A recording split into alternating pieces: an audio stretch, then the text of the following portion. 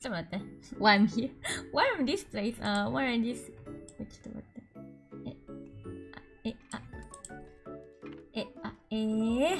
ちょっと待って。Wait, okay.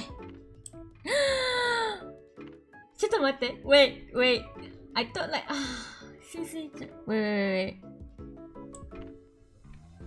Seriously? I have to do it all over again. Wait,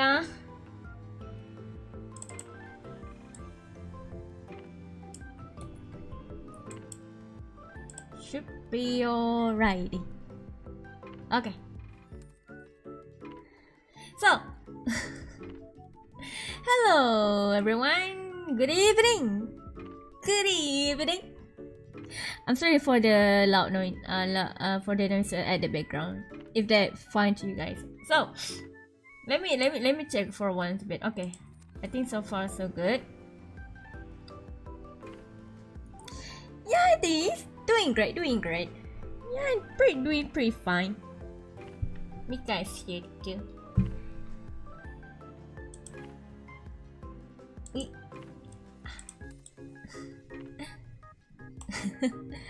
Mika is sitting in front of me. Evening. Hello, Ben. How's your day? Okay, I think. Let me drink for a bit.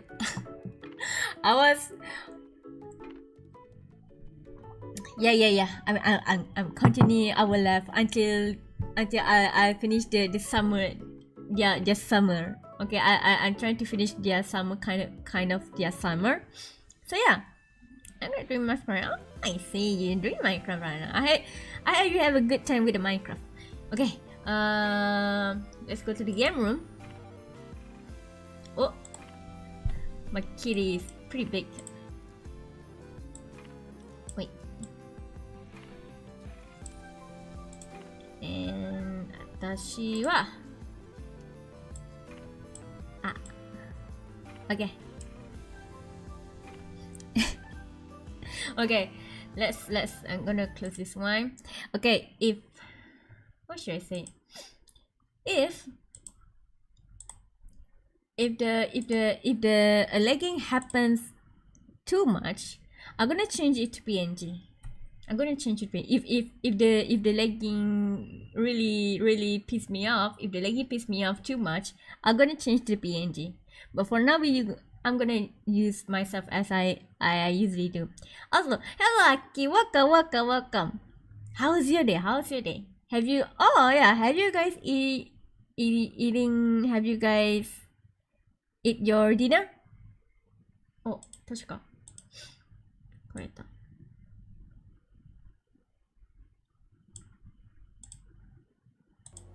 Ding. I hope you can hear the sound, the music. I hope so. Ding.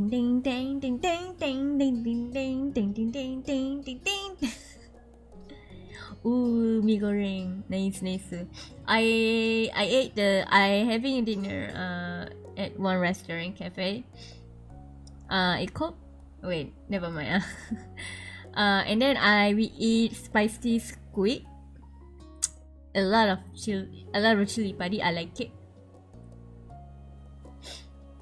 I having some kind of like pasta of the squid spicy pasta that with a lot of chilies. But I think it's chili padi. A lot of chili padi. I like it.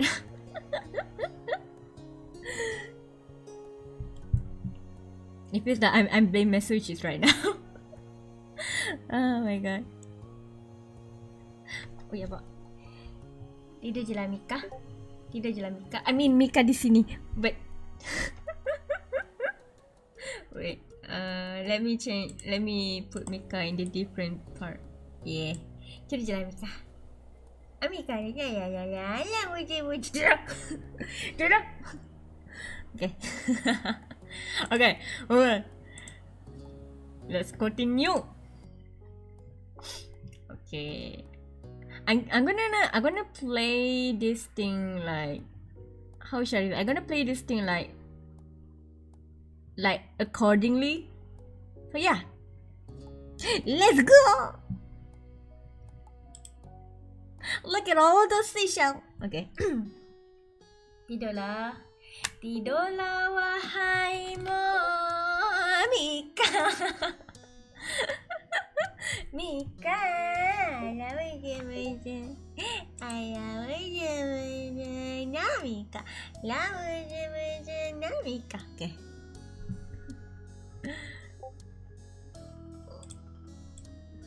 Wait, maybe I should put myself just a little bit further, I guess. There's no difference. Okay. It was another I'm sorry for my not very good English. It was another scorching summer day, the kind where no sooner had you finished up one cup of water, you already fill up again. Everyone else had something on, so the afternoon it was just you and Shiloh. It didn't happen much, especially since Calvin had arrived. Without Lizzie around, Shiloh looked at you for all answer. It made you feel please, okay? I mean, Shiloh is cute. Am I right, Mika? Ayan, tidur juga. Hello, Moon. Kawaii ka? Honto ni? Mika? This Mika is so cute. Mika is cute. Ayo tidur, sorry Mika. Tidur.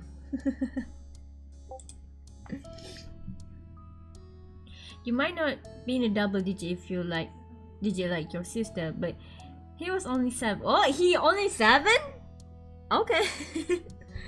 Oh wait, what age am I? I don't remember what age am I actually? What age am I? You drank yet another drink and frowned at the empty vessel. Your thirst was gone, but you still craved some more icy cold, refreshing, something sweet, something like. Wait, I'm not sure if I should save or wake up.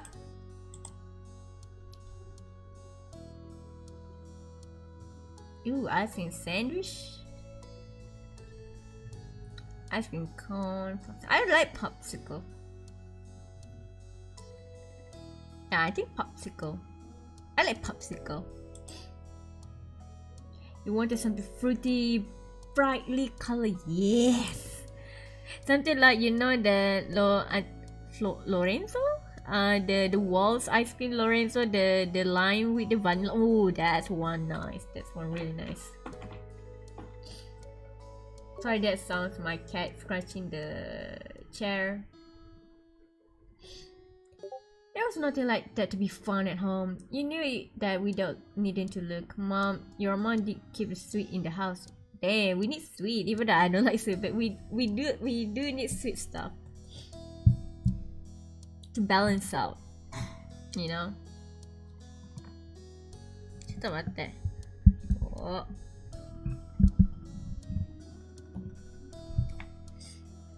Outside, there's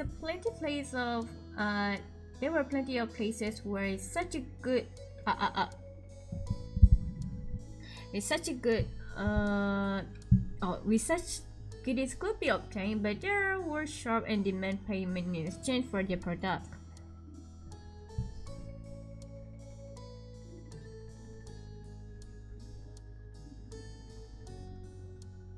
Wait, what again?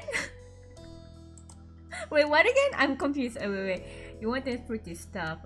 There was nothing like to be found at home. Outside were plenty places such a good goodies obtained, but there was sharp demand.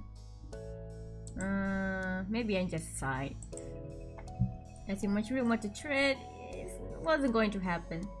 What's wrong? Where's Sheila? I want to see Sheila. I want popsicle. Sheila, who had been dragged over the sofa, perked up. Yeah. That sounds good.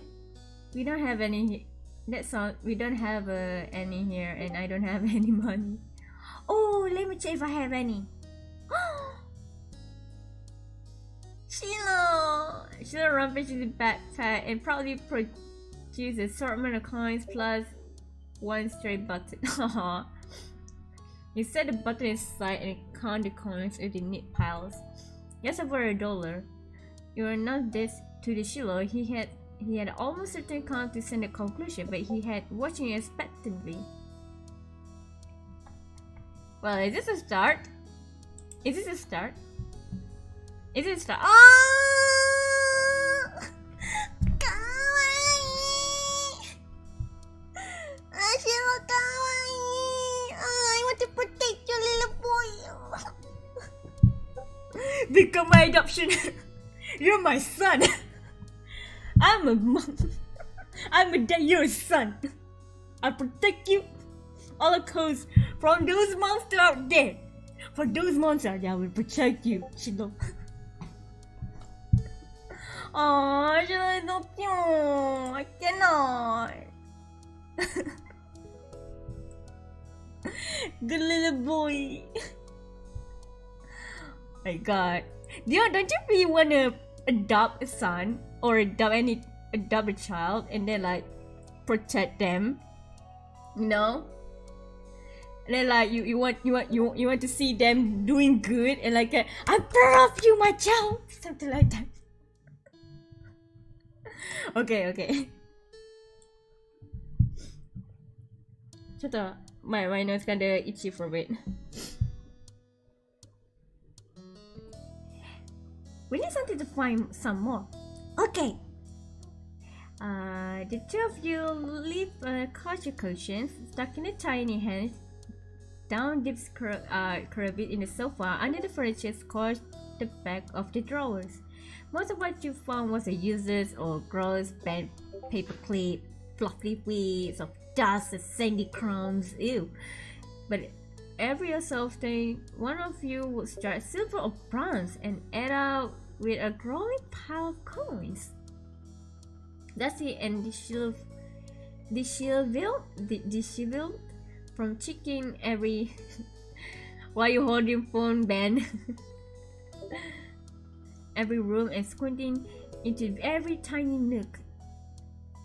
The two of you finish pulling your finds. Sheila held his breath as you count the coins once again.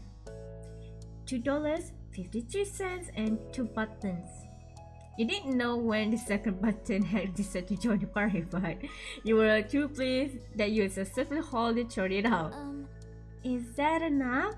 You figure he knew the answer, but you appreciate him. He recognized your authority in the financial and ice cream matters.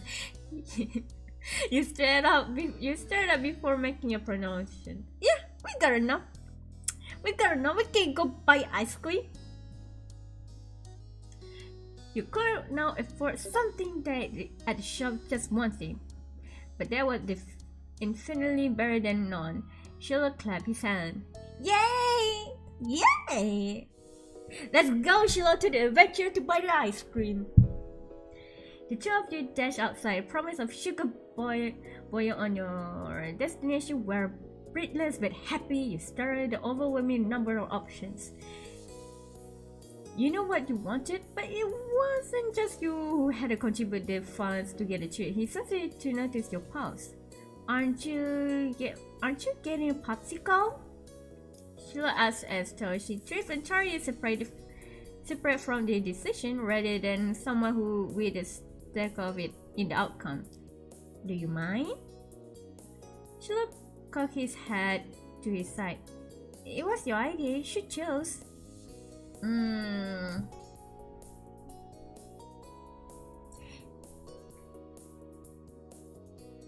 try to get something, but yeah, that's pretty nice. It wasn't fair for you to be the only one who decided when he been main factor to making this happen. Some of the money came direct to his backpack. Yeah. What do you like? All of them. They're so good. You press further.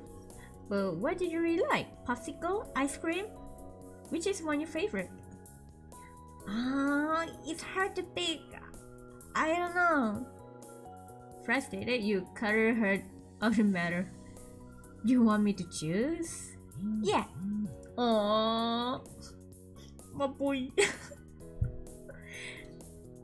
And that was that. You got that you wanted originally, and I hope Sheila will actually like it too. Finally, the reward all of your hard work and was in your hands. Yes.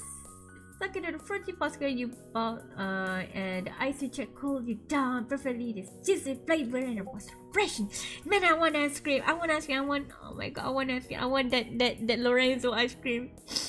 That lime taste. That sour taste with the vanilla and oh, that's so delicious, man. I want that one. We had it on to Shiloh so he could try it. He shook his head. You can finish it. No! No! We did this together. We switched the coins together. You have to make you need to eat it. He didn't want any after everything he did to get it.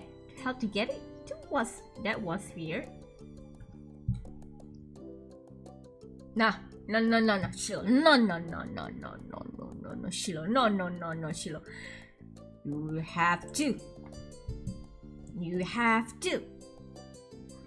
Even if Shiloh say it was okay, every story you ever seen in TV or read the book that Sharon was carrying, so you stood on the ground, even as the street started to trickle danger toward your finger. It's only fair you have some. We both bought it. But you want it more than I do, and getting to play was a lot of fun already, so you can have it. That's more fair. You had it out to him. I want you to have some even more than I want to finish it. So eat your part. Reluctantly, Shiloh took the thread and gave the taste. His eye lit up. Thank you. It's really good. Thank you. You smile, baby. You're goody. I'm doing my job and doing a good job. Also, hello, Kuro. Welcome. I'm doing my job. I'm doing a good job for sharing is caring. For this kid. Am I doing my job? am I doing a good job?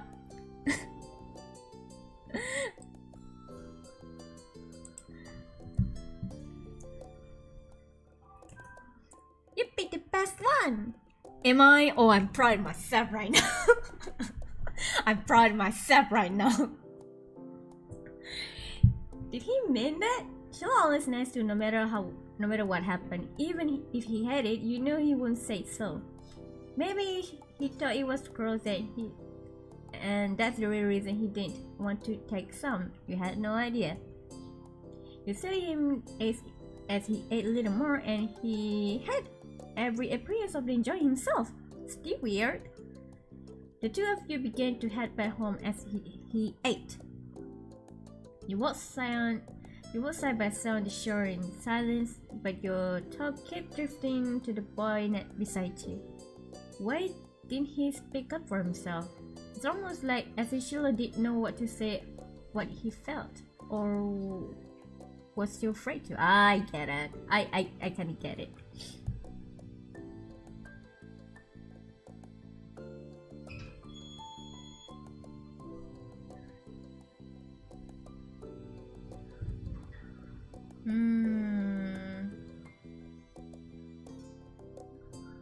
Hey, are you scared of me?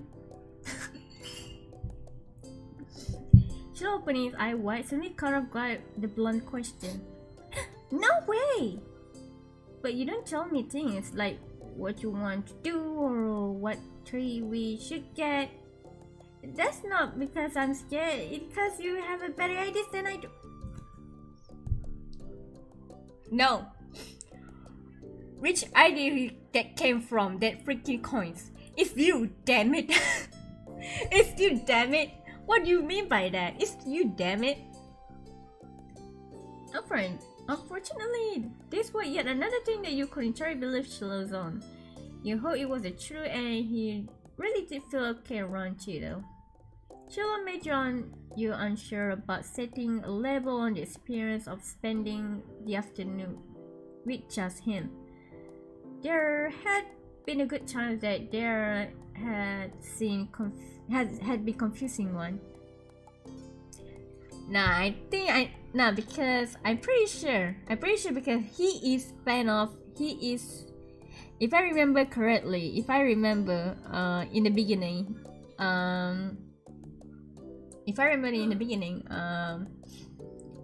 she is a fan of my sister, my sister Lizzie. So it should be that, right? Right?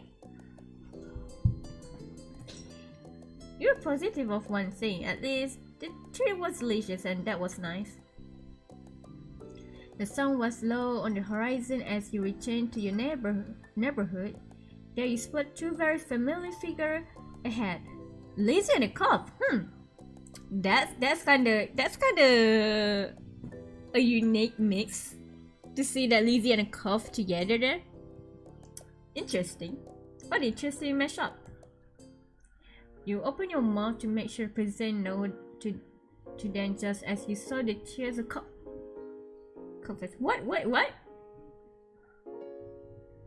You walk straight over Shiloh at your heels. Oh no, it's happened again, man.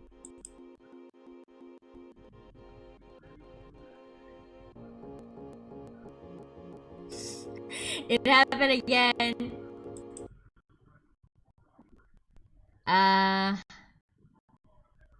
Oh, Mika just get off. Just got off. Let me.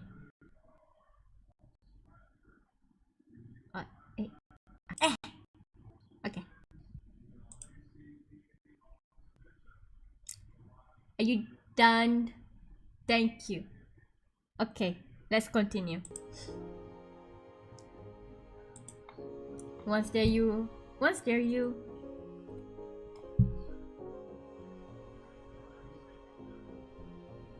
happened?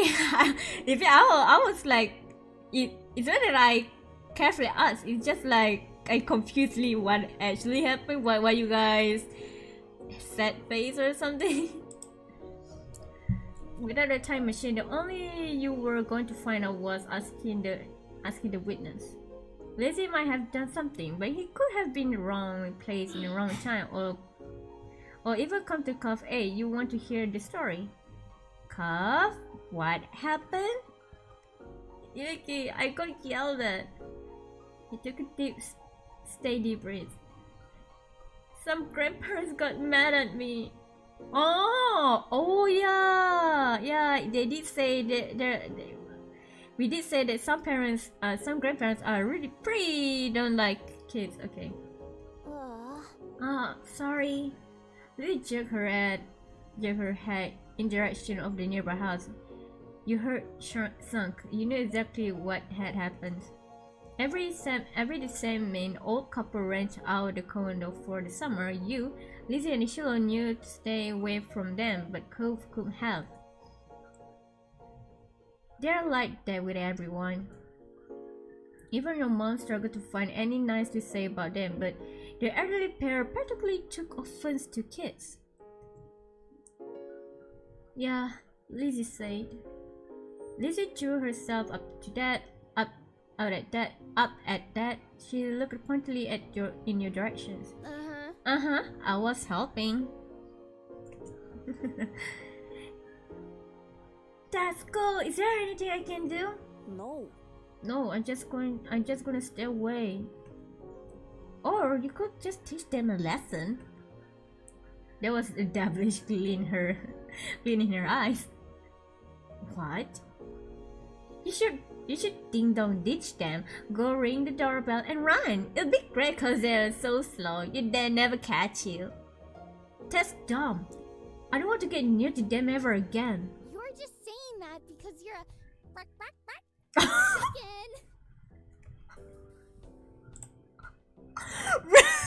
I didn't expect she say it. Okay, I don't like cluck chicken. I didn't expect the point of pok something like that. I didn't expect that one.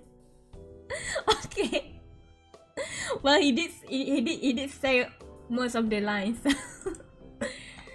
Cause you're safe. So glare, but you didn't take a bait. Lizzie turned to you. You're not chicken, aren't you?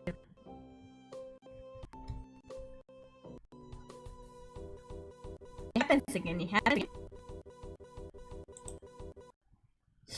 Okay. How's everyone's day?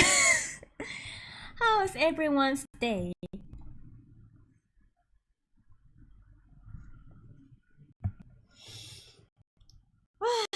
Okay.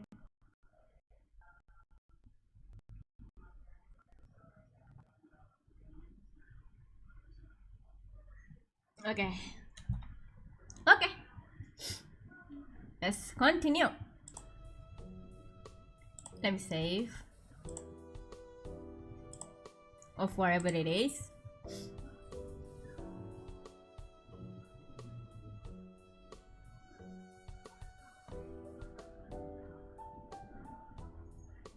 Nah, I'm the type person who prefer to be very low, or prefer very not getting. I'm the one who like. I really not to get involved too much. I'm sorry, my sister. I'm not that kind of. I'm not you. I'm not you. I appreciate your braveness, but I'm not you, man. I'm ready just to avoid them. You left the house behind the closed door, looked two beings rich in years but poor in patience. Maybe they deserve your reputation. Maybe they did, but that punishment would be coming from you. Not lie, I am not guilty by the annoying kids. Yeah, I mean like, you wanted to take them some respect? Then it's either you avoid or you just like impress them.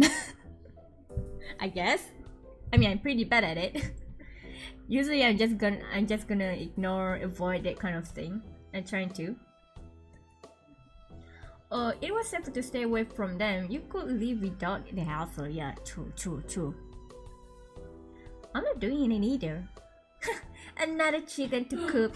This is the hen house now. If you're a chicken and you're a lizard, Lizzie. He wagged her tongue in his face. It's still better than a bird brain. Chicken. A corner door opened, revealed one of the two carpet. The old man wizened face in his skull, which to say he looked exactly like he always did when you saw him. Maybe that was his normal face. What are you kids doing watching outside in my house? Or maybe he always just terrible in a terrible mood. Nothing. Yeah, that's kind of grainy instead of grandpa. This guy. Hello, Rina. Welcome. How's your day? I repeat the words Eddie's was the greatest crime anyone could commit. Nothing good, more like nothing good, more like get lost. It wasn't as if he's on the space outside the house, but Kovite, still red from illy cheers, were white, and you thought it would be best to hit the old man's comment. They took off, Mitchell immediately trailing after her without so much as a glance at back of your directions. So much for your friendship. You waved your arm at Cuff. You waved your arm at Cuff, summoning him to follow you, and ran after Lizzie.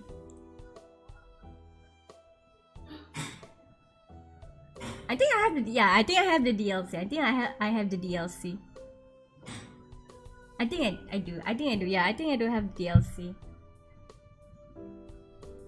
Because in the DLC you got the expansion of the event, right? Of what I see lah, what I've seen on the choice of the event. Oh yeah, bet it's happening again.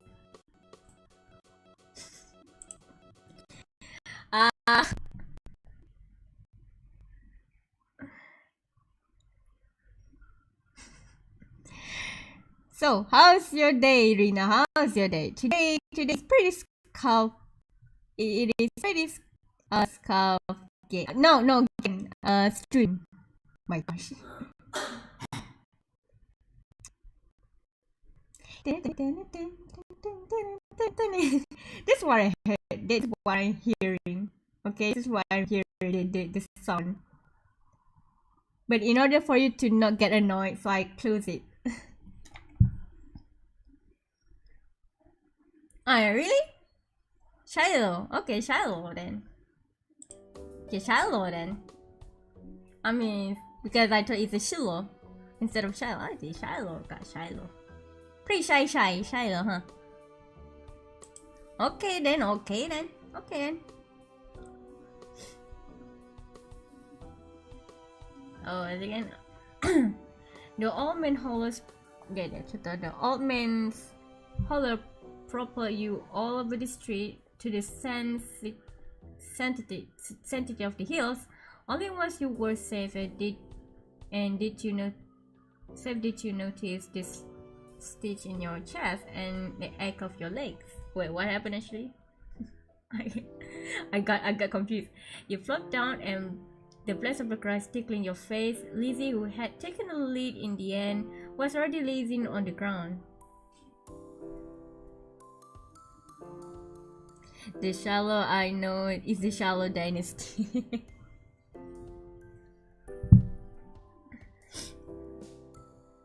The four of you took a moment to catch your breath and enjoy the feeling of the cool grass against your skin. Cove. Hey, Cove! Hey, Cove! Cove lifted his head. I told you there were mean grandparents around here. Cove rolled his eyes. Then decided it was a dismissive enough and rolled her whole body away from your sister. Lizzie chose to ignore his response and started chatting with Shallow, who eagerly joined in the conversation. In the back of your mind, you knew that you would be the second to fiddle again to Shallow once Lizzie came around. It always went like that.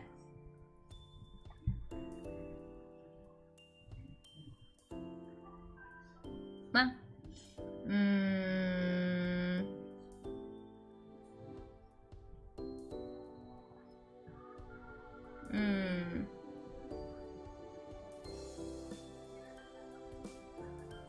I think I kind of feel a bit sad after we have so much time today. Like, it's more like so far it's like we having a lot of talk with Shallow.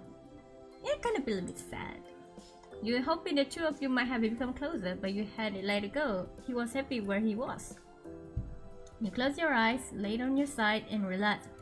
Sometimes pass with you like that. It feels good to take a real break. You move onto your back, a small smile. Look at the darkening sky. A blanket cloud reminds you of the thick straw you curl under the cold, rainy days. You wonder if the clouds would be as soft. They lazily float on by, splitting from each other, merging and morphing into the new shape. I saw. What will I saw? Alpaca. I want to choose alpaca. Maybe. Smile his face is gonna be. Alpaca. Alpaca. You saw a fluffy alpaca in the sky. You nudged Cub and pointed to it. Hey, can you see the alpaca? Corn joined in the gazing skyward. Whoa. Whoa, it's more like a llama. Hey. It chuckled at your direction.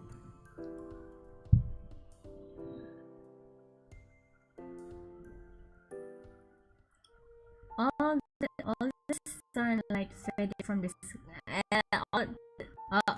It happens again. Okay. I guess it's time for me to change to the. Let me move. Where my arrows at? Come on, man. Move. Okay. Okay. Let me change to the PNG for a little bit.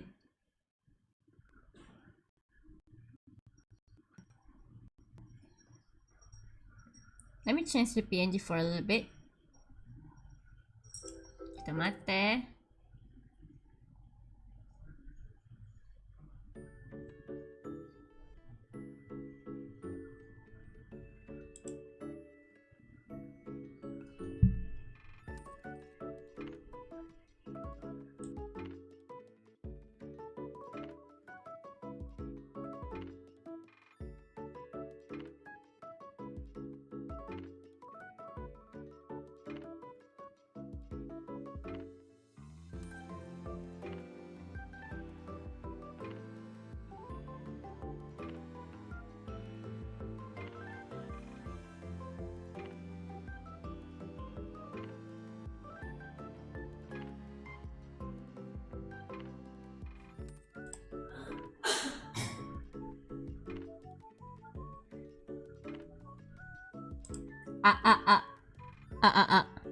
Okay.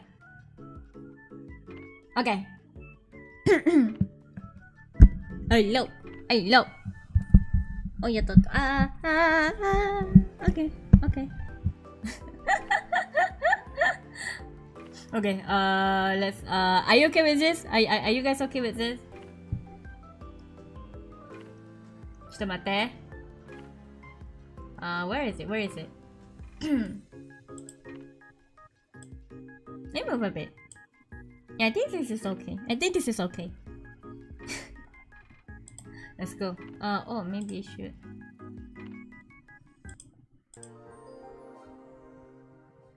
Okay.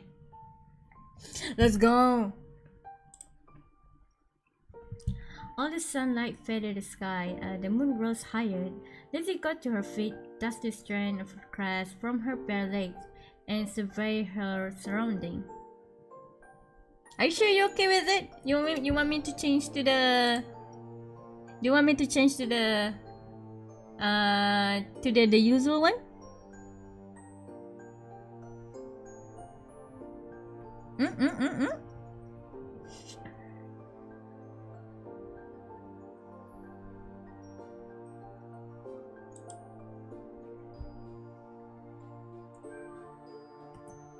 The ocean, visible from the crest of the hills, beckoned with every sweep of the tides. Let's go to the beach! I told you don't like this place, but oh well. If you say so, lazy. Yeah, but lazy. There was no argument from the other two. Shallow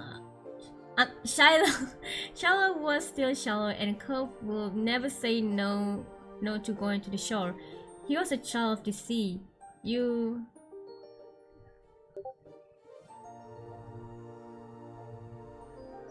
Okay, nice. Okay.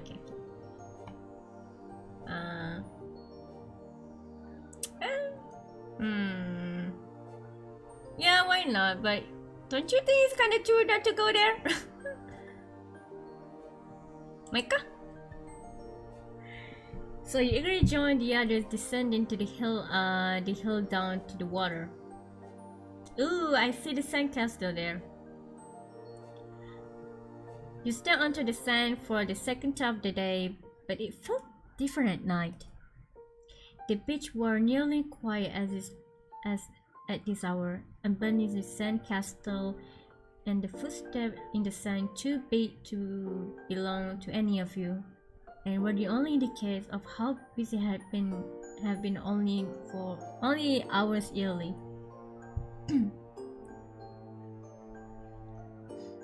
The four of you kick the shoes off and remove the sock and walk along the water edge. The waves tickle your feet. I wonder what would happen if you tried to take a bath in the ocean with shampoo and everything. That would be bad for the fish. Jeez. I didn't say anyone would do it. Jeez, you don't have to be serious about everything. You're the one who asked what will happen. That is what happened. It hurts the fishes. I like bubble bath at home. They're a lot of fun. Me too, bubble baths are luxurious. You never heard Lizzie use that word before. Mommy loved to have a bubble in her bath. She turned the lights off and have candles. I'm gonna do that next time. Hey, when's your mom coming coming to pick you up anyway? Not for a while. She's busy. What about your dad? How come you never talk to him? Nobody does.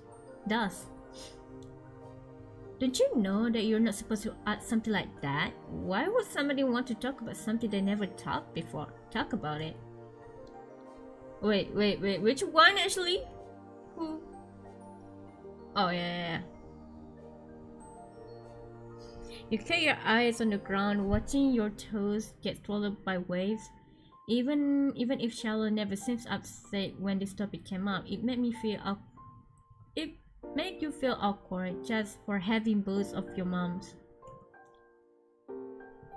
Okay. It's okay. I like Lizzie and Ricky. I don't have a dad. Oh, I don't have that. But I don't have two moms. I only have one. She's really great. Oh, sorry. I only have one now too. My mom isn't here. She's back home. It's just my dad with me. Sorry. Oh, I never had dad or anything, so I don't feel bad. I'm really sad that your mom is gone. Cove noted.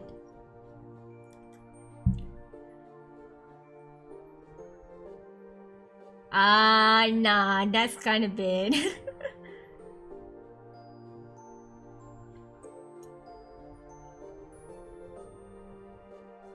Should I say something?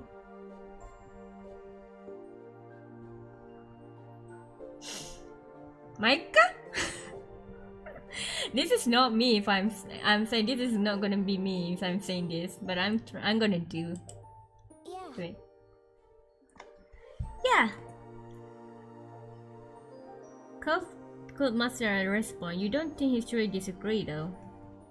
The sudden broke the splash Lizzie kicked in direction. Cold worried so then sends splatter against your legs. Lizzie giggled, a foot still outstretched for the kick. Coin joined in, striking in front of the wave to make splash of his own. Shallows skirt out of the cove, spray and zone with the green. I made a run for it. My God. You're already too dirty and wet for comfort. Nothing happened will be. Nothing will feel good as you get dry. You got out of the water before anyone catch you again. Oh, I told lie. Never mind. Perching on the rock, you spread the wet sand from your legs, and as you watch the others, the sand came away with a thick chunk at first, like clay, but where it had been thinner, it had already dried and clung to your skin. Cove and Lizzie were relentless, while Shiloh mostly just dodged. Something like that.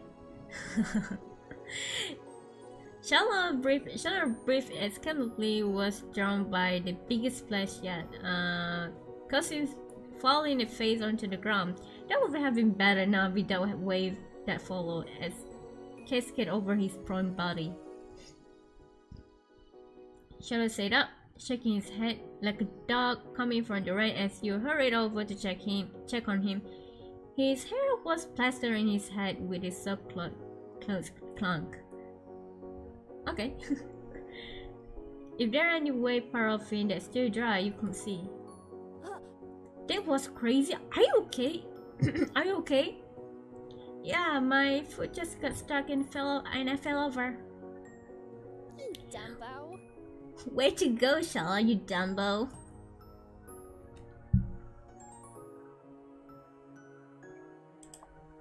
Shallow didn't take your outstretched hand. After the moment you dropped it. Lizzie was too busy sneaking to notice and held her hand out to Shallow too. He reached over and took it. Slowly he started to pull himself from the ground. Then he slipped on the slick sand, dragging him and Lizzie just down in time another web to hit. The water rolled over them. Sorry. What were the odds of that happening twice in a row? What were the odds that happened twice in a row? You thought they must be low. But there's no way Charlotte could do something like that on purpose. It pretend it was an accident, especially not to Lizzie. Even in your relationship with Charlotte felt unclear, he did at least like her a lot. Lizzie was his favorite, right? Smiling boldly, Lizzie extracted herself from the ground and wiped street sand off their cheeks. She didn't intend to let this embarrass her. Charlotte got up as well. This time, without incident, she still looked like a drowned puppy, but it didn't stop Cuff laughing at the two of them. With that, it was time to call it a day. The four of you made a journey back home, leaving a trail of wet footsteps and the scent in your wake. Damp clothes may have weighed down some of the group, but your spirits were high. Your arms swung side to side as a cool breeze flowed past. Oh. Your mom were outside, chatting to Cove Dad. We're back! Your mom's face fell as he took the oil rang messy to soak. No. Elizabeth, is that all you have to say for yourself? You brought half the beach back with you. Yes, certainly did. What a miracle going to do with when she's come to get Shiloh? Is it how you want him to be for a long drive home? Cold and filthy? Lizzie's expression just sulky over the scolding. Being the oldest could be fun, but also meant she was the first to get in trouble when something went wrong. Mr. Holden, on the other hand, shocked glasses ruffled Cove met hair. Hello, handsome daddy.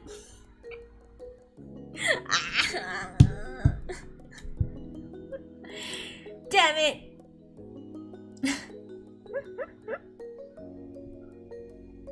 It's handsome, okay? It's just that handsome, okay? Shut up. Damn it, my child. Damn it, the kid me. If I born same age as same year as a Cove Dad, man. Man. My God. I'm sorry about that.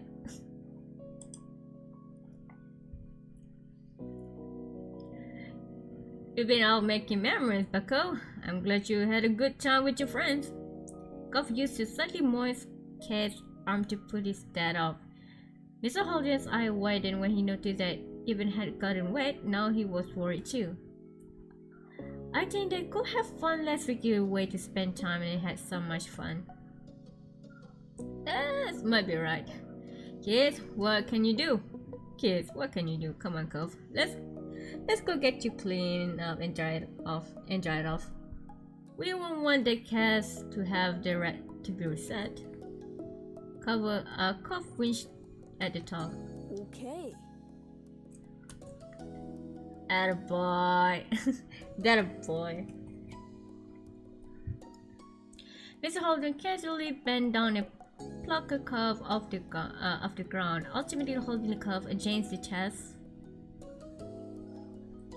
Sand was already transferring from the Cove onto him, but it didn't seem worried to Mr. Holden. Cove protested being carried, but only resumed pat for back of his trouble. Take care. Good night, Cove. Take you for a talk, please. Night, my boy family, and Charlotte too. I'm sorry, I didn't expect. I'm really didn't expect I got 2 moms. Okay. I didn't expect I got 2 moms. At first, I was like, oh man, the name. I cannot change the name. Well, we better do what we can to fix these guys up. Come on, everyone inside. I want you to march straight to the downstairs bathroom. Ugh. Yes, Mom. Okay. Lizzie's mom. Okay, Lizzie's mom. Don't worry about just stopping. Don't worry about stopping to wipe your feet and a minute this time. That won't do much good tonight. Sit on the old bench towel your mommy had found. You wait in the hall until you left Sandy. You weren't allowed to go to your room or walk around the house. But you did eat a sandwich for a dinner there. It felt like an indoor picnic. It had been decided that Shallow would wash first and borrow some of your clothes. He was already finished and packed away in his mom's car. Miss Field has come to call him a little while ago. It's a bit fun experience seeing him without that hat on for once. Lizzie, being much more soaked than you, go to the top next. It was a bubble bath as she hoped. This one no fun allowed. Clean up session, at least that's what she claimed. Not much longer than you returns. When the bath was done, you have to go right to bed. After a day like this, though, you were glad that there weren't going to be any further events. Drifting off to sleep sounds like a great idea. Aye, save. Save.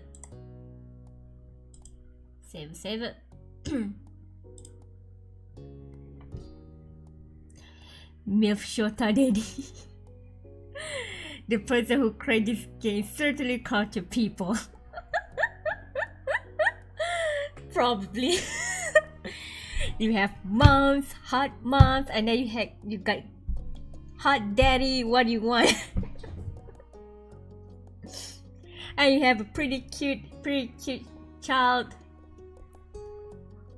But I'm for the daddy. I'm for the daddy. For now, I'm for the daddy. Even though I cannot have a daddy. I cannot have co-daddy, man. But it just a. Oh, how should I say? An old what kids always have? An old crush. A child crush. A monkey love. Was it na? Sandcastle, iko. Cove was able to do many things that summer when him and Shiloh set out the shoreline in one bright morning. You could tell he wanted to be in the water. But there was no way he would swim anytime soon, not with his cast.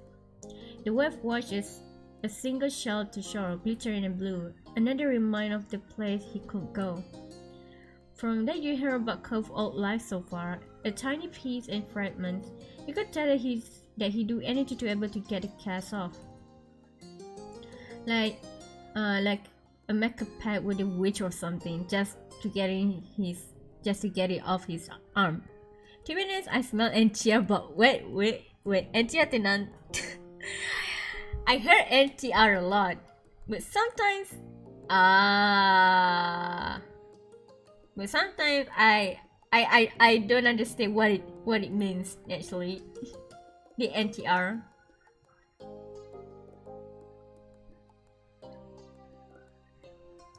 And TR meaning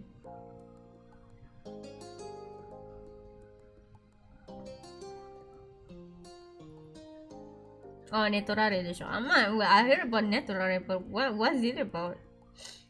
That is involved emotional hurting the same feeling which other.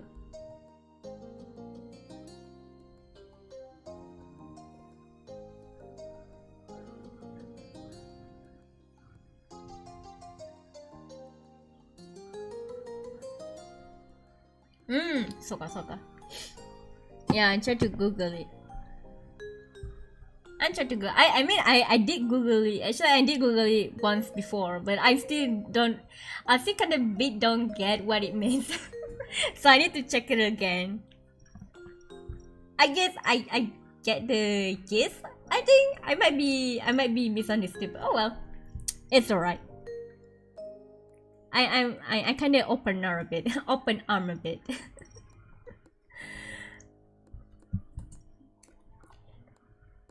You talk about how his summer last year must be totally different from this, with his old home, his mom and dad.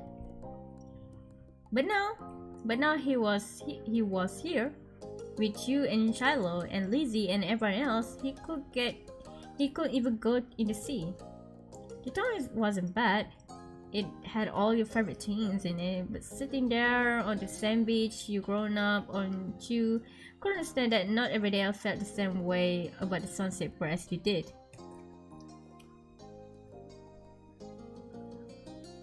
You watched him from the corner of your eyes quietly, and he finally said aloud that you had been pondering. I wish I could go in. The water? Yeah. Oh, I'm sorry. You're gonna be able to do it soon. Cobb only sighed in response. Apparently soon wasn't soon enough. It's so pretty, the ocean. It's huge. There could be anything out there, like mermaids. Oh yeah. Oh, kids, right? Like mermaids. Yeah.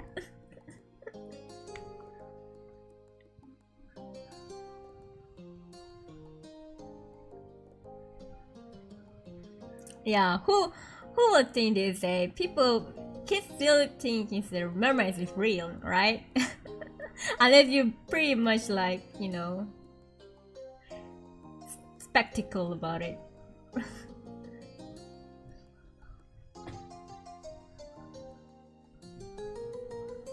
Well, so it might be fine if we could, but it's not like there's anything we can do about it.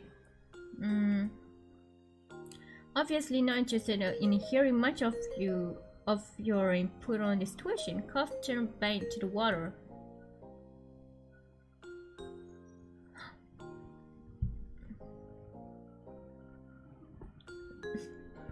I mean, I do this thing.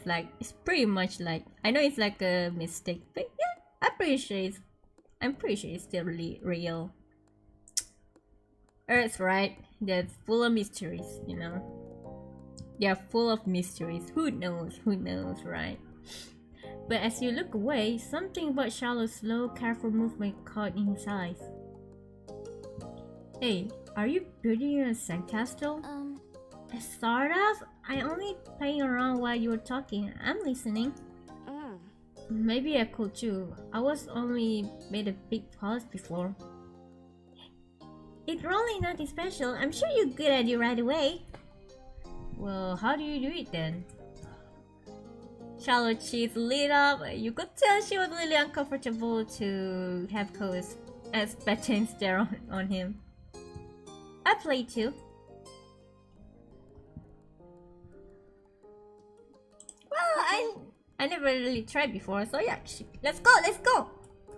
Okay. He put his hand back to seashell and sang and nodded.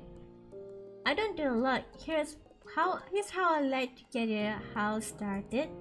Shallow focused on it more intently than you will ever seen him. He guided the two of you through his process. They take along of the three of you each humble structure prepared. That's all, kind of. You can do anything now, like make it bigger, add some more seashells, carve a pretty pattern. I bet you have a great ideas. Okay. I'm gonna make it bigger. Mine's gonna be real castle. Cool. This is gonna be a house. Look at the best of sandcastle. You decide to make.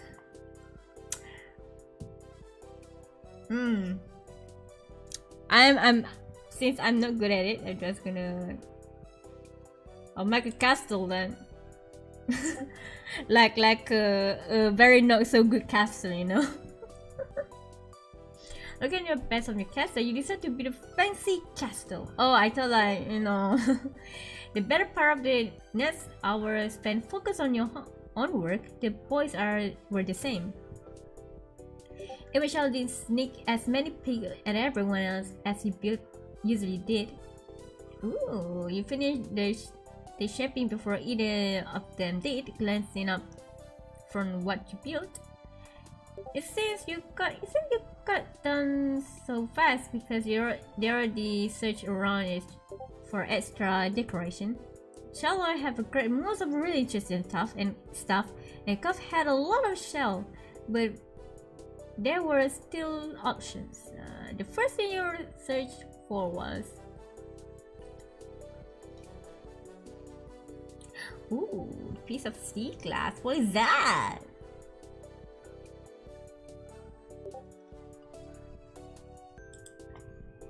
It was a bed for your cat to fit your cat that you decide. It was seen through a pretty sparkly, so you put in a funny place. They're gonna take a look second to see it. With your result, you finally took a proper run and it wasn't focused on the sand itself. But coverage and since super immersed still, you knew you could probably sneak peek at either one's work. I checked a cove one. The castle cove built pretty surprising tidy, especially for someone in the cast. He must be worked really hard. He wasn't even finished his digging the huge gaping moat in front, but it was already enormous. You got a sense the tourism he was digging with that doctor was probably going to find a bunch of sand when he finally removed the pink plaster. The silence was then broken. What's on the top of your shallow? You peek closer and discover something shiny sticking in the shallow sand chimney. Oh, it's a gum wrapper. It looks like a smoke. Neat. It's good. That's smart. Yeah, you should be around to that, man. You'd be good at it, Shallow. Shallow smiled without a word. That was that for the current topic. Yuki, can I see what you did? Sure. You begin to survey your work. The cat said you'd be pretty impressive. All considered it had archway, tall walls, even a little marking site circling it. You probably feel safe living there. Probably your moms were the queens. So I decided to jump into the new conversation. Hey Yuki, what did you do? Hey Yuki, what did you do? This is my castle. She didn't look happy anymore.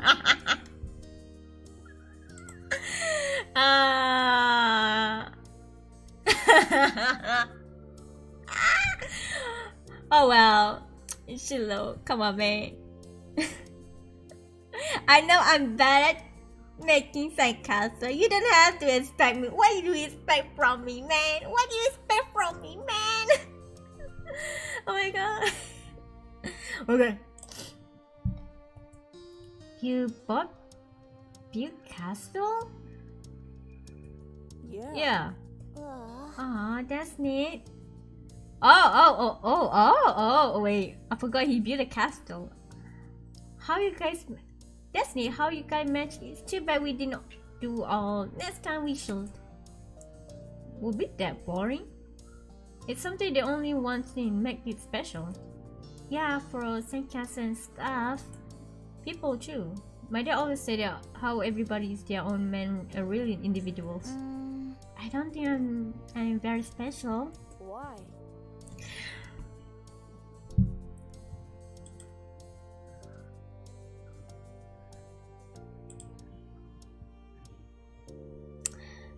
I got a lot of recommend of our life by YouTube. well, it's like, oh, I see you watching someone playing our life. We wanna see the others also of what YouTube says. Oh, come on, Shiloh. I really like to call him Shiloh, but okay, Shiloh. Shiloh. I get it, Shiloh. Sometimes you don't feel like that. I'm also kind of I do feel like that sometimes, even now. Shao simply shook his head. I'm not different. Welcome to the fam. A bit passed between the two. Cove looked down at his own work again. Okay. He didn't seem to be bothered by leaving the disagreement hanging there. Cove had other things in his mind. My dad tried to get me to make a sandcastle the first time we came to this beach. I didn't want to. Cove tried it off again. There was another moment of silence. Shallow shifted and opened his mouth to say something, but Cove spoke up before he could. You didn't think he noticed that Shallow was going to talk. Hey, do you know what happened to your mom? To your mom's met my dad, Yuki? Wait, what was it again? What was it again? Do you know what happened when your mom met my dad, Yuki? I don't know, they're just talking. I don't know, they're just talking, you know. You wait to see Shallow would say what he wanted. When he did, he considered Cove's question. I was there, they didn't tell me. I just remember what happened when I met your dad. Mr. Holder has been years stranger then. Well, he was kind of strange. No other parents act like him. But you knew him better than his point. Now you told about it, it made a lot of sense. Cove's dad talk to him about people being unique. You will pull from your talk when Cove continued. Oh well, I was there. I don't think my mom had met your dad. Yeah, I'm pretty sure she hasn't. Yuki's parents and my dad met the same day I met him. I'm gonna say what happened. Just from his cell, ducking his head. His head cast shadow over his face. You could still tell that he upset for not being included Cove's choice of topic. What was kind of boring for him, though, giving people of their own turn to say things that they want is important too. Man, I do feel like that, man. Shallow is kind of like me, you know. You want to say something, but somehow you don't know what topic is. Sometimes you want to get in that topic, but you know, sometimes what you want to talk about isn't like bit too much, you know. Isn't fit to that topic they talking about. And they were Shallow, but for Shallow, I would say this. I think Shallow wants to talk too. Huh? We were talking, just not right now. I was talking to you. He can listen. Wow, boy. Shallow especially barely flickered at the words. She looked put off. Cove continued to let the interruption had happened. He was determined to tell the tale. Wow, this kid, This kid, I also oof. I feel if I'm in the Shallow's shoes, I feel oof, you know. I feel oof. I feel hurt, man. Hearing like that. When we moved here, we didn't bring a lot of things with us. Only some stuff that would fit that car. We didn't even get a moving truck. I sat there while they brought all inside. I didn't want to get out because I knew that would make me look around the new house. I really didn't want to do that. His lips twisted as his frown, he recalled that. I saw your moms. They were in the car too and stopped at your house. I guess they were coming back from somewhere or something. My dad noticed. He waved his hand and then went over in the front of your house where he started talking to them. I don't know what they say, I couldn't hear it. But he couldn't see me anymore since he was looking the other way. So I opened the car and left. I want to get away and went behind the house. So I found those hills there. The one that we met for the first time.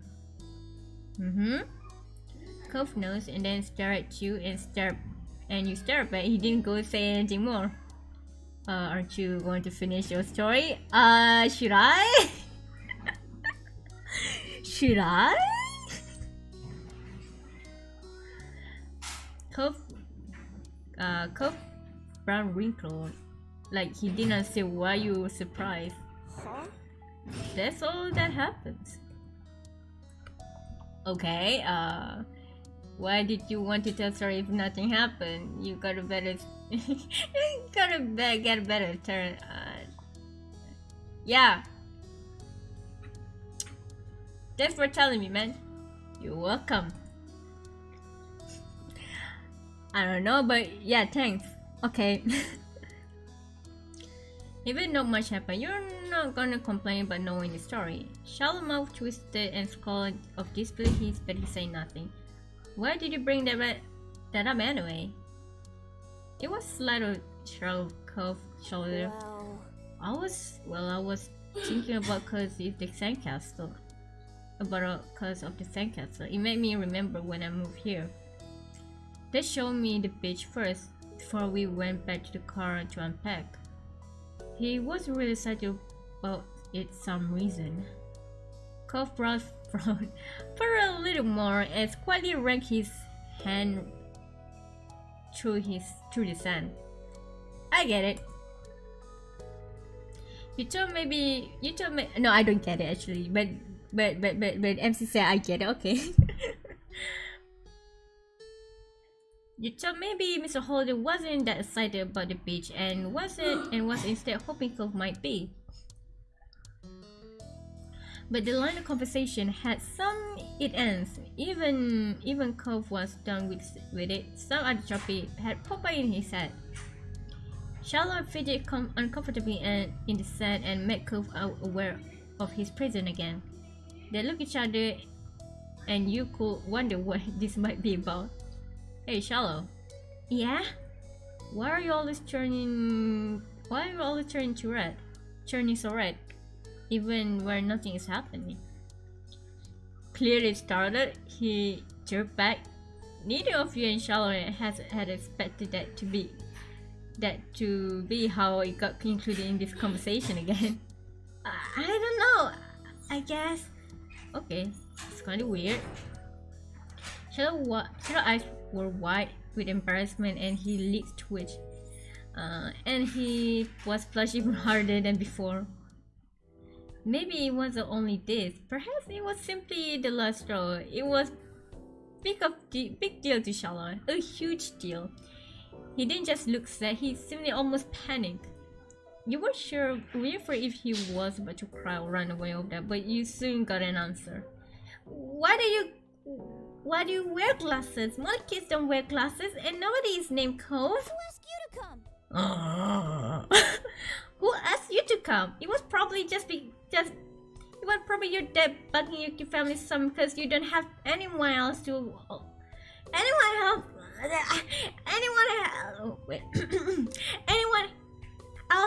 ever play with you.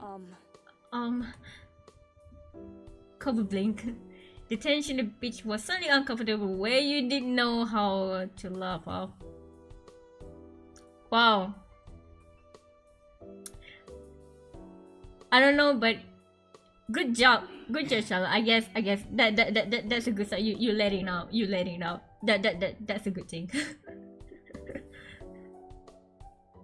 It did seem like kind of a thing that he get upset about. So you had ever known that what kind of would bother Shallow? I'm sorry. Me too. I was just wondering.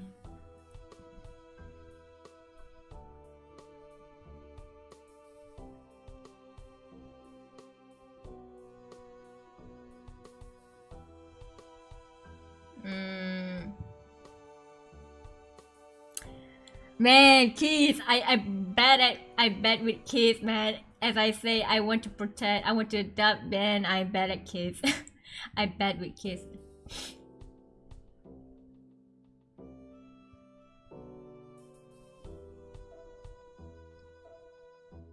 I'm gonna save first.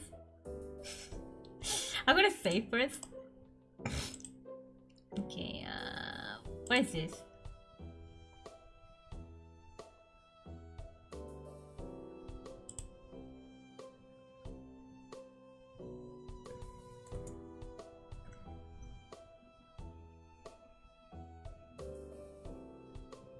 You know what? I'm gonna load again. Yeah. Hey, let's build another castle, okay? The day is gonna be over soon. Ah, Yuki, you're right. The sun's going to be down so fast. You all went back making more sense, but the whole mood had changed. Charlotte's cheerleaders had clearly gone. Cove looked confused as ever of why the other boy had blown up. Ooh, nice color there, I must say. The air stayed uncomfortable the rest of the afternoon. Right after the moment Charlotte months appeared at the beach and take him home. At least you tried to do something to resolve it, though it seems like it helped. Even though Charlotte smiled when he said goodbye to Cove, however, it stayed as bright as ever to you. That had come to be for something. With Charlotte gone and the sun going down, you knew it was time you and Cove to head to your own house. The two of you trailed apart together toward the neighborhood. Your walk home was quiet. You passed by similar landmarks, shoes dumping against the sidewalk in a near perfect unison. Cove was clearly caught up with thinking of something. Hey! Something was definitely up, so you closely reached out to him and asked, "Hey Cove, is everything okay?" You're making a funny face. Man, this is not me. But I'm trying to do in order, I don't know, whatever it is. Oh, I'm just wondering. I'm just gonna choose I choose that thing. Oh yeah, but ちょっと待って。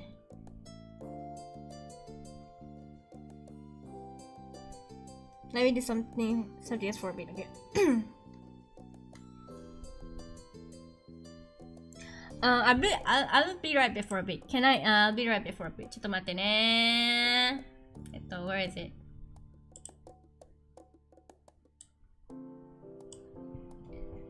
I'll be back for a bit, okay?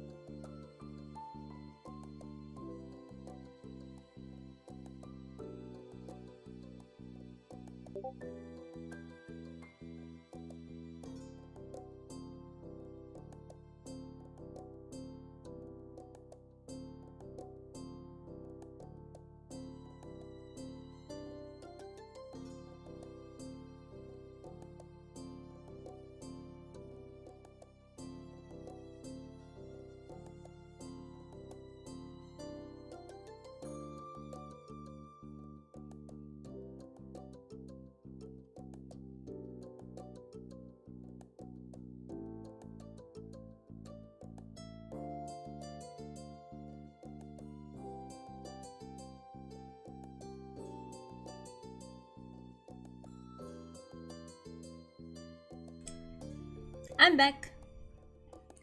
Okay. What is it again? Okay. Let's go. I'm gonna press this one. Okay. So what you guys doing while I'm away? Cole fell silent again in a few more seconds and then sighed. Why shall I act like that? When I said he was all read a lot. Well,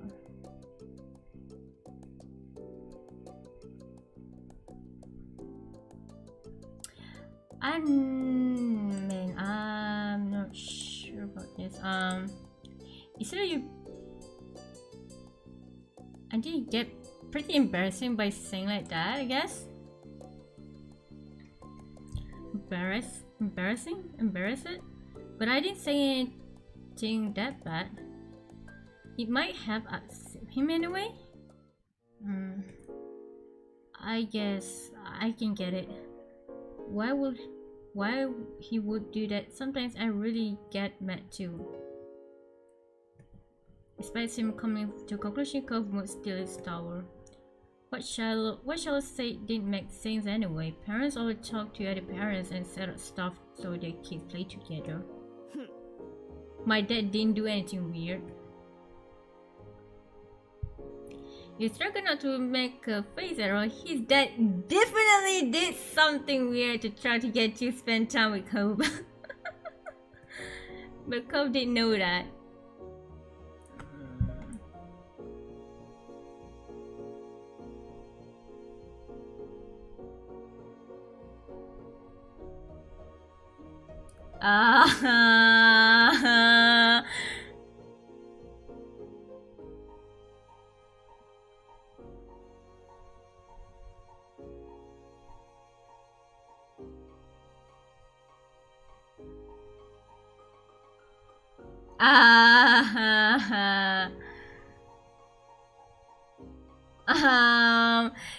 ちょっと待って。What happens if I say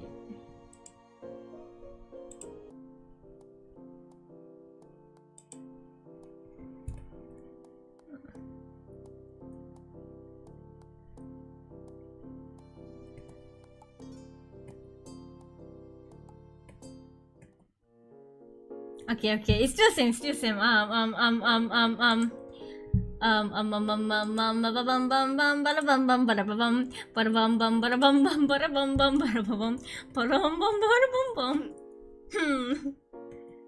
やべ、これはね、ちょっとね、well, he did say that. He did do that.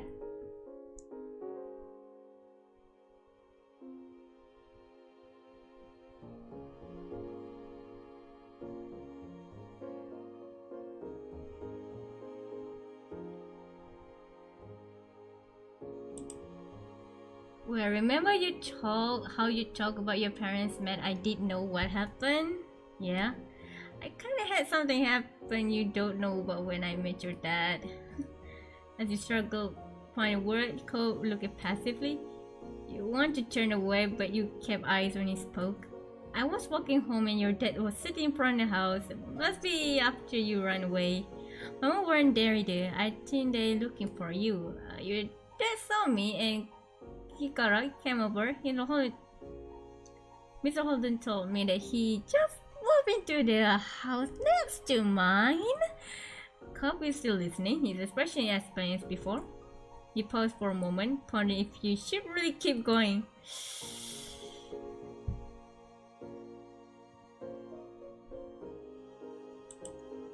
He said that he had a kid around my age named Cobb, and that's it.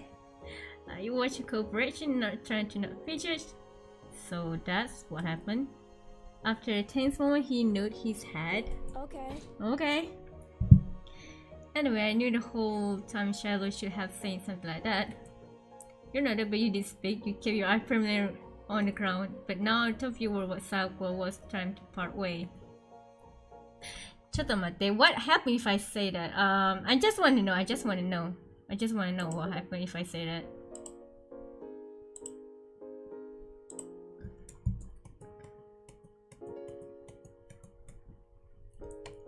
Let's try told.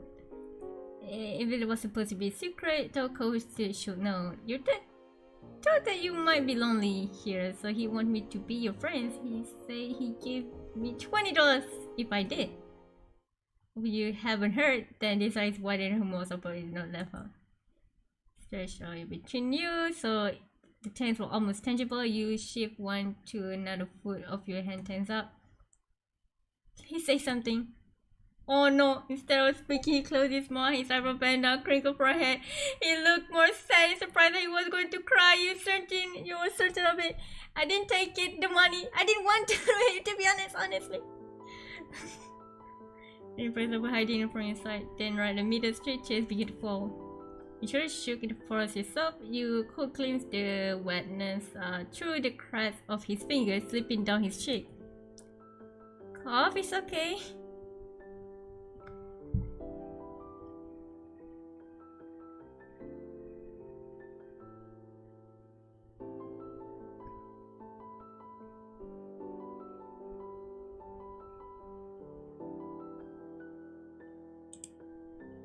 He tried to reduce the distance between you two, but Cove shook his body aside, rejecting your present. No.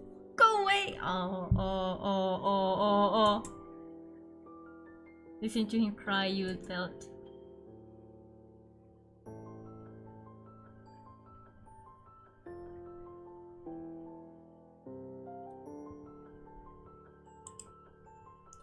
Why do you open your mouth? And he would be better if you said that nothing at all.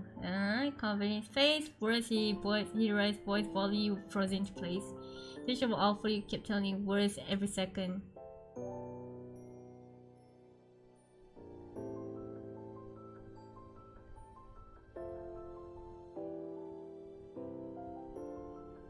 Can I hug him? Or should I say don't cry?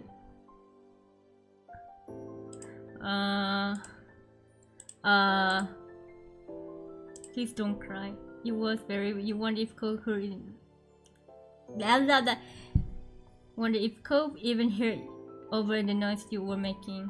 From the shoulder shook, the tears continued to drip his chin. You didn't think he did.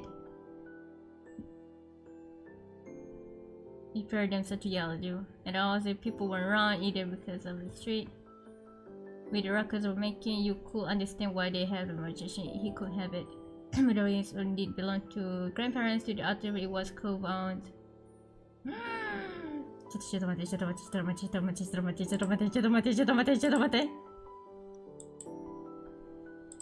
Can I? Please, please!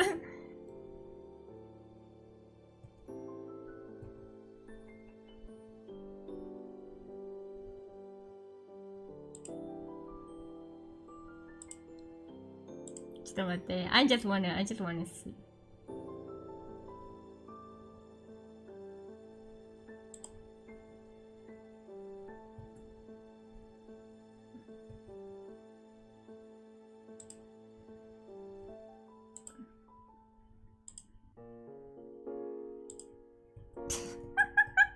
Oh my god, that's a great drama, but I'm the one to, like, you know.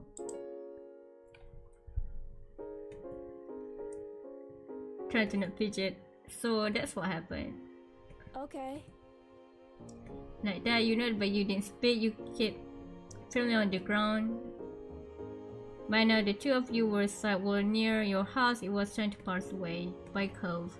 Your parents didn't plan anything for you, though. You knew that scene eventually. Cove note already turned away. Bye, Yuki. You made away your house in leisurely and going up the driveway.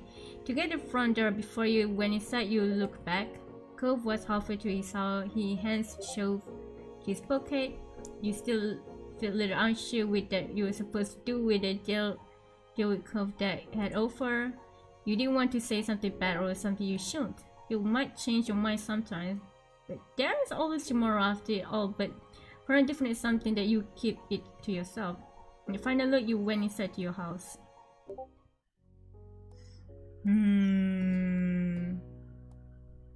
I just want to see how the outcomes from that one for a bit. I'm gonna play around in this outcome for a while, okay? For a while, okay?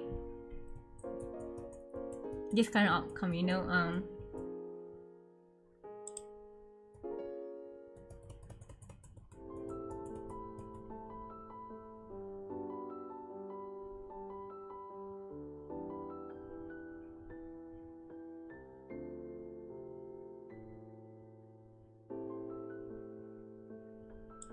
Maybe I probably tried to do that. No. Go away! He flinched as you stood here listening to him crying. You felt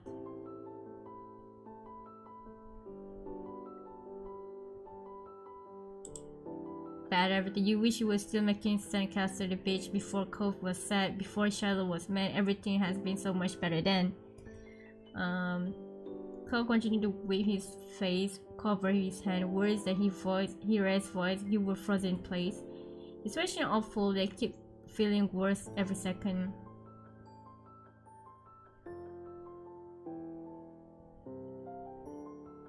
I probably start to cry. I probably start to cry. You didn't know what to do to stop her from crying. You began to panic. Before you realized your eyes were missing over it, then you were crying with him. You couldn't stop. You heard the door opening and you flinched, expected to see of the meaning of the grandparents prepare themselves to yell at you. At this hour, most of the people running around, either because they're working down the town, but the grandparents rarely left the house, except they come to complain to children at making noise in the street. With the ruckus Cove was making, you could kind of understand why they have an objection, even though he couldn't help it. But the door that stood open did belong to the grandparents. To the artist's surprise and relief, it was Cove's own. His dad was already home. As he peeked out the door, Mr. Holden momentarily to look unsure. Perhaps he had suspicion about the noise outside, but he wasn't entirely positive. So kid crying pretty distant. There are a lot of kids. Maybe he didn't want to believe something be wrong with his son. He felt a spotted source of commotion. It was pain. It was scare. It reminded you the one hat you worn the first night you met Cove. Mr. Holden didn't go step to front of his house.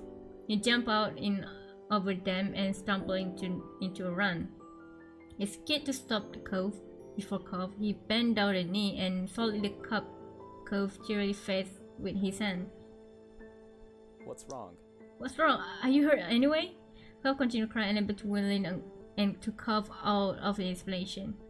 Not taking his hand covered, Mr. Holden turned to you for attention. He widened open his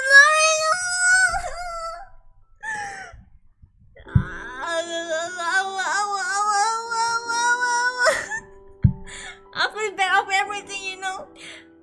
He was like what made me hang on, and you did. And I told Cove how you want to give him money to be his friend. As the bottom of his chest rose and he inhaled the deep shaky breath, commenting the grasp of your final words. What would you? He clamped his up, while shaking his head, his face crying son again. It's my fault. I should have done something like that in the first place.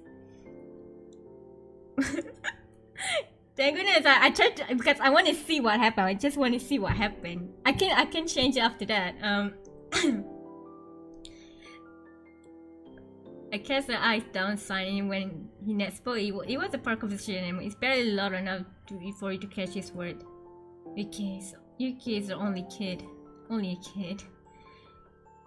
Tears was still streaming down Cove's face, smiling sadly. Mr. Holden wiped Cove's cheek with a thumb. He furrowed his brow and looked at the ground. When the next glanced out, his mouth was set with determination. Mr. Holden finally looked at his hand off Cove. He reached his wallet confused and he stared a little rectangle at all the other that seems to carry with shape form. It has been the source of all this problem. You were sure that Cove would want to remind of his right now. Mr. Holden was clearly of different mind to you. His inexpectedly chief another $20 bill rolled out and raised it to cover face. Cove's face. Cove's eyes were hiding behind tightly clamped fingers, so Mr. Holden poked Cove's nose with the bill. Cove picked between his hands and grunted. He saw that he had prodded with it. Even if it was surrounded by salt, you were glad that something else had finally left Cove's mouth. Come on. Hey Cove, can you stop crying? I'll give you a catch if you do. Croft dropped his hand and face. It had already been red wet chest, but now his features crunches his skull, not for the first time, but you question Mr. Holden's tactic.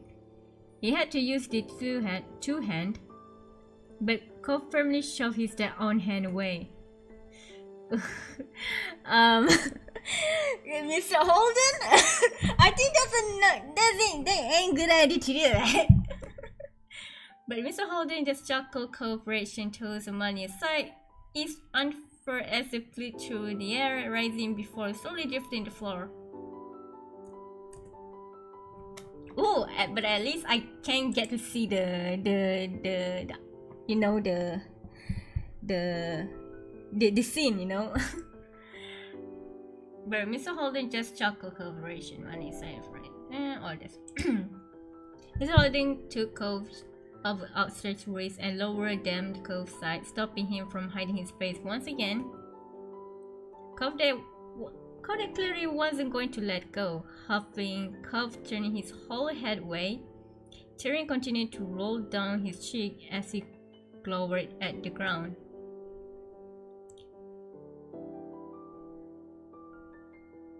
You can buy a lot of things with that, but it can't do everything, can it? Holden responded, not even look at his father. Mr. Holden continued. Your old dad likes to make things nice for you with the money he earns, but you're smart. You know that I haven't really done it. You know that I haven't really done anything. I'm sorry. I still make you sad and upset. I just like right now. I'm sorry. Cove sniffled, the harsh of the lines brow mellowing Mr. Holden's squeeze. Cove hands as we continue. This is bad, but this is good. This is bad, but this is so bad. Yeah, this is good. This is drama. This is drama I want to see.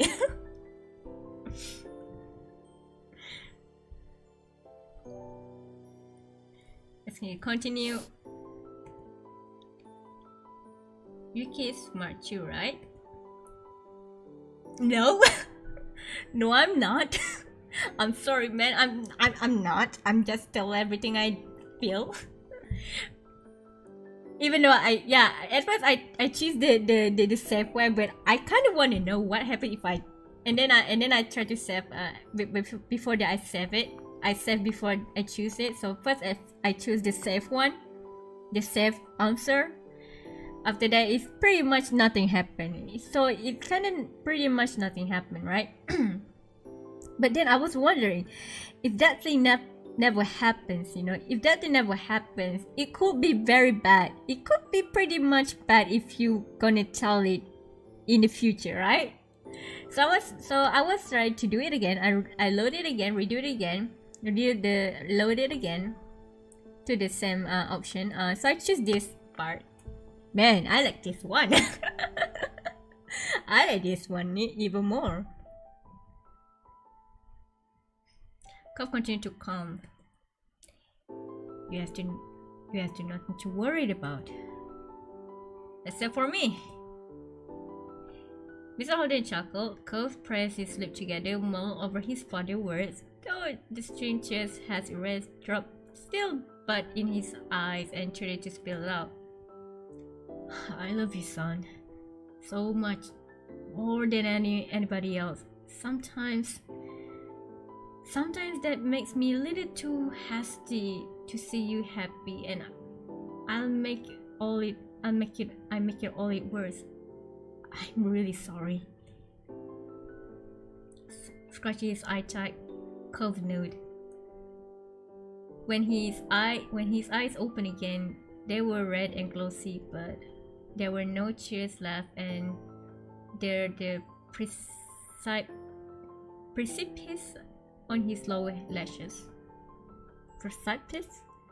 Except for the occasional sniff, he mostly back to his usual self. He swallowed. Okay. Cove had refused to echo Mr. Holden's exact word. The sentiment seemed to be enough for his dad. Oh, did I click something? He moved to his hand under the Cove's armpit and hoisted Cove high into the air with a grin. Cove's hand flew to his glasses, holding holding them back from falling off. Curved lips were shut tight, all betrayed by the telltale smile in his eyes that he was trying to hide. Mr. Holden laughed, lowering Curve and that he was securely pinned against his chest. Curve looked away, face angled to the ground. Now that his dad could no longer see him, he was allowing himself a smile. Holden might have missed it, but you didn't. Wait, what again? What miss again? I'm dumb. So what miss again?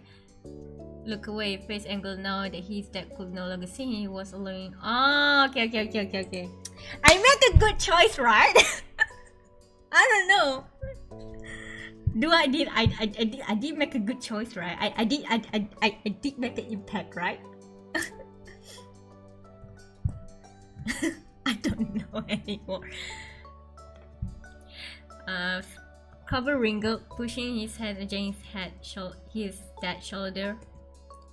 Can I go back down now? Yeah. Mr. Holden set Curve gently to the ground, waiting until his feet found their footing before releasing him entirely. I have to do something. Wait here. As Curve went their way, Mr. Curve gazed at him like a glue. You sighed, and eyes downcast. You felt weird that you're only able to stand there while event unfold. You were able to fix it. I could make him feel better. Don't worry about it, please. We don't need another tragedy today. You wink at you. You were impressed. I'm not impressed. You're hot, but I'm not impressed. Hey, I mean that. The first part, anyway. The only much you can do is try to fix someone else's mistake. It's my sister at you. You done plenty for Curve. Just fair that you were honest with him when he's on that wasn't profit. I did a good job. Tell me I'm getting a good job. Pat me. I did a good job.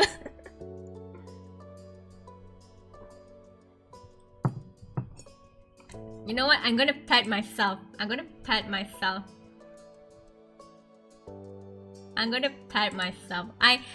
a good job. I deserve a good job. Yeah, I deserve a good job. Yeah. I did for a good job. Yeah. Oh my god, I cannot use my peer right now since it's gonna be worse. But yeah.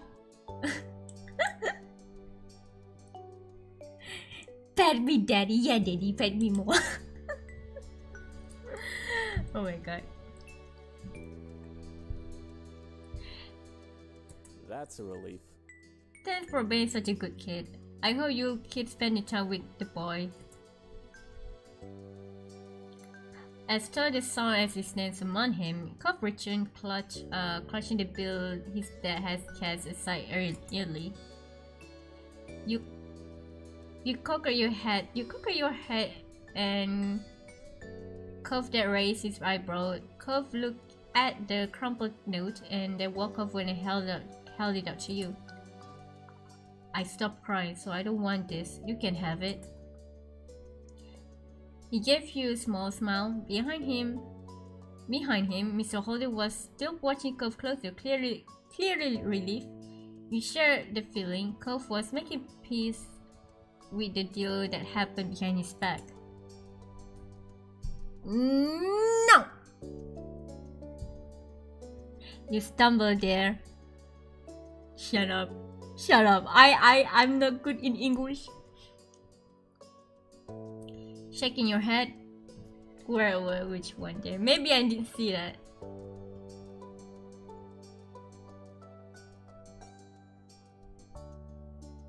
My god! Shaking your head, you push the note back to Curve. I don't need it, but I don't want it. You were at the stalemate. Mr. Holden hummed softly, tapping his head. and gaze up the white sky, and he pretended to give the conundrum serious consideration. I know. What do you mean? He plucked the bill from Cove and tore it into two. You and Cove gasped in a unison. Dad, we can't do anything with it now. True. It won't work at the store like this, but you know you can split it. Crunch it down, he held the piece of your Cove. You both looked at to half. Neither of you reached for them.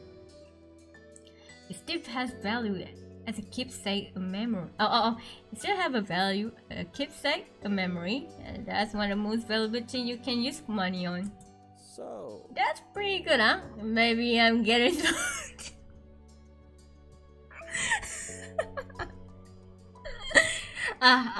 Yes, Cove. Yeah, you're getting smarter. You're getting smarter. Wordlessly, Cove stretched out hands and took his half. You took yours, ran your finger along the jagged edge of the bill. Mr. Holden stood up. The deal. I see.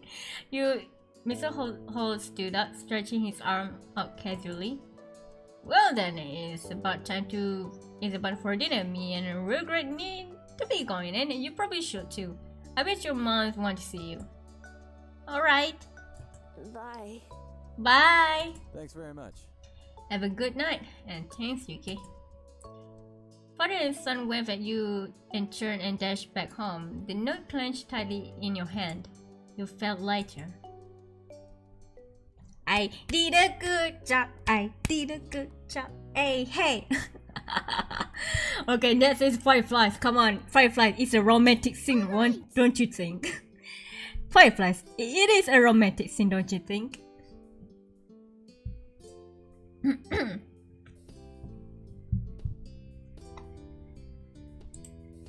Oh. Alright, tonight we're going to catch fireflies. And this splendid decoration for your sister, you look up from your macaroni and cheese dinner. Fireflies were family sight over summer, come out on warm nights to dance through the sky. Tonight was particularly balmy. You knew there were to be a ton of them around. Oh, you aren't you? You start reading faster. A grin curved your lips and you start to eat faster, excited to what was to come. It seems like you were too excited. However, you start to choke and cough your food from your shoulder it down quickly. Mommy reached over to pat you on the back, firmly helping to dislodge the noodles and enable you to breathe again. What was it just now?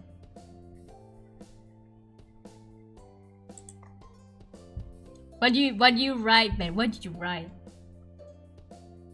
You took a big gulp of water from your glass, giving Mom a sheepish look. Oops. That's a good idea. That's a good idea, Lizzie. Can we, Mrs. Maboy? Mrs. Maboy? I feel bad for putting that name. Shiloh tapped his fork against the tablet slightly, and his face lighted up as he looked at Lizzie. It was unusual for Shiloh to still be here. Like always, his mom had to bring him over really early in the morning before her job started. But normally, he would pick him up by now. She called before the dinner to let your mom know that she'll be late. You didn't hear why, probably more work things. You thought maybe getting to hang out with Shiloh for longer is what made Lizzie want to keep running around outside. Staying at home watching TV never an option for her with the guests over. That's why you were pretty sure she'd get your mom to agree. Well, it's already dark out there. Lizzie gave Mom a base puppy dog. She could, slowly spooning mac and cheese into her mouth while waiting for their response. There. Let them go. Night like this doesn't happen every day. Your parents exchanged a look. The mom eventually sighed and nodded back. Yes! Along with Lizzie cheers, you threw your arm in a triangle but waited until you finished chewing to say anything because you knew it was rude to talk with your mom full. Fine. Fine. Just make sure you stay on the hill behind our house with all the puppies, okay? Duh. Duh, Mom. That's where the most of them are. The idea had only have been planted. Ara bye. Ara.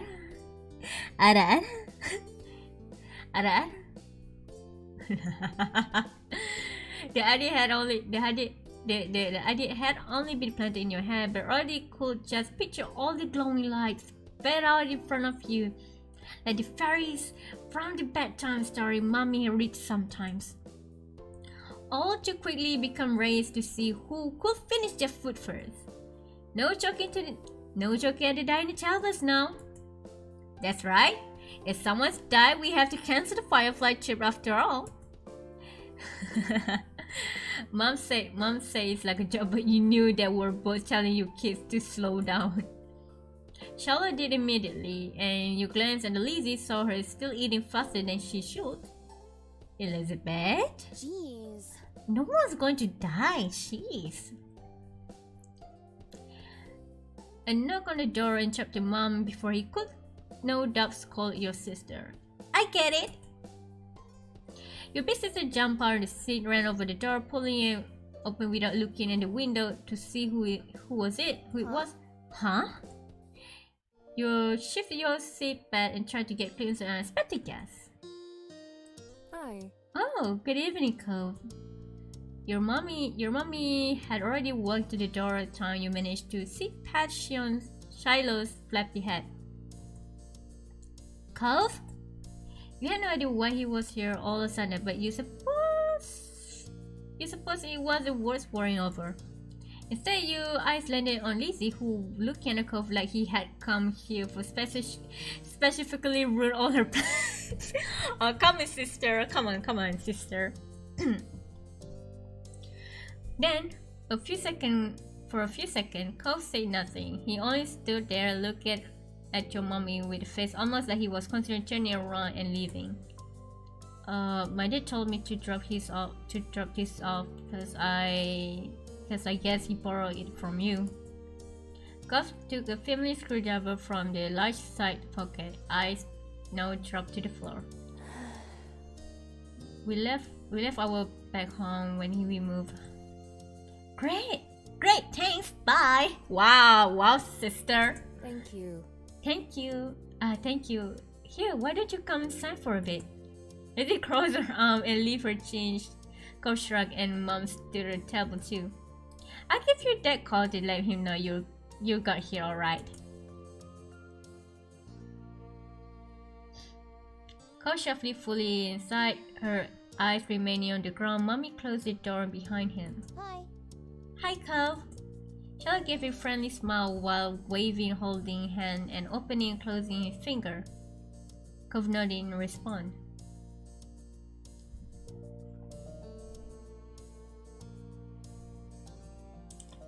Cove, you could see Lizzie eye mentioning excursion of the outsiders, but she didn't get over it.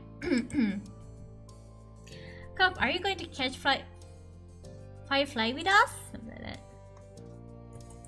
If Cove say no, you'll understand though. Catching Firefly wasn't something everyone would like to do. Okay. I want to see them. I never caught it one before. It's too bad he didn't have a chance before now. The Firefly went out when he first moved, and there must not have been anywhere he used to live. We can't go until after dinner. After she pointed this out, Lizzie walked back to the table and took her seat. There wasn't much left on her plate. Since it was very true, you decided to finish on his own stuff as well. Cove stepped closer and I what on the menu of your family meal. Have you eaten yet? Yeah, my dad and I eat yearly. What did he have? Eggs. The clip one word answer seems to discourage Shiloh from asking one more question. He's also wandered back to his last scrap of the food on his plate. Oh, come on. Your phone calls Cove that must be ended because your mom came back into the room. Okay. Cove, your dad said you can stay for a little while if you like, but he going to come get you before it gets too much later. Sure. Fun. Oh, fun. This will be so nice. As you polished off the meal, Mommy look hot more than I look at her. I know, right? I know, right? I know, right? As you polish off the meal, you hope it will be too. The three of you all finished eating shortly after. The lazy led the way outside. Remember, don't stray too far. It's fine, Mom. Charlotte tried so closely after Lizzie he was nearly stepping her heels. Cove hesitated at the door. Coming? At the moment he did. Bye. Bye, children. The two of you were a good 10 or 15 feet behind the Lizzie, and Shallow. By the time you walk outside, you push the door shut behind you, watching their figures get farther and farther away. Hurry up! You're so slow, Vicky. We don't have all night. You started to run when you heard Lizzie's voice calling you, but paused when you saw Cove still walking at Relay's pass.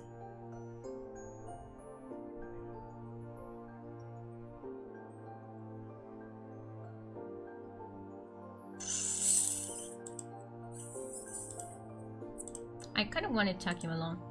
Let's go! You gave your arm pull, but immediately recall when he says, if in hurry you accidentally grab his... Oh! Sorry. It's fine, just go by yourself. No!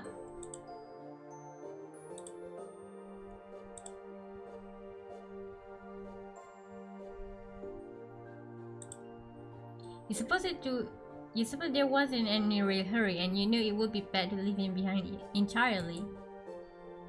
The two of you followed after the footsteps Lizzie Shallow left behind until you reached the hills behind your house. Lizzie already climbed on the top. Shallow was spinning in a circle somewhere around the middle. Upon seeing the gently glowing, winking light, you move a bit faster, eye widening in the delight. Wow. Yeah, wow indeed, isn't it? Charlotte took a moment to come over and welcome the both of you to the hills. Hi guys! Hi guys, it's really great out, huh? See how many there are?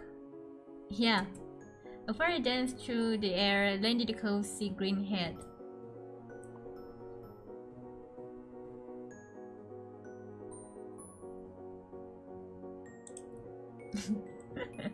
You cover your mouth and sound escape you. A Cove look at you, the confusion. What? Oh.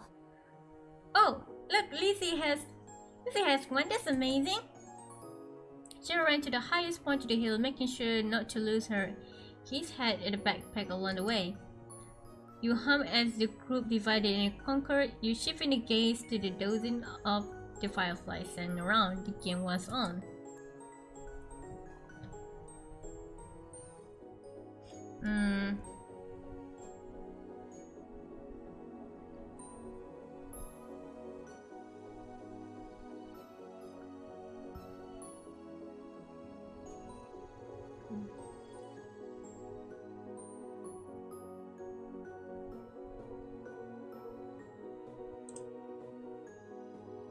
I don't know what's going on.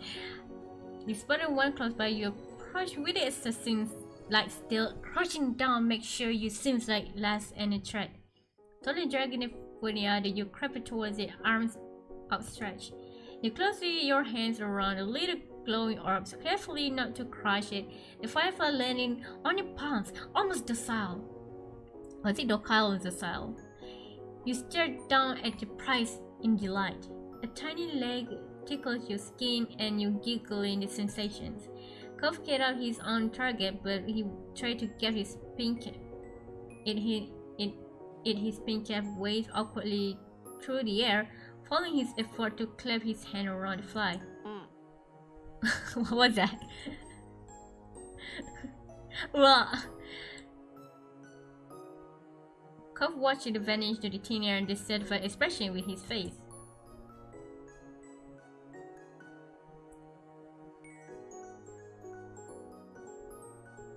Encouraged to.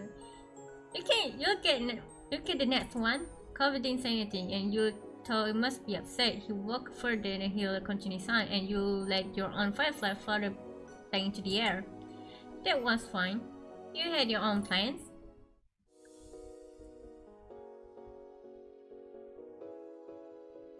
You know, I like to sit and watch. You quietly took a seat among the flowers. There they're jumping and dashing all along. You saw how many times they succeed and fail. How Shallow almost tripped a couple times. Docile and docile as docile. Okay. It was a dramatic show. Though around you was calm. The light of the stars and fireflies surround you peacefully. It was a beautiful night.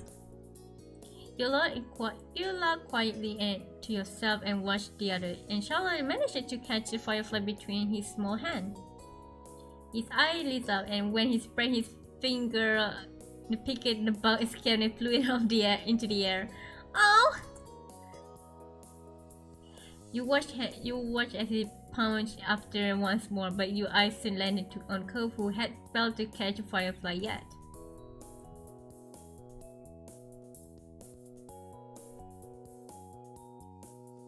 I don't see what happened. You watched him grab on an unsuspected bug, and slowly for a moment you wondered he was still moving at all. And then he raised his arm towards one little, popping his outlet, closing it on ever so slowly. No way. No! A crafty little creature that scared his clutches at the last moment, drifting too high for Cove to reach. While Cove reaching to hunt the firefly, you set up lying back in chance of soft grass, watching the poppies waving around you and the firefly hovering in chance the fast sky. Come on. Yuki, Cove! Get up here, we're gonna have a race! The shouting got off. It had been quite a while since you heard the Lizzie of Shallow. You glance over there as both standing on the top of the hill again, Lizzie back onto you and with a quick hand gesture. If she was like that, you knew there wasn't much room for a disagreement. Up the incline you went. From the corner of your eyes, you saw Cove was coming as well. He didn't care for Lizzie a lot, so you thought he might be intrigued just the idea of the race. Hi!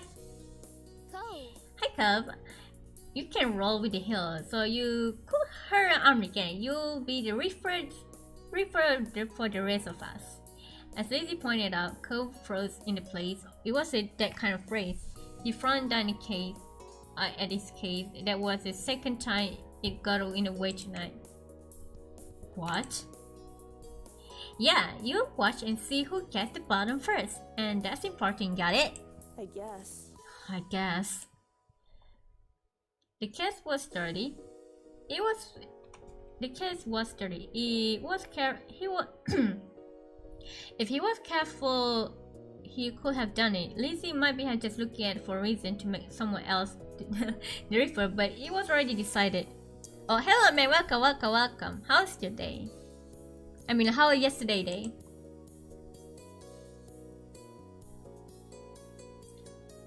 I'll stay with Cove. Really? Really? You didn't have to. It's okay. I want to watch.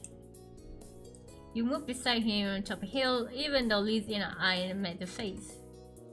That's not how rest work. We only need one refer. Shrugging his shoulder but refused to budge, Lizzie let out a huff before throwing his hands in the air. Fine, I'll be the winner, well, whether you join or not. I was evicted during the outside and forgot to just. It's okay, it's alright. This is the second stream. So it's okay, it's okay. Lizzie moved laid down and Charlotte did the same. Cove stood slightly aside to get better vantage point and used to run next to him. Countdown!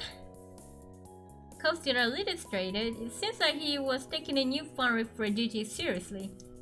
3, 2, 1, go! Lizzie and Charlotte took off, letting gravity do the work, rolling at high speed toward the bottom of the hill.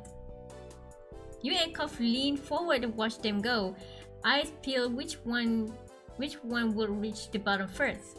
They were both neck and neck until the halfway down the hill. Lizzie started veer on the other side, giving the Charlotte a huge advantage. He obviously hadn't noticed a thing. As soon as Charlotte reached the bottom of the hill, he jumped excitedly and threw his hand in the air. I won! Almost immediately, he fell down to the grass, still dizzy from his roll downhill. Lizzie stomped out the bushes and had ended up splashing and brushing a leaf from the front of her dress.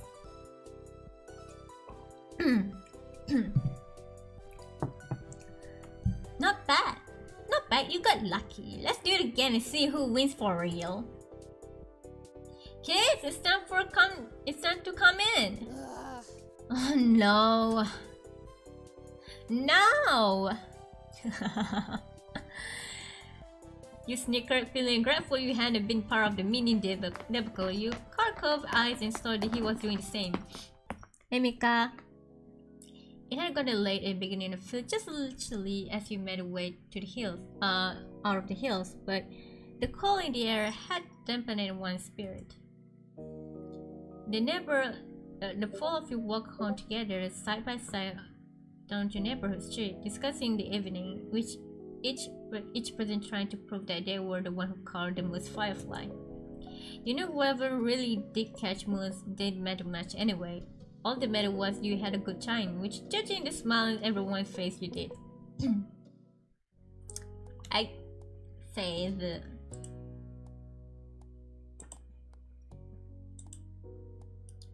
Let's go to the... This is DLC, man. Let's do the DLC, baby.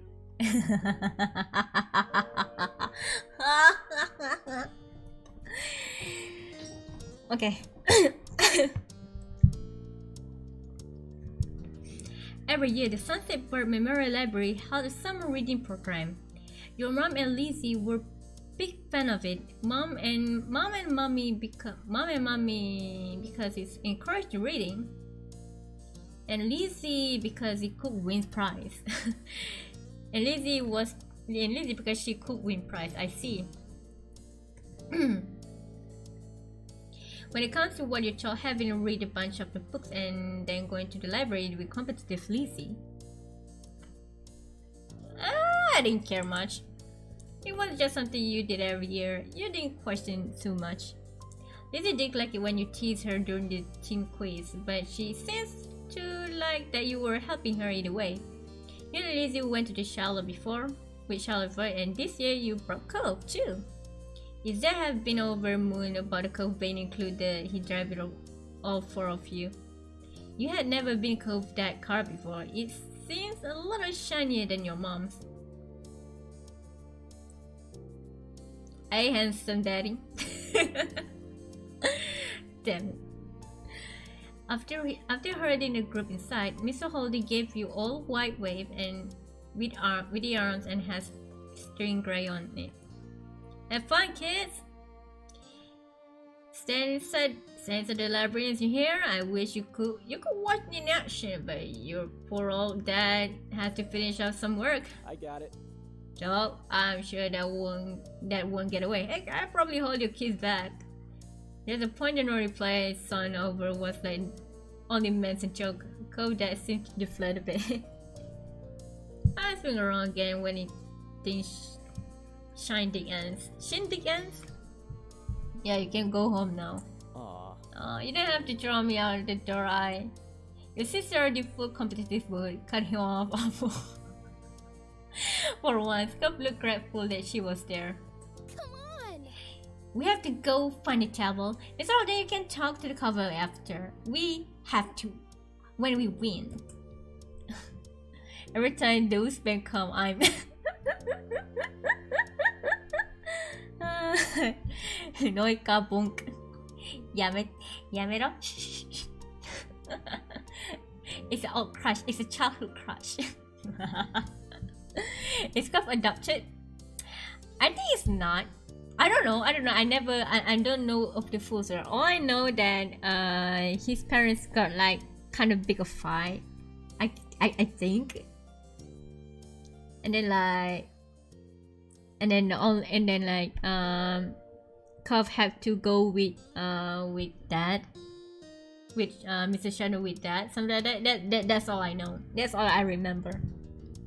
After I played it for a few hours, like few hours yearly.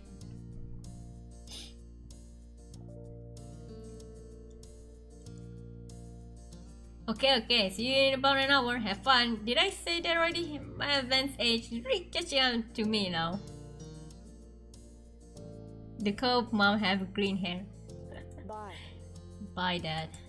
Bye, son. The four of you watch him shuffle the library, glancing over his shoulder at Cove more than once. Bye. Bye, Mr. Holden. Thank you for bringing us. Thanks, Lizzie. I don't know what you guys thanking me for. Are you copying Shiloh? Distracted Cove was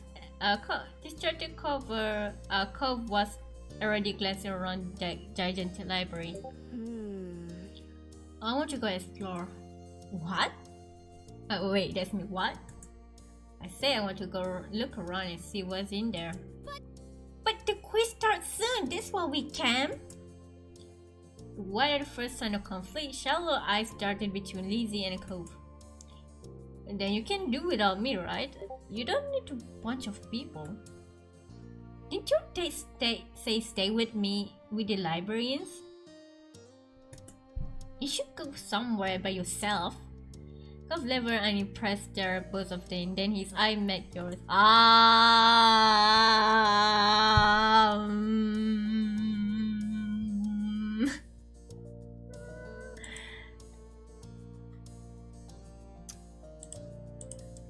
Lizzie, I'm neutral, man. I don't care about the competition, man.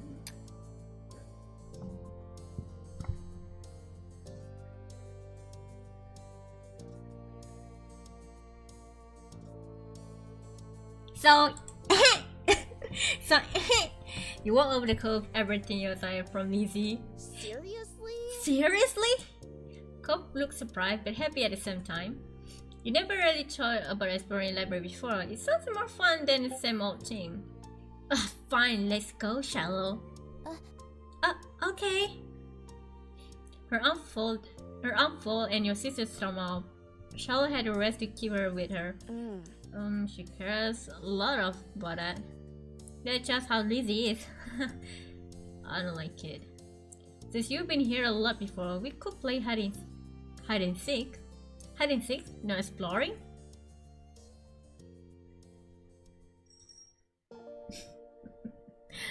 Oh, this is a good kid. Well, I think she is. And she's pretty competitive. She's here because that's a quiz. She's kind of competitive. Well, I'm not competitive at all. I was like, yeah, you do you, something like that. You do you, Lizzie. You do you.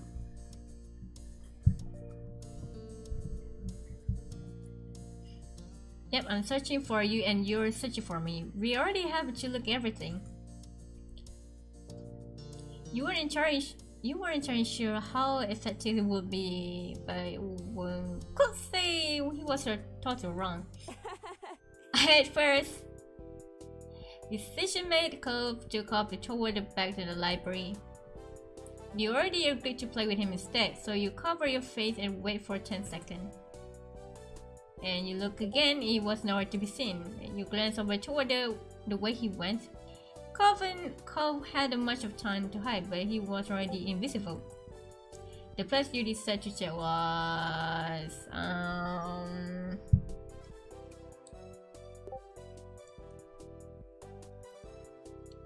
I don't know where it is. Your very solar system displayed pretty neat. You know, planets from sun out and has a little section in the hiding science book.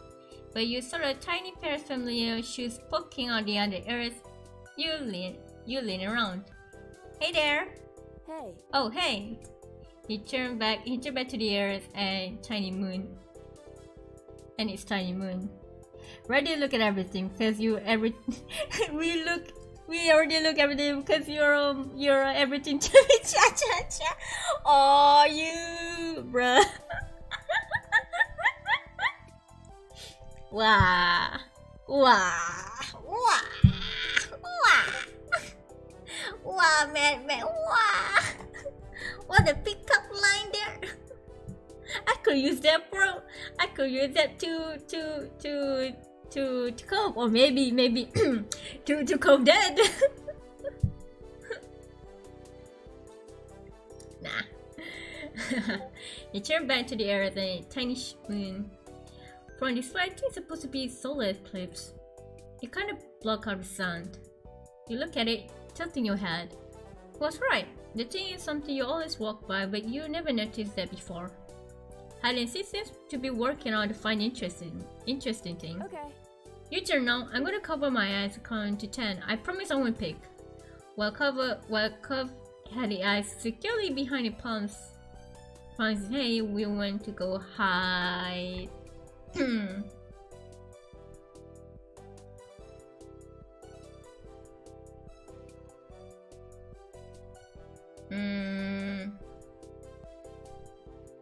On the giant piece of fruit?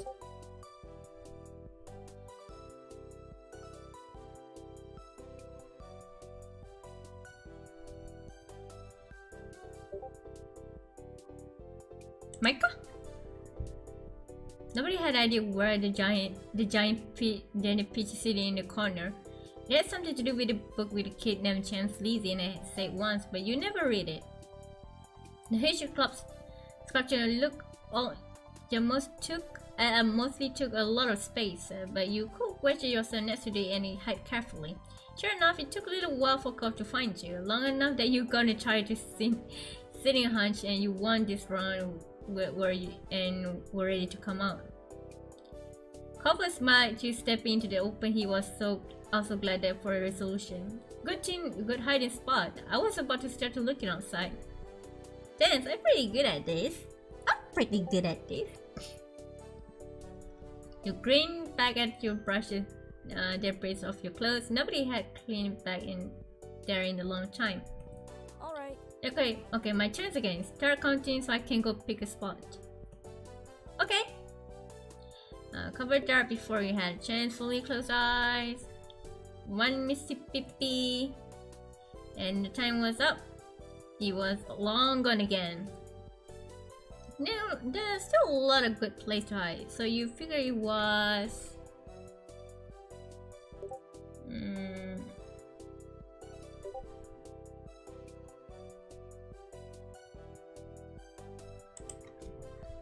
Derby had left the Christmas things out tucked away in the corner for months. It was a perfect place to hide. And sure enough, as soon as you crouched down, appeared behind the fuzzy green man with a great cringe over his head. Cove was. That was so fast. Me and Mr. Grinch were just getting settled. You look at the gigantic prawning doll. It seems to be scrolling at you the way you did everybody all the time. All the little kids are scared of him. So shallow. I'm not surprised. I don't think he's a little funny looking. Let's keep playing. I need to do good in at least one round. He put hands over his eyes but before you could run again, a librarian approached the two of you. Ah, kids, I've been looking for you. Cove peeked between the finger at the stranger. Us? You must be Cove. Your dad told me that he was waiting for the entrance. Cove blinked, mouth opening like he was going to say something. Then he glanced down at his pink cast. It was pretty clear giveaway. Sure. Is my sister Lizzie with him? She's taller than us and has orange hair. You're Yuki, right? Uh-huh. Phew, I found both of you at once. That's right, she with him and the little guy with the freckles. Come on, let's go reunite. Let's go get you reunited so we can close up for the night. Ready to go home? You and Cole follow him up front where the reject group family member SEASHELLS was always. Why y'all look so upset? I'm scared. Hey, there you are! She was pointing. You could tell that from across the room, and it was only much obvious that as you get closer. Did you win? We came in a second. We came in a second. Hey gang, I thought you have been with them the whole time, Cove.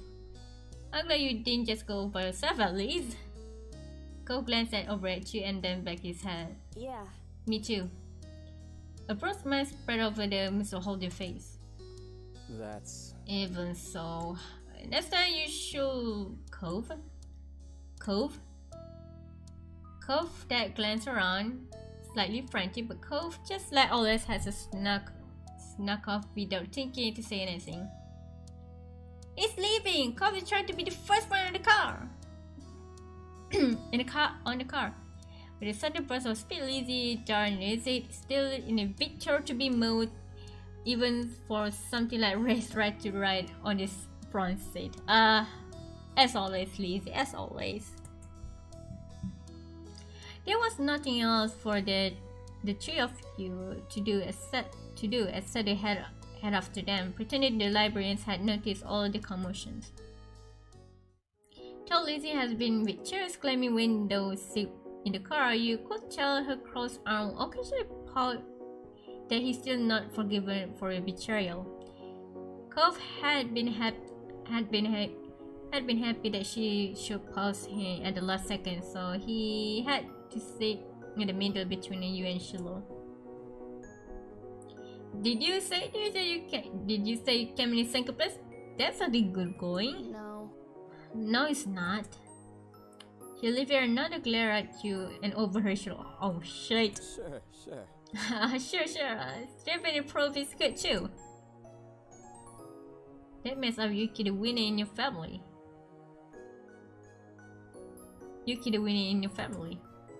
That's me. What? Yuki kept finding me in our game. I lost. I could have done it better if we had more time. Hadn't sit with just you two? That's not even count as winning. Why not? It's not special. There are no judges or prizes. Your eyes just sit at that she fought it hard to win. That wasn't much of the prize either. Dad. Yes? Could you see Cove? You could see Cove that in the rear view mirror, suddenly attentive of his son call. We need a prize.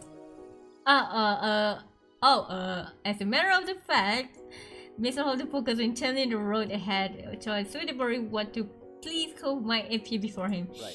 Right. The big turn of flyer for the last chance to get free pizza coupon, wasn't it? How about I call a take-out place and we can have pizza home out for dinner? Mr. Hopper pulling her arm closer on her chest. Is mom even gonna let you take a pizza from Mr. Holden? We'll see. I'll ask her. I'll talk all our moms about it. But if thanks, cover that. Shut up, Lizzie. My games, my game, my rules. You are just jealous but no one play with you. Yeah, kinda. I feel bad for. I kind of feel bad for the. Feel a little bad for the Lizzie because I am not being with her too much, you know. Since coffee, I didn't bang with her too much, something like that. But hey, I just want to be myself, something like that. Thanks, Cop Dad. Thanks, Mr. Holden. Yeah, thanks, Dad. You're welcome. I do what I can. But you really should have stuck with the group. The quiz should have been fun. That was the plan. I dropped you off. We stayed together and didn't leave the library. I'm glad for that. I'm glad for that. I am. Well, that's a lot of trouble you can get into if you do have a buddy along for the ride. Just be careful next time. Don't worry about you, and I bet Yuki parents will want him to run out, especially either. Okay, son? Okay. That's my boy. Now, enough of the guffaway from your all that. Let's decide what kind of topping we're gonna get. Pepperoni. Ooh, I like you, Lizzie. Sounds good. Anything else? And the conversation continued there. We did the best on what's the best put on a pizza for the rest of the drive-in. Mr. Holder wanted to encourage these, and the other three kids' car had a band together explain how gross they were.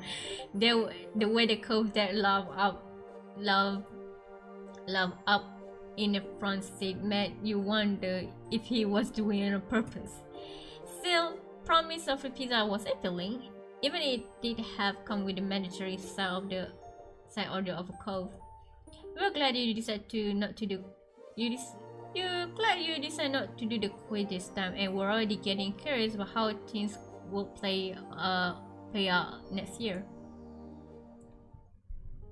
Oh man, I want to see pizza, man. Ghosts. ちょっと待って、let me drink.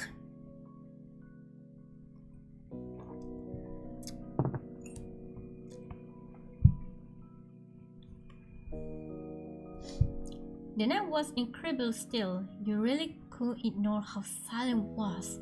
It was almost eerie. You could even hear Lizzie snoring in the next room. Okay. It was hard to believe how much of a blur today was. Summer sure did slip past you. You flipped through the moments like pages scrapbook as you laid in bed. You thought a lot about the adventure you could have tomorrow until the sleep started to catch to you. Then you started hearing scrap against the window. It wasn't that uncommon of the wind pushed the tree branch against the glass. Summer breezes were worse sometimes.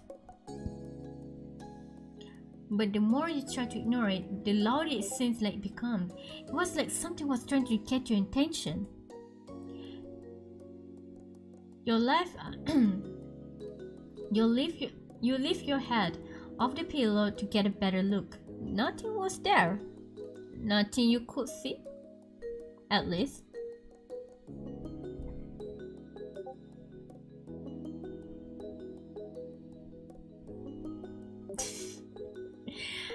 I'm a ignore present, so yeah. You tried again to close your eyes and go to sleep, but a no scratching sound did stop. It left you heart pounding. You couldn't ignore anymore, you had to check it out. You practically jump out of bed, creep out the stairs to go outside.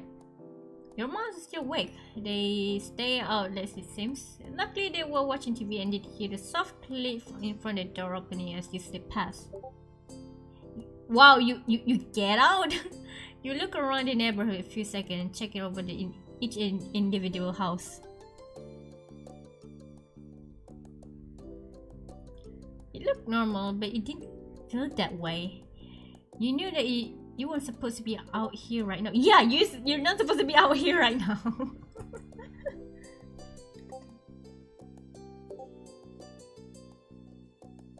It scares me. You didn't know what had come over you. If something happened, no one would know where you had gone, and the thought made you so much tired and fear. The ease at which you had sleep on only itself will make you feel worse. Your mom did need you venture because they trust you not to do exactly what you're doing. Yuki. Yo! I like your clothes.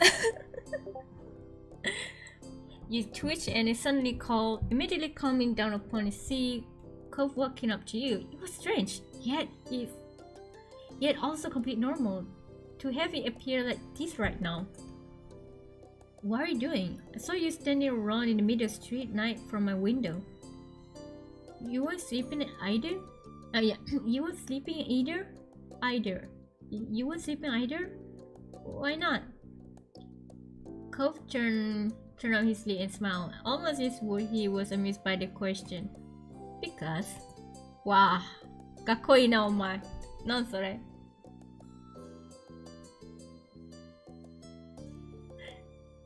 Did you hear the weird noise? You could tell you had his violin. Yeah, you knew? Who said was a boomer cove? Where's the boomer cove? Who says was a boomer? Shut up, man. He also have a nice style, okay?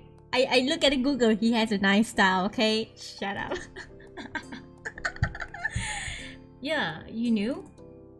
I heard it too. That's how you came out, huh? Cove hesitated for a moment, looking down the street before his aquamarine eyes fell on you again. Did it scare you? Yeah! Me too.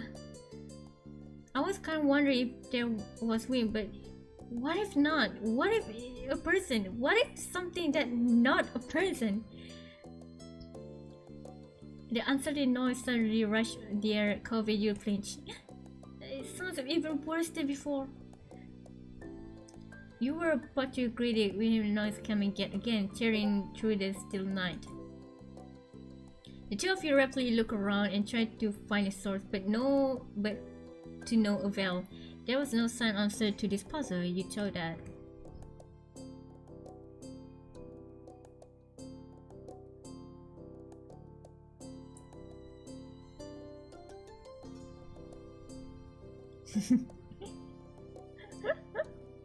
It has to be a ghost, invisible, creepy to lure in children past. It has to be a monster. They terrify you down the bones, and you regret leaving the safety of your nice warm bed. Hey, can you tell where is it come from? Not really. Not really. Oh, really? Then we'll have to look more somewhere else. Maybe we'll see something. Okay, let's go.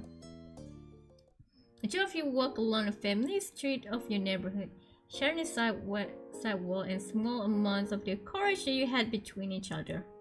Our raising each other, two scary cats outside the middle of the night, doing suspicious thing.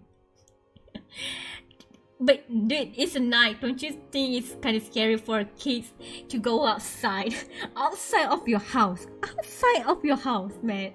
I didn't expect I didn't expect I'm going outside. Shadows cut corners and angles where you didn't expect them, distorting the feature you saw every day.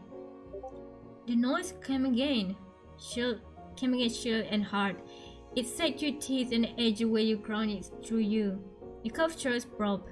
His eyes glistened in the dim light.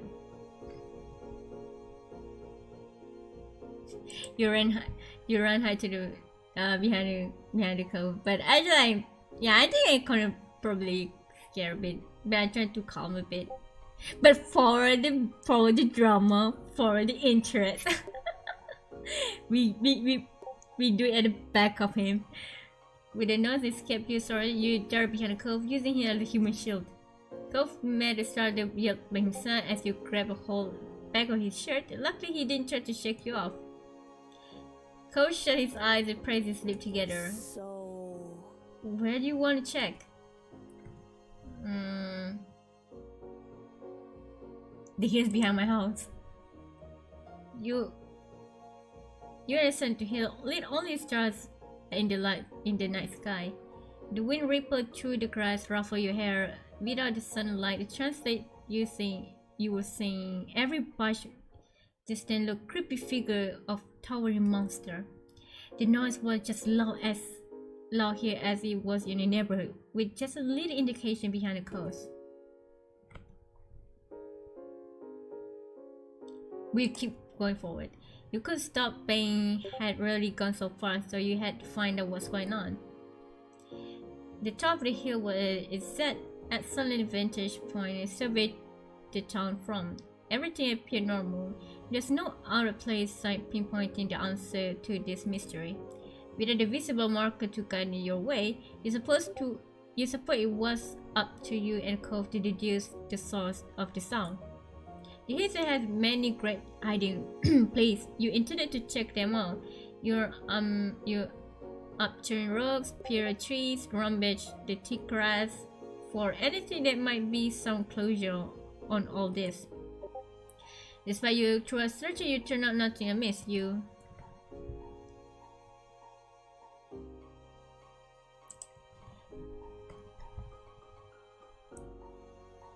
already researched a print outside being Cooper and indoors. It had been terrified excuse to go out to see were in a different light, literally.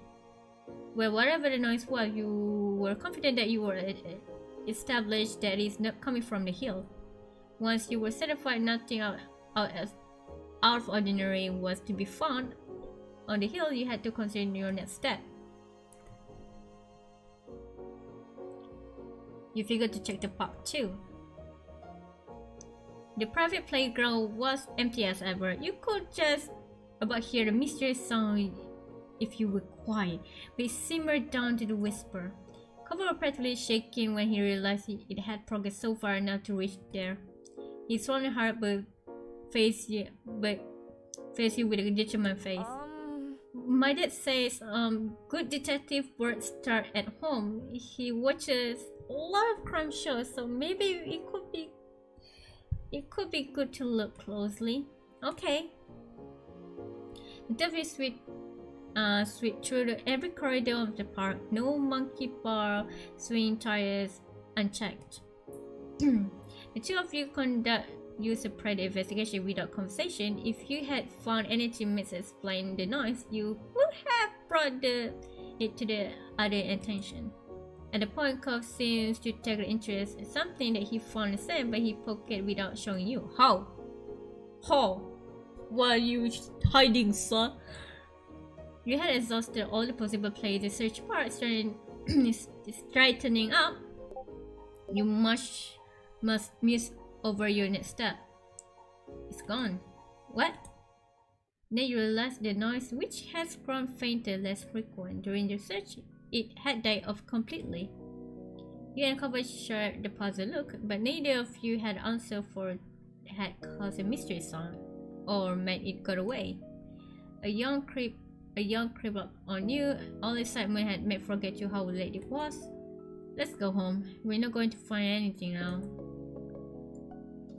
The night was still as you walked home, and none of usual background noises or the eerie whistle from before. You could hear every step of you and Cove met like a cough in a movie theater.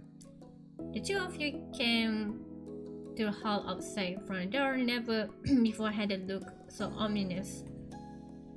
Now to sneak back inside. Do you sneak out a lot?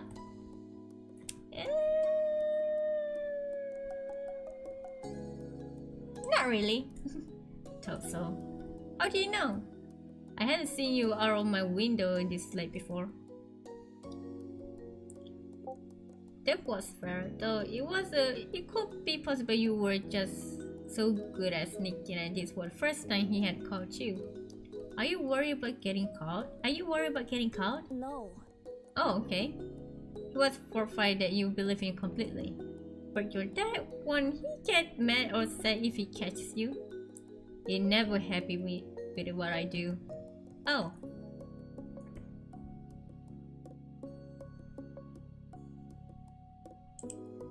Your dad just worry about you, he cares.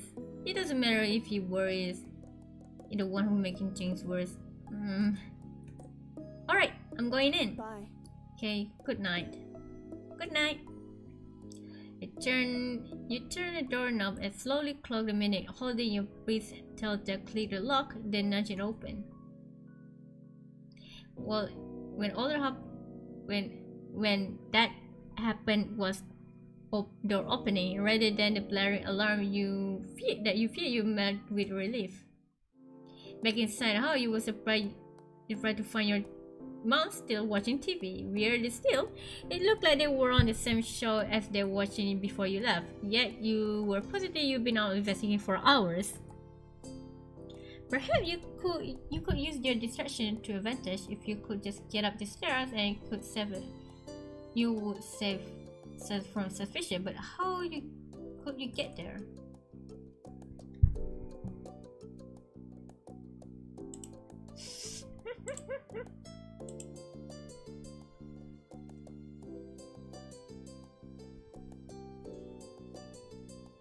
Sneak past. You huggle around the creeper delicately around the perimeter of the room. Even value for the spy would have run off, right until a movement used triple power core and nearly fell over. Yuki? You might have not fallen, but you accidentally ruined the cover. You had been spotted. They overran the couch and saw you hurry over. They still instead surprised you weren't in trouble yet. Are you okay? What are you doing down here, sweetie? Did you have a bad dream? I lied. You could bring yourself to of what had done. I hate scary noise, so I came here down here. The surprise gave you concern. Sweetie. Honey. Mom took her by the hand and led you upstairs. Oof, your head is cold. Why did you come over to us? I was supposed to be in bed. Yuki, you won't be over trouble coming out if you're frightened. We must try to come to us. You came to us and tried something all by yourself. Impressing that impressing made you feel bad. The nervousness at you as you were tucked in the bed. Your mom assumed that you were flushing out and insisted delivering some covers with the power of fear and spoke to you until you calmed down to peep out of underneath your sheet. Once your mom left out, you turned over the night adventure in your mind. It was still hard to believe you really done it. It was harder to believe that you've gotten away with it. Even now, you have expected to be caught up somehow. Perhaps you left the door ajar, or trail sand were there or this way up. You wonder how Cove that handled his return. Cove had been all scared about his direction. Wriggling down deeper underneath the sheet, you thought it turned out noise. You thought into what the noise could have been. Nothing had been solved tonight, but that once wasn't so bad. There were a lot of mystery in this world. You tried to morph into the dream carry on the more and more outlandish vision of the might lying behind the strange sound. The next morning, you proceeded mostly like usual. Told your mom seemed to be extra consideration since finding you last night. You later learned Cove didn't end up in trouble at the night escaped either. It was unclear whether it was because his dad not to punish or Cove got it away with it. It was amazing you that to your old worker of your boat. As for the sun started, the adults were around convinced that it was nothing more than the wind. For your imaginative mind, that wasn't nearly enough. How could they set something simple so easily? Maybe it more sense when you were grown up too. Barbecue ika!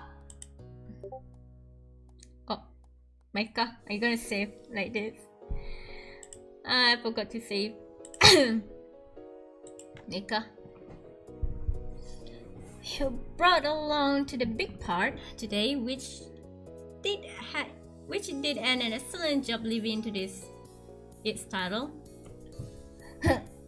The part near a house with lonely playground equipment wasn't even quarter of the size to the expanse of grass and trees that lay before your own. It was the next town over and too far for you to walk by yourself. You didn't get to visit it much, so you soak up the environment. Another difference between this part and the one that your neighborhood was this one had visitor than you, Lizzie, Shallow, and Cove. Today it was the busiest you have even seen, thanks to the community get together luring people in from all over the local area with the promise of barbecue and fireworks.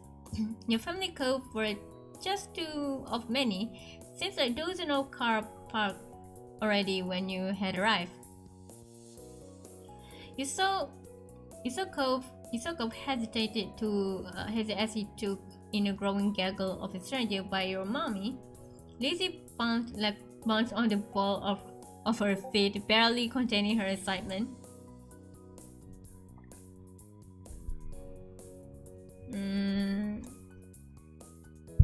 I'm for the food. I'm for the food, man. It's going to be so good. Mommy told you that the people running the community even were charging, but she wants them to get something in return. Which is why you now have been allowed to touch the beautiful ice cupcake that he carried on the lap during the drive over. It was a special treat for them. Even the car made a turn, he clutched the box tight enough for her knuckles to strain, much to everyone else's amusement. Mr. Holden contributed to the party. A huge pair of juice boxes was tucked under his arm after being retrieved from the car trunk. You bet there had been no such a dramatic run in the cargo getting here in one piece, but the boxes did lack a beautiful shimmer of a mummy treasure cupcake. Okie dokie. Everyone all set? Shelby, Cop, did you put a sunscreen before we left? Yeah, I always do. You don't have to tell me. Mr. Holden deflated. He attempted to carry off his sun rebuff, but he trimmed it with his smile. Good kid. I don't want to get her burned or dehydrated either. It would be a busy day. Well, I don't think there are gonna be any risk for a second part. Mom noted the table ahead, laden with all kind of food and drinks. She was right. There's plenty to go around. The parents headed over with two lazy Cove trailing after them. A bunch of girls that were clustered around there, chatting, but you were more intrigued with what was on the table. For some was familiar: chilled meal, sliced vegetable, big pair of chips, but there was a lot that you didn't recognize. Your mom had said that you weren't to touch the food until they said it was the time to eat.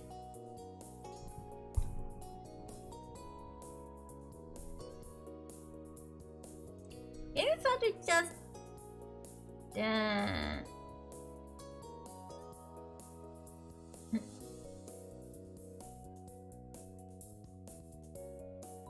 okay.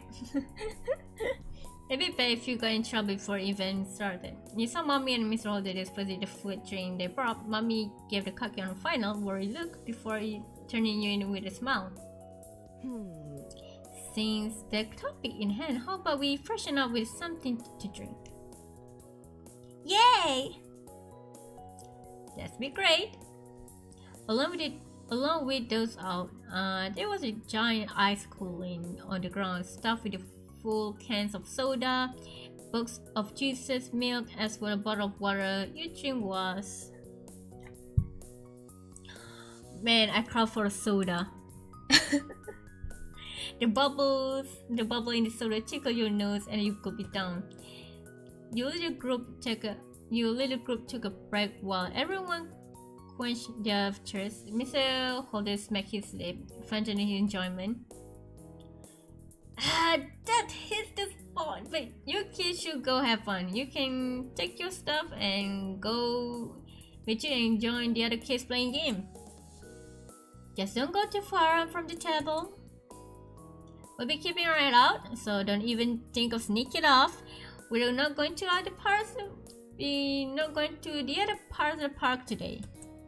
Mrs. Hufford, their comments, they did sound directed at her, but she scanned through the nodding her head towards the group kids like the general directing their battalions. She pointed that way. Come on, let's go over there. Kaufman was downturned as he looked at the parents and their adult two new kids, clearly not favoring the options. But ultimately, he hunched his shoulder and tugged along after Lizzie. We don't like the kids too. He followed the Lizzie and Cove, who were waiting for on the outskirts of the group of parents. Hurry up! You picked the piece, moving into the jug, but when Lizzie pedaled away at full speed, you and Cove had no choice to break out into a run. The other kids were far into the field. Still, at your speed, it wasn't long until you reached them. You approached, they turned around to greet the newcomers. Hi. Hi, I'm Lizzie. This is my little brother, Yuichi. And this one, the one that cares, is Cove. Hi. Cove simply lifted his hand greeting. There was CuriousCat's name from the other kids. One of the kids looked to be about Lizzie's age or older. A couple seems to be same as you and Cove, and there's tiny little thing that arms folded around his chest. What are you up to? The first kid, a boy with curly hair and neon green sneakers. Okay.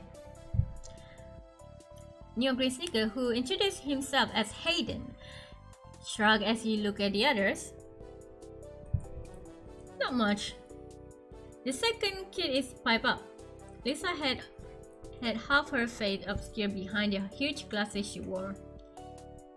We haven't decided yet. She glanced wistful off her shoulder. Following her gaze, you saw the spray water first and heard the shriek or someone got splashed in the face before you spotted the person shooting them. Some people are playing with the water guns, but there aren't any left. The smaller kid, Noah, grumbled at that. You guess that's why he was sulking. Spencer, who hadn't say much, patted his shoulder. So that's out. A new kid rests over, with a glint of her eyes, with the bright streaming behind her. You spot the plastic orange pistol in her hand too late when the trigger had already pressed. Ugh! Rude! Hey! Lizzie, who currently first was fuming, cupped white water from his face. You rubbed your ears, trying to dislodge the water that had pooled there.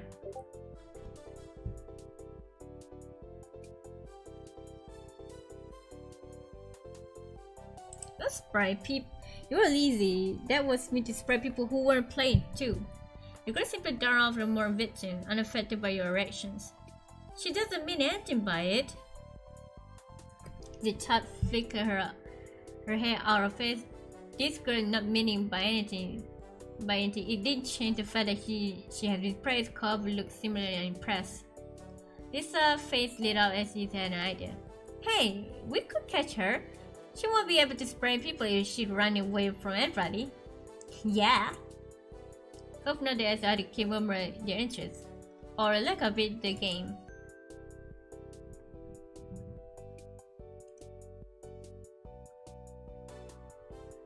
Okay. You joined the group kids, cheering off the girl with the pistol. Spotting over the shoulder, she laughed and showed her pistol on her. Only a couple drops squeezed out. She swore causing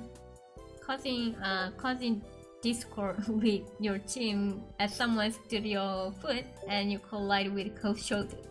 Sorry! He frowned, but he didn't say anything and he kept eye on his target. You were closer to the girl, but you weren't alone. Lizzie's face was set in with intent. The two older kids were hard on her heels too. Wow.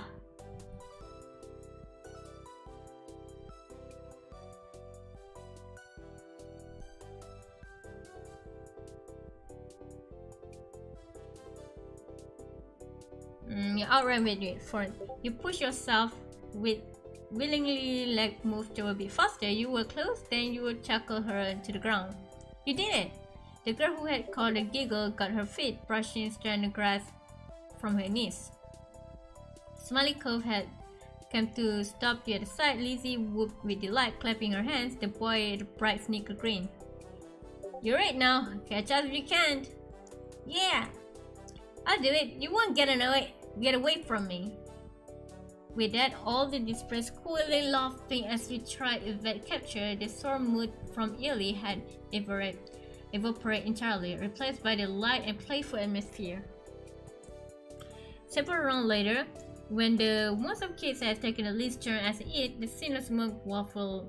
Yeah, waffle to your nose. Caught by surprise, you look at the sky, found a brilliant blue in the sky, had turned orange and sunk down on the horizon. With all this time, you lost the track time completely. Looking over, you saw people standing there, grease poking them live. It was really time to eat. We should get over there. I'm so hungry. Our parents are in a different spot. Yeah. But it was cool playing. Yeah, bye.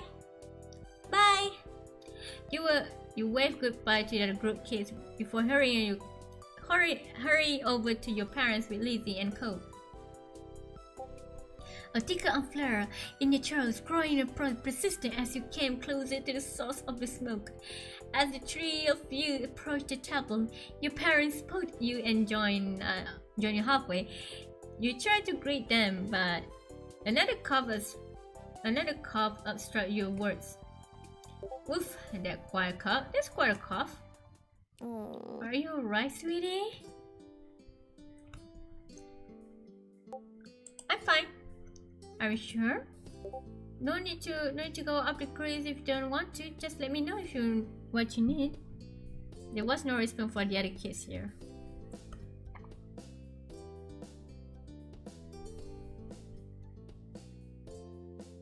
I can eat it by myself. Alright, but tell me if it get too much for you. So The main thing being served is kebab. Kebab? Oh my god, I want kebab right now. Oh my god. Oh, kebab. Why you talk about kebab? Oh no, I'm drooling. The main thing being served is kebab. You can have whatever you like on it. There are the different meats and veggies. At your approach, you find a very array of business pieces ready to be screwed and served around your choose. Yummy. Chickens. Onions. Yummy. Pepper. Oh,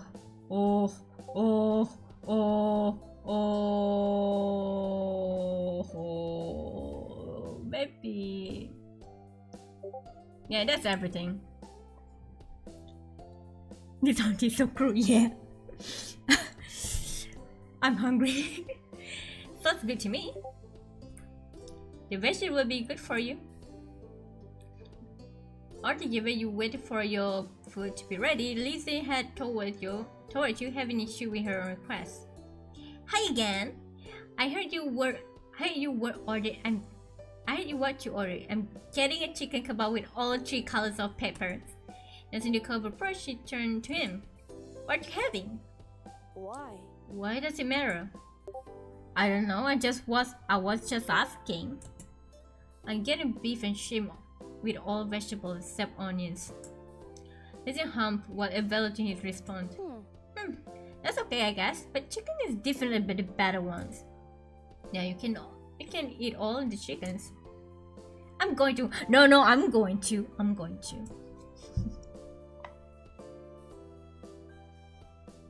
I want some chicken too. Oh yeah, I can let you have some too. You're welcome. Oh, I love you, Lizzie. Lizzie peered the grills and the kebab were being handed out. A growing sort of kebab collected with parents. Oh, so touching. They're coming over. Don't get jealous of mine when you realize you made wrong choice, cub. I did make a wrong choice.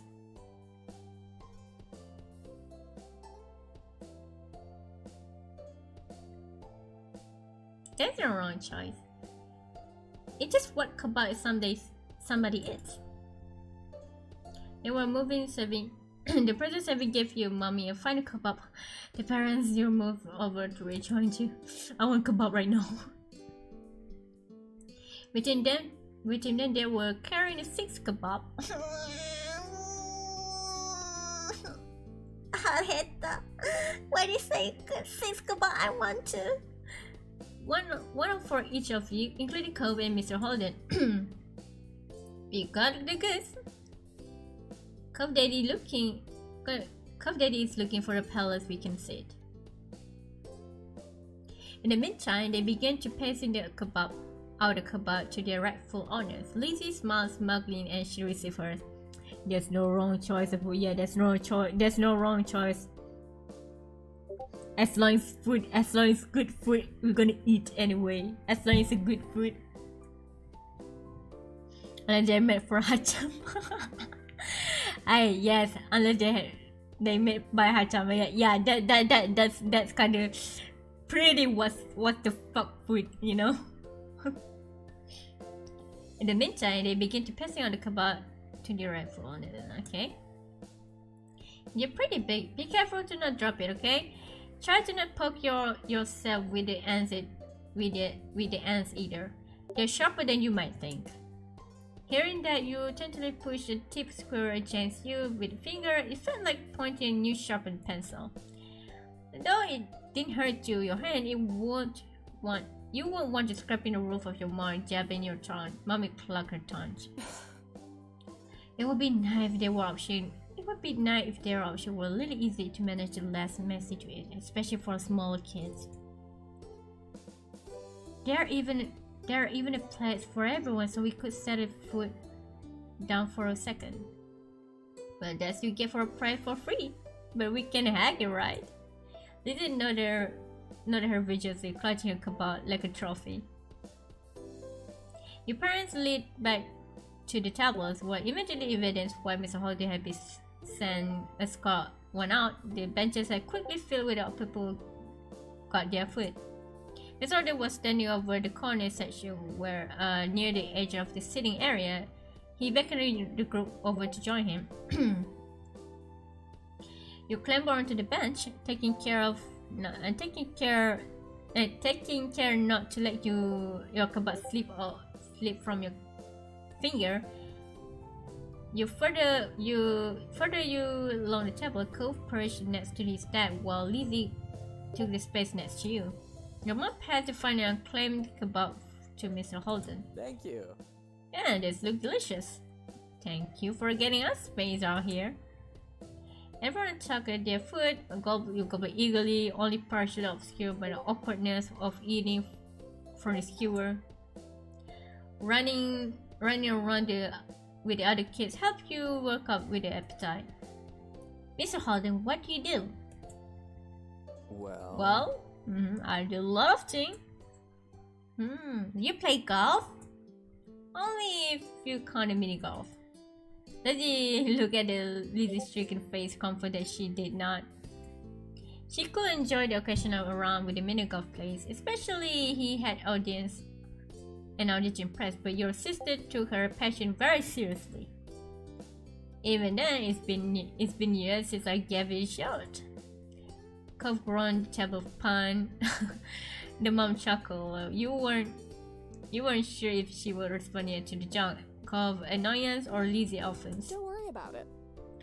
Just as well, she's been dragging to the green every week. That's because I got dedication. You need a good drive to get far. Mr. Holden nodded, clicking his tongue abrasion. Cove looked from father to your sister, lost in the conversation. Outclassing golf and wit. I don't get it. What?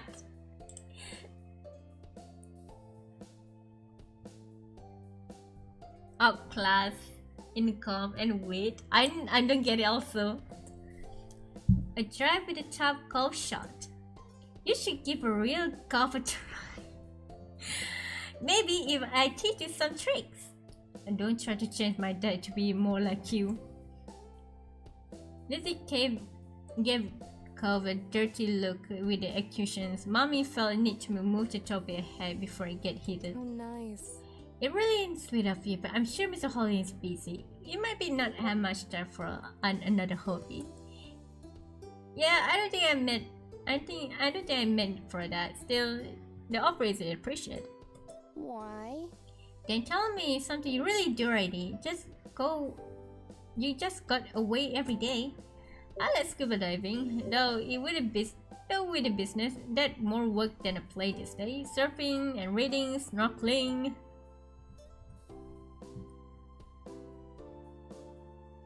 Those are things Cove likes. Mr. Holder exactly puffed out his chest.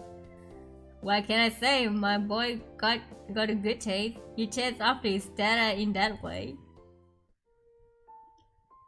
This unhappy setting when you got food, and by the time you finished the night had truly fallen. Your sticky finger were the only remaining evidence of your meal. The couple have been great combination, more than some of the parts. This is such a freedom. There's just every freedom is doing stuff. Was what my first time to remember. I went couple. Right before the table, mommy held her water bottle. Okay, now the food is gone. You gotta wash your hand. Okay. Okay, Yuki, Lizzie, please hold them out. Lizzie compiled, coming over, cupping her hands, together with front, and mommy splashed some water over her finger, and Lizzie rubbed together, walking off with the residue. Here. Mom passed her paper towel and put from her purse, and Lizzie used it to dry off her hands. Your turn, Yuki. You really had your hand out to catch the water. Copy Lizzie, you wash your hands and take care of clean every crevice between your fingers before wiping them dry. Rebecca was taken down on course of action, wiping his hand with his pants, leaving it stand where his finger has been. Mr. Holden shook his head. Come on. Let's clean that off, Paul. She scrubbed that fabric and scrunches up napkin. Dad, it's not that bad. When everyone cleaned up, or as clean as they could be with the limited facility, Mom spoke up. Let's go make a last check at the coolers and restore the drink before the fireworks show. No time, we have to go get a good spot. Everyone's going to be taken. Everywhere is going to be taken. How about I go ahead and save space again? You can meet up with me in the field after getting the drink. Then I'm going with the Cove, Dad. I'll be finding the perfect place. Okay. Sure, doing a cookie store is perfect for ice. Mommy shook her head rudely with Lizzie, even more astute than her usual attitude. That's fine. Alright, me, Cliff, and Lizzie. And Lizzie can go find a seat. Pam, Cove, and Yuki, do you want to go get drinks? Okay.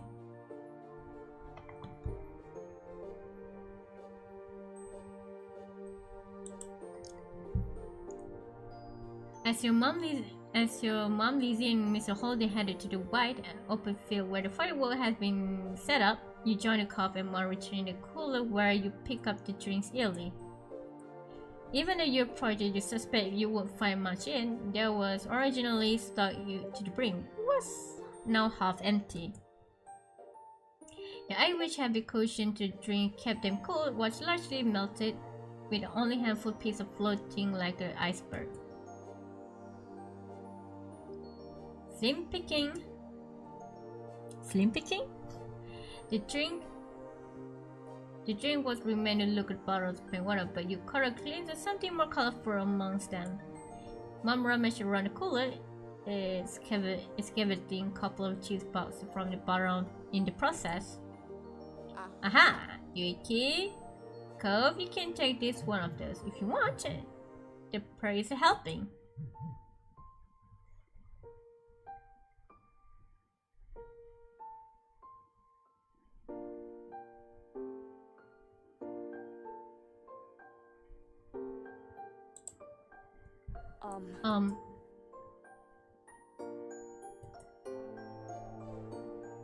You were each other loaded with your choice drink plus extra bowl with the group mom's phone started ringing. Wait, what? What did I do? Oh my god, I cannot save. I forgot to save. look at the color. It's mommy. It's mommy, hold a chat and get this. How are you?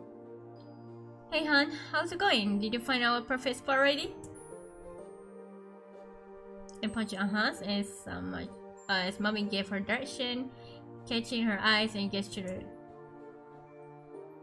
Go to place. Come on, we better hurry up before the show starts. Cove, you and Cove jog after your mom, who led you through the field and separated groups as the people assembled back to the rest of your families. Hello. Hello, we're here. We come to bring drinks, though it wasn't much left.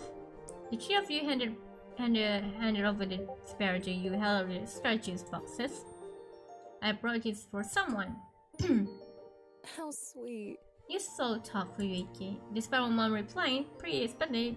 There's one just person who claimed to be sweet to the sweet drink. Can I have it? Okay. Thank you. Thank you. I love you, Yuki. I love you too, sis. Aww. You're two are a real pair. Once you had all the equipment with the beverage for the big event, you stand across your family waiting for magic to begin. One of the people in the park had taken a seat now, with few stragglers silhouette back on the tablets in the distance. A few Rebecca kids were still dashing about, but their numbers was steadily decreasing as their parents called up them for over the store order. Someone bearing cupboards weave between the groups, pausing every so often. You naturally see and pointed. What are they doing? It looks like they're handing something out. I can make out what it is. What a pickle. I hope it's not a drinks. Mommy chuckled, but Lizzie and Cove are now watching the best tour of the mystery good of the Kinley. Are they gonna come to us too? Mom softly put her hands on the chopper sister's shoulder as if feared Lizzie fall over the stranger. Lizzie didn't even glance at her. He looked on the potential prize.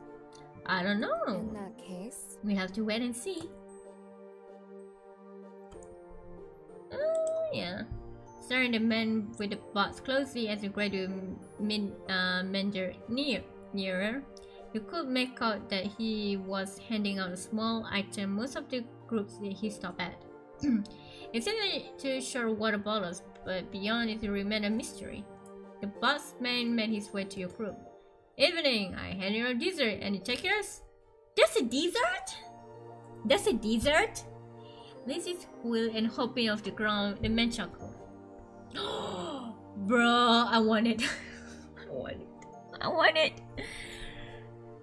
I'm gonna take this as a yes. Ice cream is an aluminum vanilla flavor with a twist in the chocolate and strawberry syrup. nice.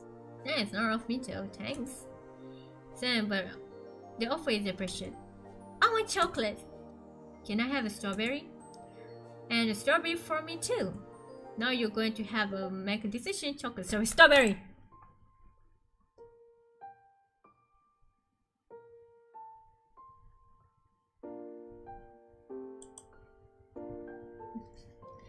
Reaching the boss, the man. Ita.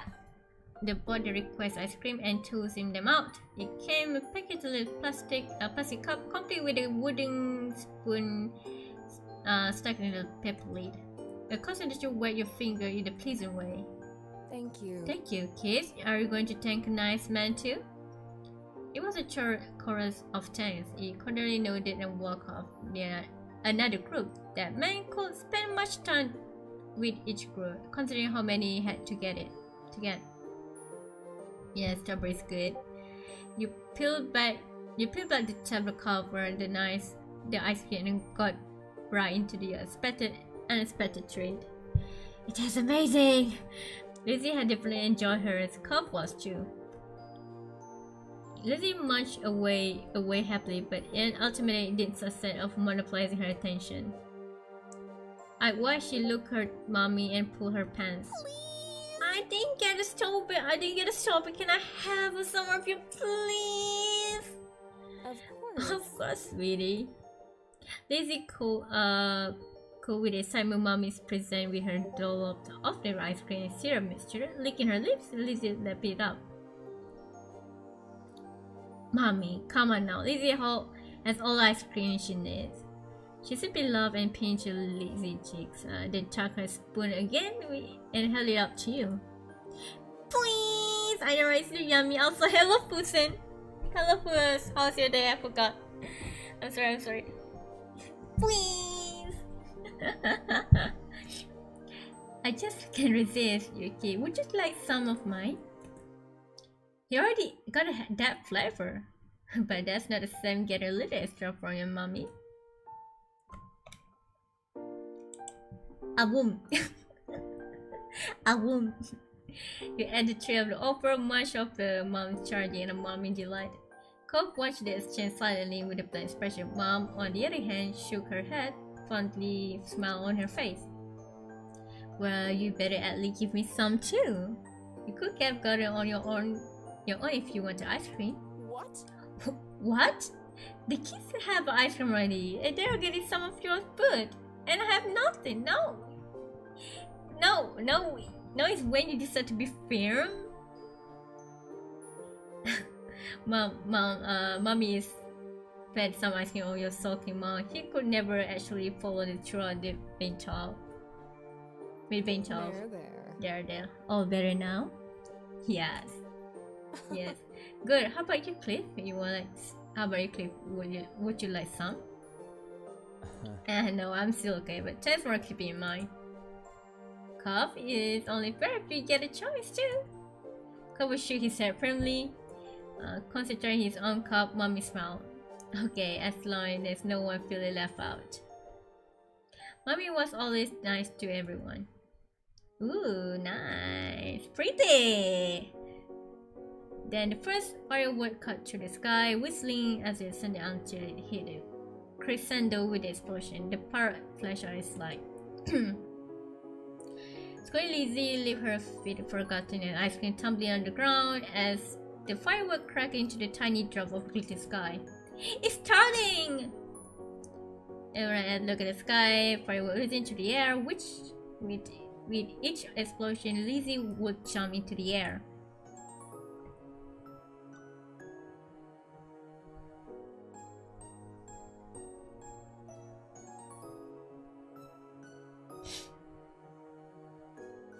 It was kind of neat. Cove sat by his dad, captivated by the sky sparkle flashes overhead. Mr. Odin watched the fireworks scene impassively. He did smile at you and give a thumbs up when he noticed you looking over. Mommy hopped to her feet, pulling mom with her, pushing in to join the Lizzie jumping tandem with every crack of firework. Mommy then bent down to offer you hand up too. I like to watch it from the ground. The first area color were hypnotic. In an extra, you strike rooted the floor, marveling at the wonder reflection above you. Mommy understood when you didn't go off the ground. Instead, she sat down right by you. The two of you enjoyed the sparkle side by side. Mom and Lizzie danced together. The firework continued, some twisting like a coil of the spring as their arc into the air, others shooting straight from the ground and shattered into the million tiny specks. Every got its spotlight in the show, from the fiery reds and eerie greens and blue that could rival the oceans. You eventually noticed at some point Mr. Holden had let Cove perch atop his shoulder. Or more likely, Cove had proceeded to give a try. Still, Cove's face was covered with a white smile and matched his forehead on. You imagine the view way out. It's pretty impressive. It was so nice that they were getting along for once. The show beat out the grand final and boomed over the park, which filled every inch of the sky. Twinkling light represented the full spectrum of these rainbows. The final glitter embraced it dissolved into the night. You released a deep breath after your match was burned on your retinas, leaping behind your eyelid with every blink. Within a minute, imagine having lost, but it was burning deep in still your mind. you've been focused on the show, on the food gone numb and beneath you, and it was only you attempt to stand, and that you feel tingly sensation, blood rushing back to your toes. Cough was on the ground again. Your eyes lock a momentary that you turn back to your family. The news that the Cough and his father and his dad would be coming with you to once a year, even though it had been great. You could admit no, it hadn't been bad as you feared, but would take more than the not actively ruining one even for you consider Cough a friend. Though the sun had been gone down long ago, the era of bare arms was warm. You took your giddy family, their spirit boiled by the firework display, and smiled. This has been pretty special night. Okay, I'm gonna save. We got 2 left. We got 2 left. We got 2 left. We got 2 left because we got 2 left because to make it summer ended. Okay, we got 2 left. Runaway. Oh, why runaway? After a couple hours of the playground by yourself, it got you firmly into the afternoon. You were on the swing set with you were on the swing set with your feet buried in sand when you spot Lizzie in the distance. You watched her rush over like something on her tail, chasing her. You knew she would be coming, but she had decided to get apart. Instead of napping swing beside you, Lizzie stopped in front of you. She bent over, balanced her hand with her knees, and pant.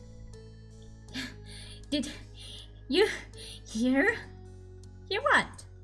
Lizzie bounced back up. Her eyes were blown wide. You only saw her this work when she found a new hiding place, Mom Sugar's stash. It's about Cough. Cough? Lizzie really brought him herself, never with this much urgency. What was this about? You listen, confused, as Lizzie explained.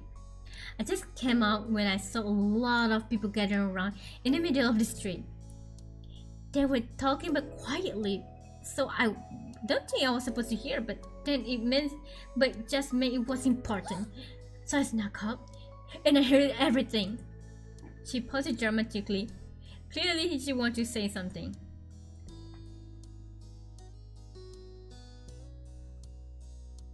What did you hear? Saying that she had your intention, Lizzie continued. Cough is missing. Cough is missing. He left a piece of paper to Mr. Holly to tell that he's going away, will be gone for a long time, and no one's seen him since. Now they're searching for a whole neighborhood. The grown-ups were even saying that they don't find Cough soon. They called police. The police? You had seen a police officer around the town then, but you had never talked to one before, much less deal with them. It was intimidating tone. Was Cough going to arrested for a runaway? You watched as your sister began to pace in front. You know, Mom said Cough was sad about moving here, but running away from his mom is crazy. Jeez. What else is he gonna do? Gonna go anyway?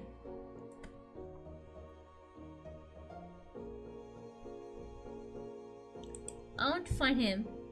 Lizzie scrunched her face up, thinking deeply a moment, then she nodded, planted her hand on her hips, determined. I'm gonna look too. You are?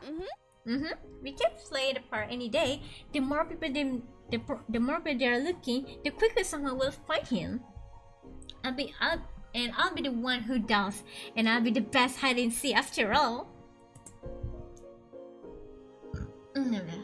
It seems like Lizzie wants to, not only because he's concerned about Cobb, but also because he's the most interested to happen this week. Wish me luck! Wow, before you could say anything, she ran out opposite direction from where she came. You were left in the dust matter of the moment that was your sister for you. But Lizzie appeared as if crisis fed to the back mind and just as quickly. Cobb. He told his dad he was leaving to go somewhere by himself. It was surprising news at first, but that sounds like more something he'd do, than when you consider it again. Unfortunately, you had no idea where he could have gone. You thought hard. There was a little hills behind your house. He had gone there first time you met. But someone would check there already. It wouldn't need to. They would need the police for that. Cove must be far away or hiding somewhere. If whole neighborhood was looking for him. You swung back and forth, you lead Paris into contention. If I were Cove, where would I go? Lizzie said Cove was crazy for running away from home, but he never considered the Sunset Bird his home, did he? His real home was somewhere else. His real home was somewhere else. Though the only place that come to mind important enough to go like this. It was a good idea. Said there was. How is he gonna get there? Could he take a bus? Was he gonna walk a whole day? You didn't know what direction he'd need to take. But wait, there was only one way he could go. Going down the street just like the beach, so so that could be right. Going to the beach, that could be right. Going the other side would mean he's stuck at the building fence and it's like the other behind your house. The left going up straight, you knew the road. It led to some main part town, and you keep going all the way in the city limits. Cove did know the area well. You didn't think he wanted to go off the road, something around the street or the street, which means if someone followed the path, they might be finding somewhere along with it. The grown-up seems looking over the neighbors, so stop right there.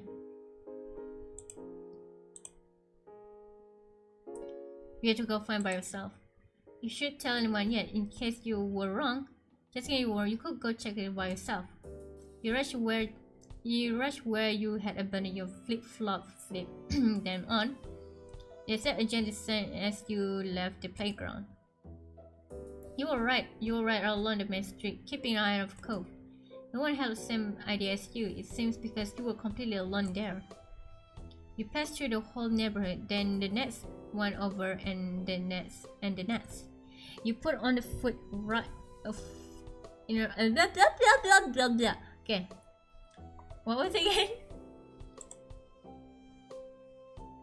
You put on, you put foot in the other, focusing on your surroundings as you did. Yeah, pass through the next one. Okay.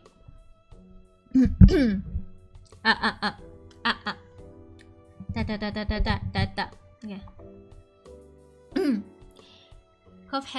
Cove had a head start, so you didn't know how far he could go. Then you could get distracted. You keep walking. You even called out Cove for a few times, but you didn't see the familiar mob with green hair anyway. After a while, the sun began to dip out of the sky. It would be dark soon. There will be still no sign of your neighbor. You weren't even in the residential district by this point. You reached the center part of the town. The area was strange and familiar. You've been here before, of course, but never without your moms close by. They would drive you. You were growing disheartened. There was possibility that he was further ahead, but there were countless other places the potential to check too. Cove! You shouted his name a few times, as you had done periodically this entire time, but there was nothing. Maybe he is not going this way. Was he somewhere else? Had someone found him already? You kept going forward. Were able to make it this far, you had to continue to research. With that mind, you push yourself to walk a little faster. People say this was really tiny town, but when you felt it's absolutely gigantic. Eventually, the business part of town ended too. There was no sidewalk anymore, only a fence road. You walked the grass instead. Onward the option, your journey stubbornly continued. Whoa. Your feet hurt, you were tired, you were on, but somehow you had reached the very edge of the Sunset Bird. That's what the sign told you. You had lived the Sunset before, but it was very rare occasion to see the sign. For most everything in life happened inside the city limits. The endless and the endless road ahead seemed very scary in a way. It paralyzed you. You finally put it in your forward momentum. You scanned surrounding instead, dwelling on that. You deeply hoped that he hadn't gone past that sign either. Cough, are you here? The previous time you called the name, there's no, and there had no answer. You can't be surprised that one did come this time either until Yuiki? A dark blot behind him is his signs, Chief. He squinted as you continue to move. As you more stare, the more I adjust, the more that dark blot resembled the present, the more you realize just who it was. It was Cove. He was here. You actually found him. Boy, what are you doing? He hesitated to go up, and there he's sitting and make sure he actually had heard something. Then he caught up you. He eyed one behind your glasses.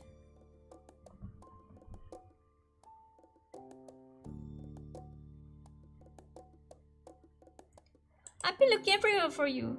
And he caught find a blink and ran up to him. You fit still acting. How did you find me?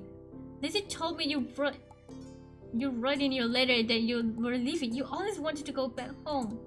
So I thought you must be come this way. Oh. That's what she said. After all, this may be because he didn't realize how serious the elder was taking it. Are you okay? Yeah. He didn't look away. He did look okay. His brows were pinched and his shoulder tense. You should get feeling pointed that it won't be help matters.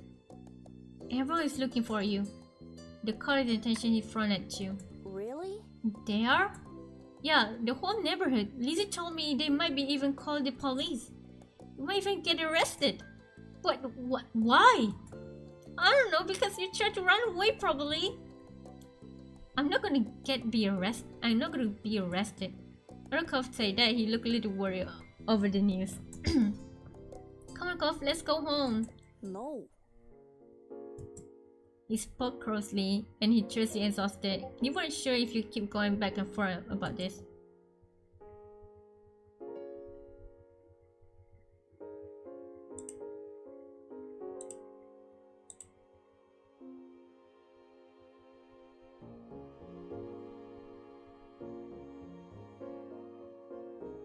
I know why you can't go back, but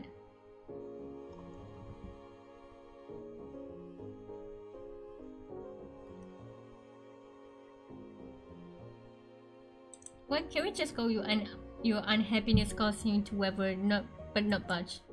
Avakos was quiet. He started thinking he wouldn't say anything. Then he spoke. My mom called today to check up on me and stuff. She asked what Sunset Bowl was like and how I was doing. It was okay. But when I asked if she'll come here, Mom said she couldn't. I can't go back either. No, right now. She has to move somewhere else first. Cover glared at the ground. His voice cracked as he continued. It's not fair. I can't even see her anymore. He used to uncase his arm. He used his uncased arm to rub both of his eyes. I'm gonna go myself. I don't need anyone to take me.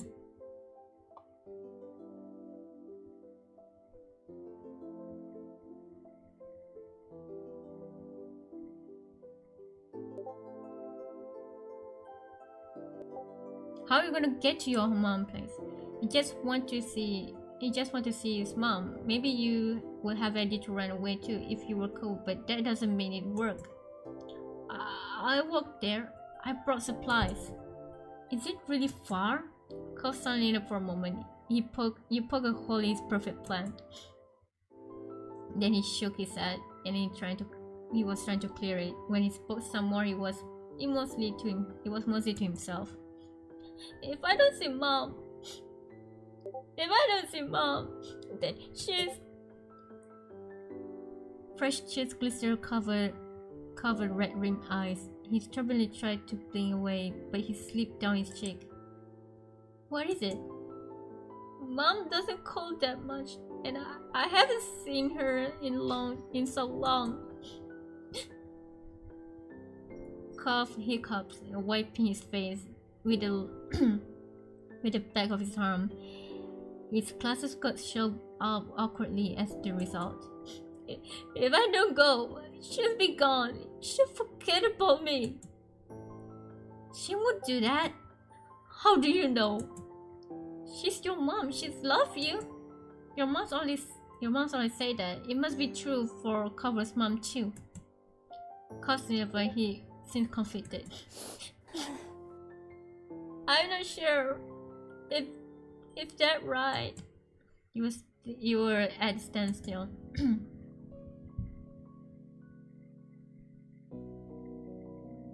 Then we're still out here. I'm gonna go back. His lower lip trembled at your declaration. Are you sure? You don't have to. You can go home without me. You didn't leave a letter or anything. I'm sure. Thanks. You're pretty nice. You weren't sure how to write that. You guessed it was okay if you get along with it right now. And it was from him. Both of you shuffled toward the sign. She sat near it again, and you followed, crossing her legs under yourself. He zipped open his backpack, offering you a snack, which you took, and you had a dinner, so you were hungry. There was feeling of camaraderie in silence as you ate. Do you think they'll call the police after all? Everyone must be looking for a cough, and you too now. No, probably not. He didn't sound confident, though. He still hoped that he was right. He didn't want to go jail. You weren't sure how much time passed.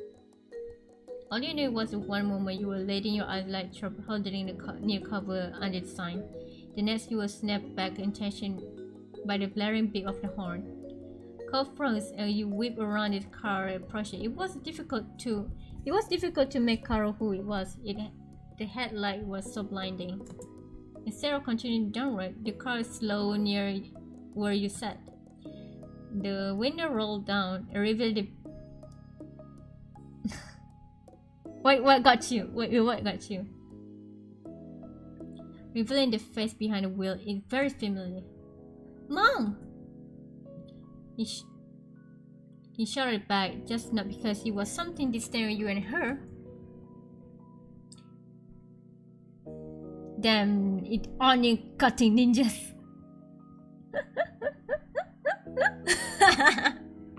What do you mean by that? Oh yeah, but what do you mean by that? What are you kids doing here? I've been looking. What are you doing here? I've been looking for you everywhere for you.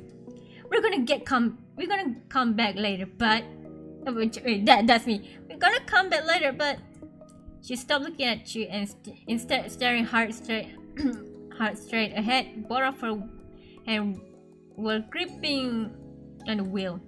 Jerked at you up and from the inside. All right. Get in.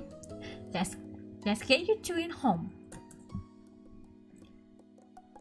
That at least made her showing up worth it. Your feet were aching like crazy for all the walking done today. You yanked open the door, slip inside the back seat, clamber over cuffs, had enough to run to climb in. He followed the wordless, tucked in his backpack near his feet. You might look at you and Coven near rear view mirror. The two of you had extremely worried. That was a good thing to do. Not at all. Shame face, you both noted as one. When he just cuts on his onion, your eyes were lit tears. Daddy man. Are you crying? Are you crying, man? Are you crying? You want a pet? Shame face, you both noted as one. Sorry, Miss Mabel. Sorry, Mom. She stopped immediately. Not enough to actually let it go, though. You have to apologize to everyone else, too. With that, Mom started the car again and you were off. Once they wrapped the car, no one said anything. You told all you were pretty tired. In fact, you must be dozed at some point because you woke up to the sound of the engine stop. You yawned and got out of the car, calm Cove after putting his backpack once again. Mom locked the car door and motioned you toward the house. She opened the front door and let you go first. Mommy appeared quickly. She must have been waiting nearby. There was a phone in her hand. It worried you, thinking about who she might have been talking to. The tight line of her shoulder relaxed so after she saw you and coughed. Oh, thank goodness, you found both of them. Yes, I did. They were actually end of the town, right under now leaving sign. What you were doing there this time of the night? Do you have any idea how far is that? How unsafe? You pick at a Cove. He still looked exhausted. His eyes were puffy and there were dried tears dragged the stuck off to his cheek. I want to see my mom. You keep come to get me. You almost shared a look and you weren't sure what it meant, but they always did that. You wondered if they could read each other's minds. Since they were communicating telepathically, you stole a glance around the house. Lizzie wasn't anywhere in sight. Could she outside somewhere searching for a Cove still? Where, Lizzie? You're sitting in her room, fast asleep, same as you should be. She came back early. She had been looking for a Cove after accidentally finding that he was missing. He tried to pretend otherwise, but she was worried. She said she checked all the hiding places that she could think of, but she could find Cove. You and Cove exchanged a remote glance. At that moment, Mommy noticed the discomfort. Okay. You two must be sleepy. Sit down wherever you like. You can sit down wherever you like. Mommy smiled and warmly motioned to the living room. Cove looked at her and her lumber over. You followed her close behind. The living room was far, or separated by a wall. So you heard the moms talking softly. He want to go see his mother. Poor thing. Well, That explains it at least. Still, I'm not sure it is excuse. It was so dangerous to go off the chance like that. You're having a hard time right now. You can't expect a child handle it maturely. True, it can be helped. But that's enough of that. We should tell Cliff and the others that he hears before the panic gets out of hand. That could be a riot. is that all right? Uncle, then go to the front to tell everyone still out there. You keep an eye on the kids. Make sure they don't take any more trips today. Got it, hon? Cove just sat there on the couch, setting his backpack down beside him, staring at his hand. I'm sorry, Yuki. You faced him quietly. I didn't want to make you feel bad. I don't want to fight.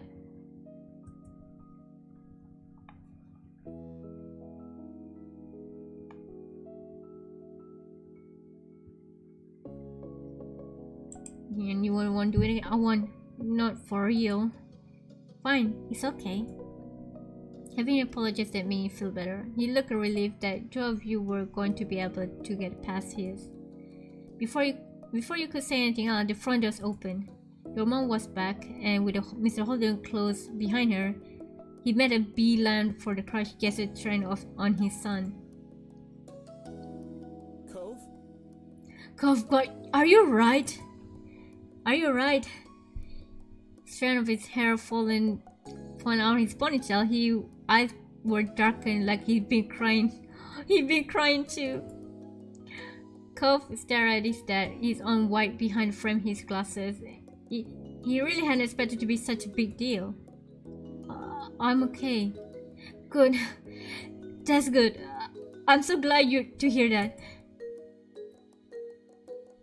He clapped his hand on his son's shoulder, attempted to smile, but the corner of his lips twitched smashed as if they want to will into the front instead. Cove seemed to have that effect on him. Mr. Holden turned to you, still smiling quickly. I'm so happy you'll be alright to you, Yuki. Then he looked at your mom's. Thanks for your help, as always. He loved it pitifully. I'm sorry. I'm so sorry for ruining your afternoon with this. I can't apologize enough. It's okay. It was no trouble, Cliff. Really, it could be helped. In a way, something has bound to happen sometimes. It was no trouble. Did I click? I didn't click. Besides, he wasn't the only one who decided it was a good idea to disappear today. Exactly. We just happy the kids are safe and sound. Not only the first that day, you recall the original meeting with Cove. Ada orang tak tu tidur lagi ke? Ada orang tak tidur lagi? Ai lama apa? Ya, tak tidur lagi. I want to finish the DLC stuff. After this, there's gonna be there will be another last event before I ending the summer.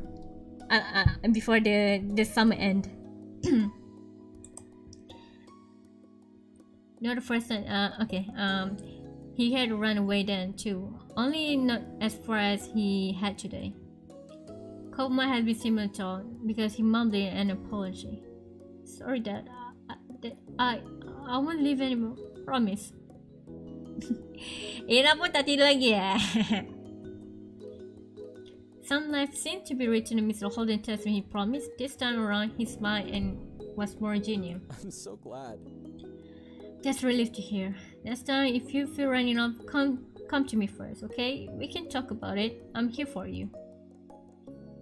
Cove nodded. His dad reached out and massaged his hair perfectly. Although he made a face, Cove didn't try to dodge his hand as he usually did. Let's go home, bud. I bet you're tired as I am. Mr. Holden took over carrying over the backpack, still clasping the free hands of his son's shoulder, and he stood out in front of the couch. The five of you walked over the front door so you could see them off. Mr. Holden thanked your mom profusely at least 3 more times before he walked out the door. Cove was meant to follow. Semangat Ikala. Bekerja. Gambari Masya. While I'm playing this game, you do your job. But he stopped and turned to you before stepping through the threshold. Thanks. Ah, you're welcome, bud. A tiny smile appeared across his lips. There and then gone. With that, Cove left. The moment closed the door behind you, practically dead on your feet at this point. Your fatigue must be obvious because your mom sent you right back into no more discussion of what happened that day. Once your head hit the pillow, your eyes slipped closed their own. Your eyes were heavy, you couldn't open them again until the next morning. You woke out at much more ease than you felt you were last conscious. It's almost like it was a dream. But it definitely wasn't. Your mom's face when you saw them assured that. After a break, you were sat down. You and your family went over yesterday events in full. They wanted none to please that you went out to find Cove on your own. As a punishment, your mom took away your TV privilege for the few days. Lily was annoyed that she couldn't watch her show with you around, but she adjusted. Whenever you express disappointment, your moms reminded you that they wouldn't punish you for no reason. It was dangerous to go out for your own so late, and without telling anyone, it could have gotten hurt or worse. As upset as you were, you understood. Mr. Holden told Cove about what happened too. You didn't know what what was said, but exactly Mr. Holden forgave Cove immediately. He didn't do anything to punish Cove for running away. He meant to no one but himself, for Cove decided to leave home. You caught your moms discussing once in a hushed tone, frowning at each other. It was pretty serious. There was word used you had heard self-flagellation, but there was anything that could go change in Mr. Holden's mind. You never stopped you and Cove often the next week, so they expressed their concern and disapproval of the event. Still, there, as they always did, continued past, so they talk of Cove ran away. Things eventually returned to normal, as they had to. Summer kept going, and you kept having an experience you shared with Cove. Yes, another last event of DLC. ちょっと待って。行こう。But first, save.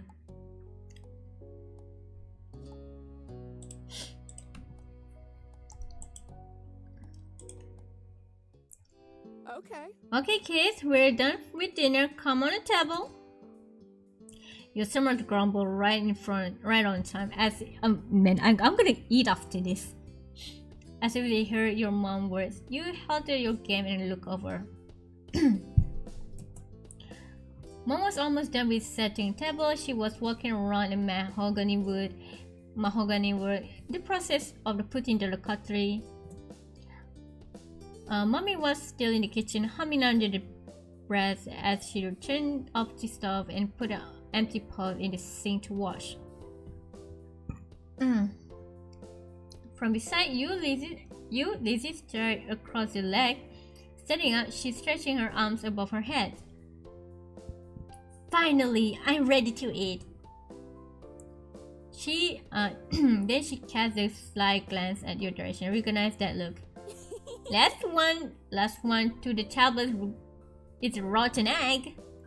I haven't. But it was too late. Lizzie was already bolted toward the kitchen.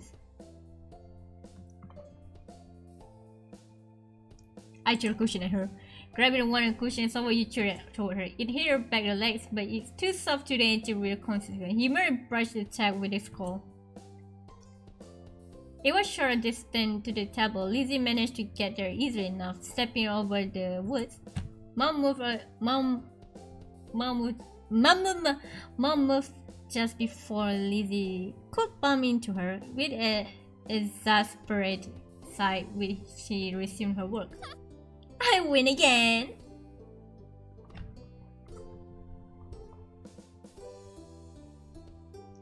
You win because you were racing by yourself. No, I told you we were both racing. You're just too slow. You're just so slow. I wasn't racing, and you know it. That sounds like some rotten egg would say. Lizzie grinned in her lips, and they looked over your shoulder. Cove, you can be a tiebreaker. Okay, what's the real race that I totally want? You blinked and almost forgot about him. The face of Cove preferred to keep himself. That didn't help matter either. You spot Cove still on the floor. His legs were crossed beneath him. Her arm with the cat resting in his lap. He looked at the two of you with a slight frown. It felt sort of strange to see him still here so late. Tonight, Cove had come to your house for a sleepover. Your mom and his dad had planned a few days ago. You were surprised. You overheard your mom's discussion before. You had expected that your mom told you, but you didn't mind. It was just for one night. Even though he's not really your friend, he is the worst person in the world. Cove pursed his lips and Lizzie questioned, but he didn't respond. Maybe he was planning to ignore her. Not that Lizzie would make it easy. It was the first time she asked him to be a referral for one of her sudden rests. Come on! Well, did I win or what? Custer didn't respond. He turned away, refusing to weigh in. Lizzie glowered, but it had no effect. She crossed her arms and turned back to you. There you go. I won. There you go. I won. He didn't say anything. So that means it should be. That means it should be. It should be up to the oldest instead. You're still rotten egg. You are still the rotten egg. That's enough. Nobody is a loser or the rotten egg. You're each farm fresh. Which is a sentence I never thought I'd say. Alright. Now listen to your mom and come to see the table for dinner, all three of you. You and Lizzie obeyed. Sitting across each other edge of the table, Lizzie blew her raspberry at you and you watched her back. Your parents brought the last of the food and they took a seat further down the table instead of sitting right next to you and Lizzie. Oh, voice? Oh. Okay. Self-voicing disabled. Eh? Nani?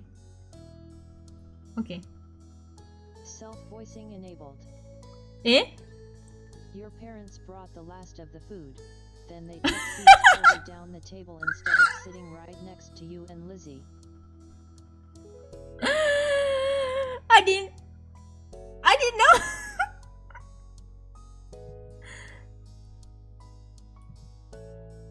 Self-voicing enabled.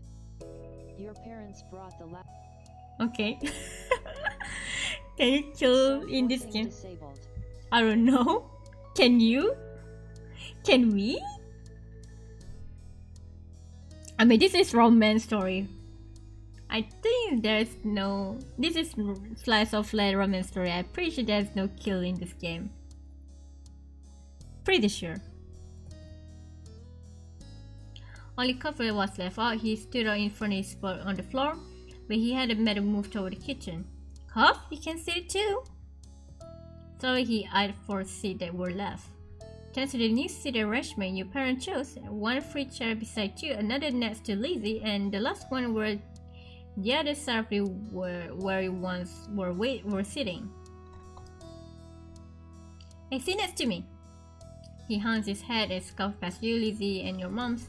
He went to the chair on the opposite edge of the table and sat down. See, since being far away is what he wanted. Your mom's frowned. You shrugged off and turned back to your plate. Note that everyone was situated. Mom began to pass out the plates. Okay. Digging case, I cooked a little bit of everything for dinner tonight.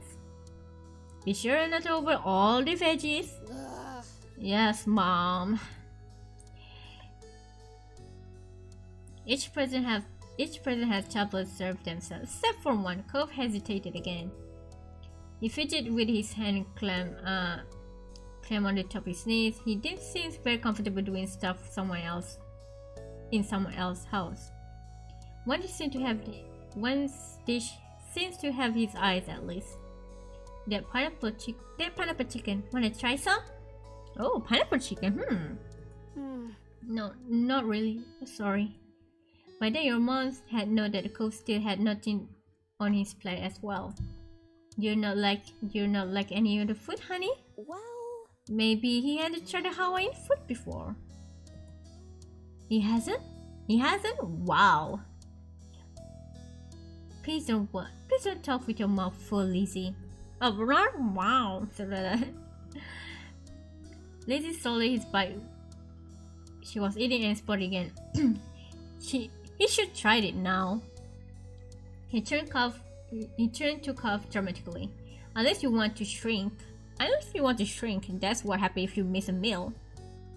Elizabeth, that's not true. You know what?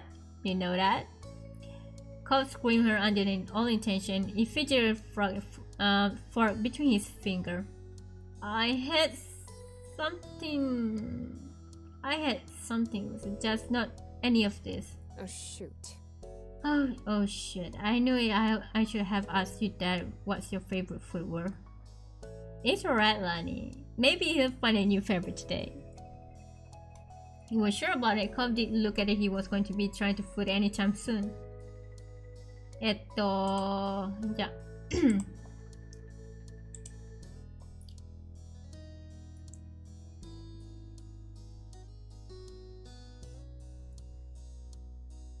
Auntie will like the pineapple chicken. It's yummy. Eventually, Cove carefully spooned the rice and pineapple on his plate. Maybe because he didn't know what else to do that point. He saw that about the veggies and Charlie. And once let him get away for not taking the vegetable. At first, Cove poked his foot. Clearly was apprehensive to eat something new, but he took an explosion bite. Right?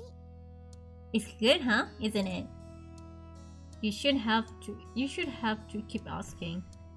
He still spreading more meat and fork and ate it, chewing thoughtfully. Oh, it's not bad. Mommy Green is word. Satisfied it told it wasn't so glowing comments. Lizzie wants a mollified. You're so weird. Don't meet your friend. We're not friends. Oh. Mommy floundered in the cave of blunt honesty. It seemed strange when Mommy was taken back on by the news. When had they got along? And you didn't consider yourself a friend with him either. You had gotten used to seeing him around a lot of the summer, but the two of you hadn't struck anything with concept as a friendship. Your mommy looked at you and only got struck. No. Elizabeth, don't call someone weird. There's no such a thing as a weird person as a non-weird person. Yeah, but I accidentally clicked it again. They're just different perspectives. It's not nice to say to someone anyone, but Pam. Mommy tried to whisper inclusively to Mom in her attempt to make it audible to over sounds like clanking silvering meant to be called quiet words anyway. They're not friends? He says so? As a parent could try, sometimes we fail. I probably we could only try, sometimes we fail. Not all kids will be thick as it is. Now let's talk in more eating, kids. Kids, you need to clean up and start winding down your bed soon. But Mom! No, but we're talking about this. Your bedtime will be moved back in a few years. For now, you don't get to stay up late. Lizzie sobbed much in her underbreath about how it wasn't right. What the?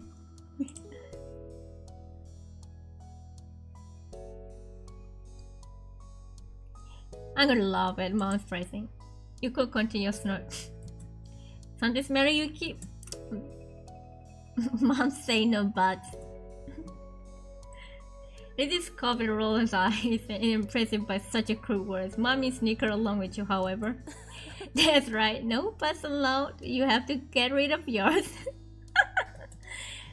No, I need it. The two of you continue chuckling, Cove even cracked a smile. Children, I'm surrounded by children.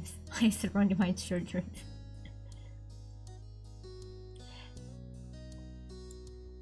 The rest of the dinner passed uneventfully. Cove was silent through most of it, even when your mom attempted to include him in the conversation. As soon as the table was clear, the game in the living room was put away, and you were steered to your bedroom. When finished tucking, you kissed your bro and your mommy poked your head in the room. All ready to light off, you two? You were lying comfortably on your bed. Nope. You were lying comfortably on your bed. The blanket hiked up under the armpits. You would cook it later if you got too hot.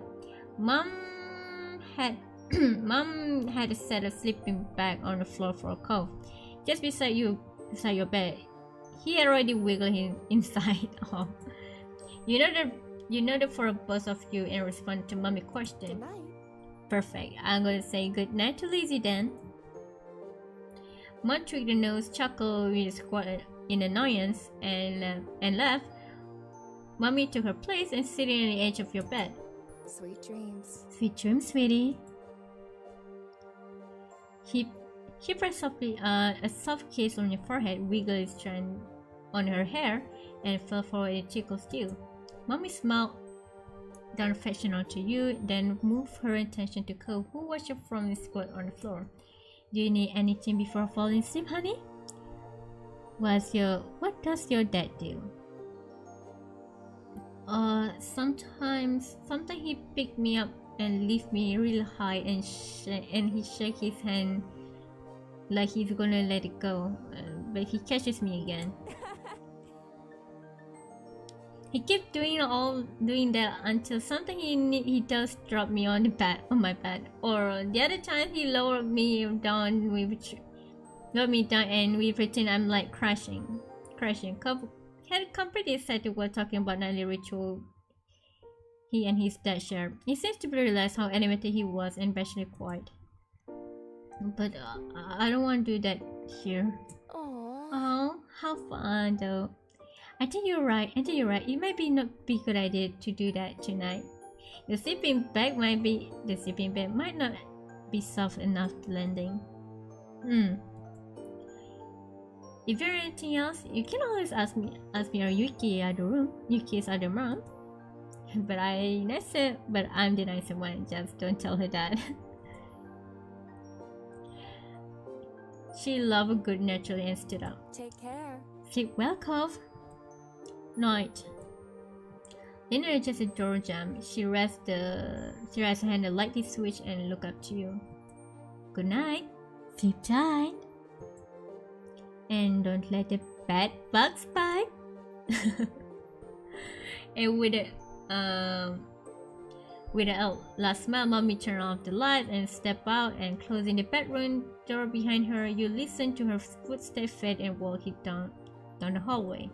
You close your eyes snugly and prepare your drift off. Well, you start, and when the Cove sighed deeply, you turn your head to his direction. In the dark, you could see a faint outline of the lump around your covers. Cove?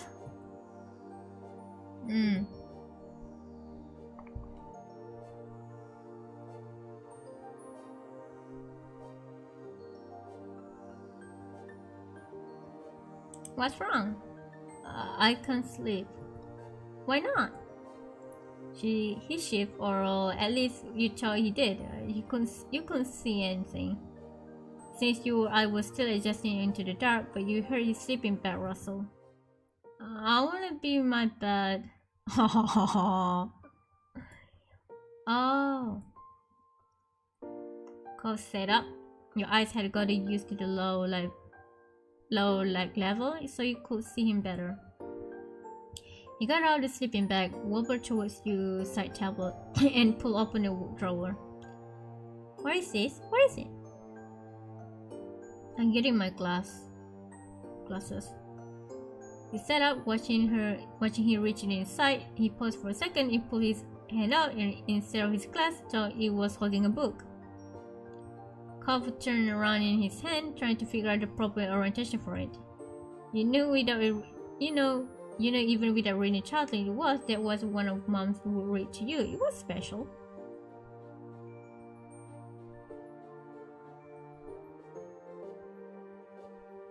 I thought you were looking for glasses. I was, then I felt this. It looked cool. The compliment has offered you a special book, and you had grinning. Your confusion forgotten. It is really cool. Oh yeah? What is it about? It's a story about the square who wants to become a knight, and there's some magic. And does it have mermaids? No, but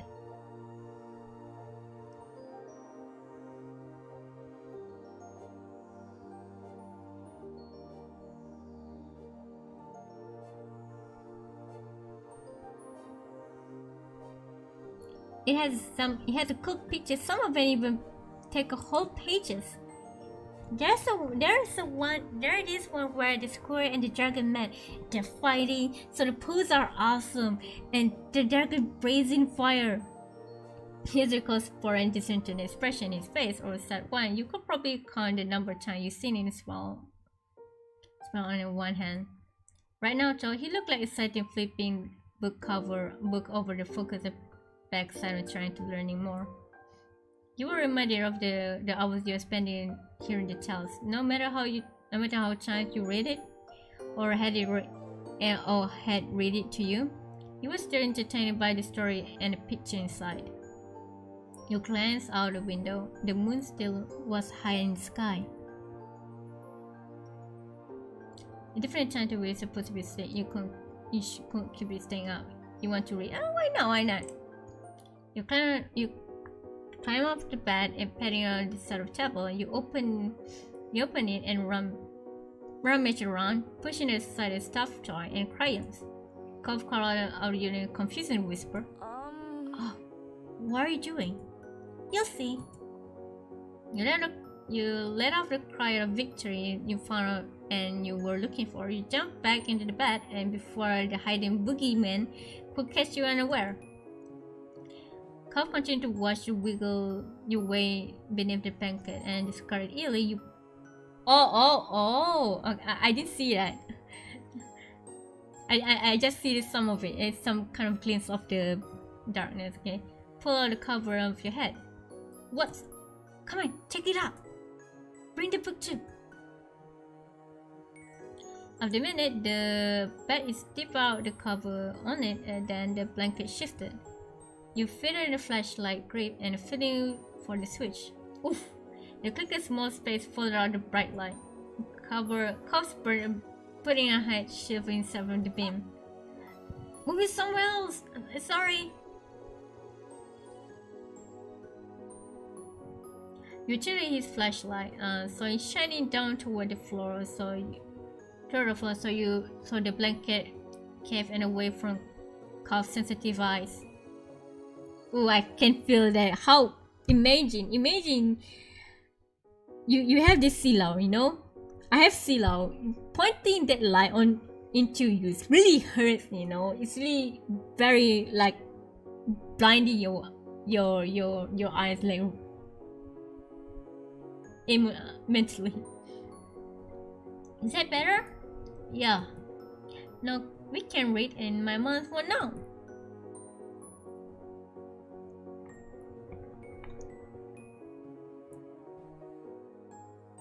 I do this all the time. When mom and mom check on me, I have to hide everything under the blanket, but I haven't been caught off before. You wanna try? Cover noted. Please do the right step forward. Respawn. You place in the book between you and flip open to the first page. Yeah, that is normal at this age. Yeah, that's pretty normal at that kind of age. Meanwhile, he laid down on his belly and shuffled closer. Picking up the flashlight shine to the pages, his face was illuminated with a warm glow. You mirror his position, leaning it so you could see a book better. The forehead nearly brushes until you shuffle back into the comfort distance.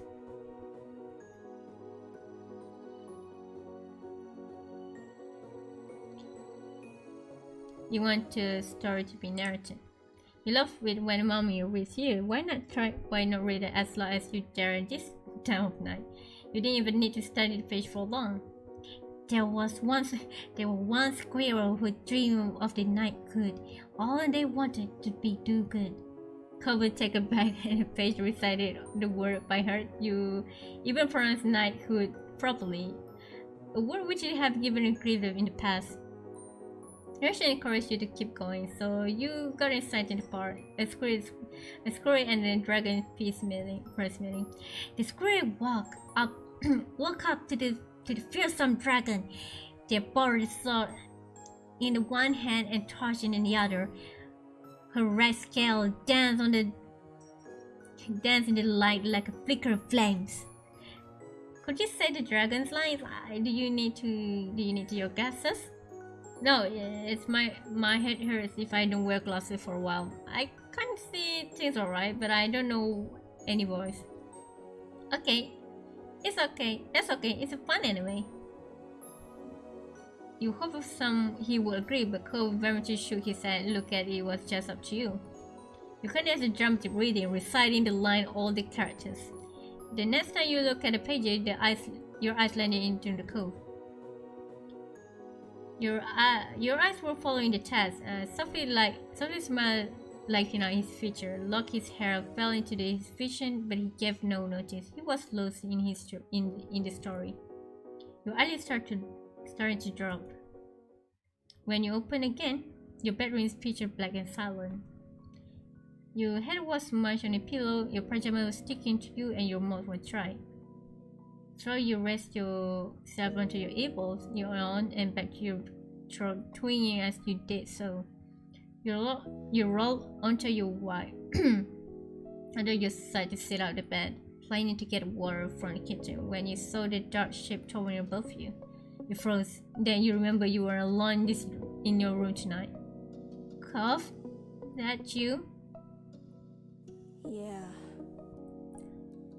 You shifted, felt something cleaner compressed against your thigh. You tumbling. The familiar weighted flashlight pressed on your palm and you turn on. Bob blinked at you. Looking exhausted. He was in the normal clothes again, shoes and everything. His pajamas pants were left on the floor, abandoned. His sleeping bag was similar to state. Where is it? Can't sleep. I keep waking up. Did you have bad dreams? You should have had it from side to side. No, just can't sleep. It's weird here. You frown and you help your mom redecorate it, if only a few months back. I like my room. It's weird to me. I want to sleep in my bed. I'm gonna go. What? Just showed the last of doziness. He's going to walk outside back at his house this time of night all by himself? You notice his shocked expression and look at you with resolve. My dad will let me in, and I've gone outside late before. I have to go.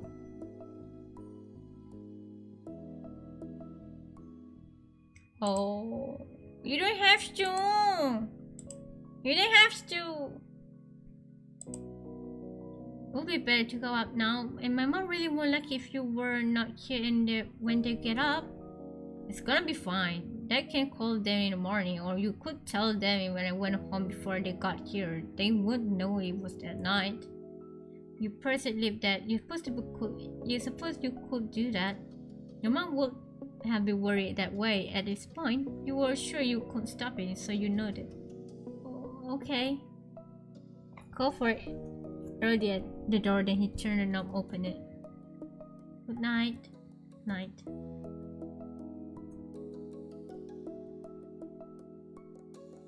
Ah. No. Oh no. Oh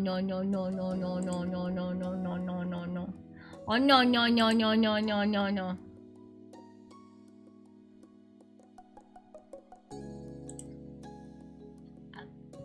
I can do it by myself. He was framed living in an old room for arguments. Now that was that he began to make his way to the bedroom door before you even opened your mouth. It's funny, clearly he wasn't hurrying to get out here. You couldn't even blame him. It was late, it must be want to go to sleep already. Good night, night. You drop your head to the pillow, closed your eyes, and settled on bed to you were getting sleepy again. At the very start, it wasn't sleepover had been not very successful. The next morning, you woke up by the mom's voice softly shaking on your shoulder. You can't wake up. It's time to go to get up at him. And suddenly picking a curtain, you rub your eyes adjusted with the new light. Cover already out of bed? You blinked at her a moment, confused, until you caught empty sleeping on the ground and remembered it had happened during the night. But I didn't see him out there. I wonder where he got it off so early. You hesitated, giving your mouth hanging open. Your mind processed what to tell her. Everything okay? Yuki, is everything alright? Cough couldn't see it. He said my room was weird. What? What? Where came Cough now? Did he sleep on the couch? Mom still looking at you expectantly, but as you started to explain what happened, you were interrupted by Mom calling out downstairs, saying Mr. Holder was at the door. You got to the way home from her and Rika, and that she was even more concerned. When she turned head downstairs, you could pull back cover and jump on the bed to follow her. Cliff, how are you? How are you? Mom joined mommy at the door while the hover at the bottom of his peeked around the corner. He saw Cuff Dad standing outside. He was alone. I wonder if one of Cuff had gotten home. Oh no. So I already looked at what happened, but Cuff showed back home in the middle of the night. Mr. Holder was more serious than you was used to. Maybe this is bigger thing than you thought it'd be. Uma exchanged a matching pair of surprised look. Mommy captured over her mouth with a hand. He won't tell me. I thought you might have some inside. We didn't hear a thing during the night. I noticed Cuff was gone a minute before you arrived. Is he alright? We're so sorry. Holden pulled out his sleeve in a tight smile and held out his hand as it was your fault. It's fine. I just want to find out more before having another talk with him. I should have known he was ready to spend the night with someone else's house. He felt bad for Mr. Holden. He looked so sad. They discussed even a little bit longer. Your parents promised to call him if they found out more. When Mr. Holden finally said goodbye, you heard my mom calling your name. And then you panicked, wondering if you should find somewhere to hide. There a growing sense of dread of the moment that you were about to get in a lot of trouble. Your mom found it very funny eventually. Thought you were relieved to see they did look very angry. They did, however, very worried. Did you know Kev gone home, Yuki? Mom looked at the bottom of your mouth, pulled out the line. The mommy eyes softened a little. Well, maybe he snuck while Yuki was asleep. He got past the two of us. Is that what happened, honey? Shake your head, finally confessed when told them what had really happened. You didn't want Cole to get in trouble, but you don't want to lie to your parents either, so not when they had to worry about him. Your parents listened to your fools before explaining how dangerous it had before Cole wandered at night his own. First, you didn't think it was that bad since Cole only across the road, but you didn't tell him your mom's dad. And you were already enough to trouble as it is, so they asked you to promise to tell them something like that next time you know that you're in agreement. Even though it was a little unfair, your acceptable punishment that you weren't allowed to have a sleepover until you could prove your moms that you were responsible enough. You were determined to show them that you could be trusted. When you saw Cove next, he was sorry that you got in trouble. After hearing similar lecture, Cove get away with a warning with his dad. Wow, so good of him, huh? I always get trouble. Get punishment. Mr. Holden felt the negative experience was enough already, and Cole didn't need additional punishment. In the end, two of you and your parents will eventually be able to move past any ill-fated sleepover. It had been all learning experience according to the adults. You could have said that there will be different things you'll learn from it.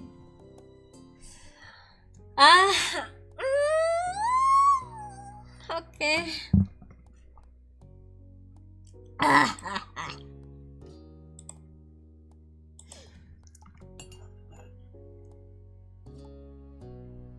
I just want to see just a little sneaky, okay? Okay?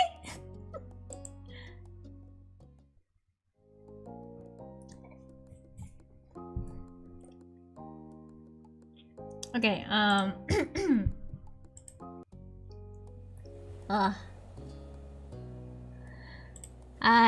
ちょっと待って。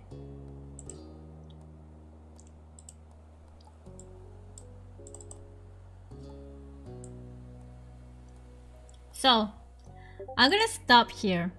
Man, I really want to continue playing it. Really want to continue play, but probably I'm gonna continue playing. And probably this week I'm not gonna how should I say? Not gonna draw, I guess. I don't know.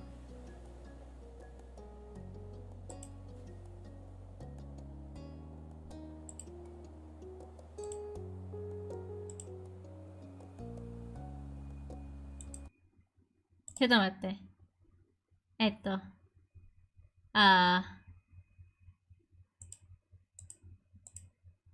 Okay. Bro, bonk yourself out. Why you want to see it more? You want to see it more?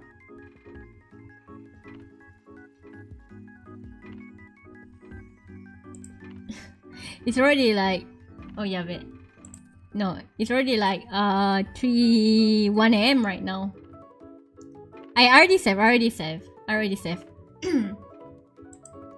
Oh yeah, bet which one? Okay. Oh yeah, bet I'm gone. Okay. お疲れ様でした。No more. Okay. Well, man, I really wanted to continue, man. I do really want to feel continue, but no picking it. Okay. Maybe next time we'll continue to play that game again. Okay.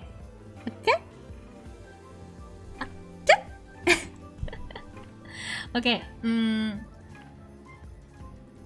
Before we end the stream, man, my throat is really dry right now.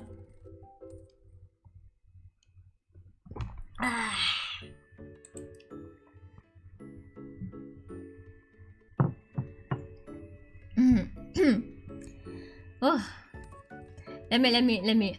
Ara.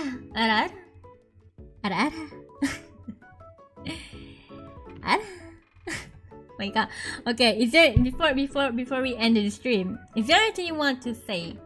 Is there anything you want to talk about? Banana. Oh, I'm starting to like Cove more. He kind of reminds of me a bit. It's just a tiny little bit.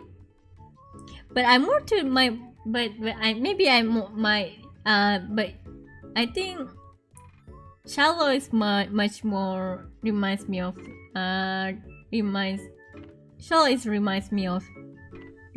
me somehow. Say your name. Madman sama.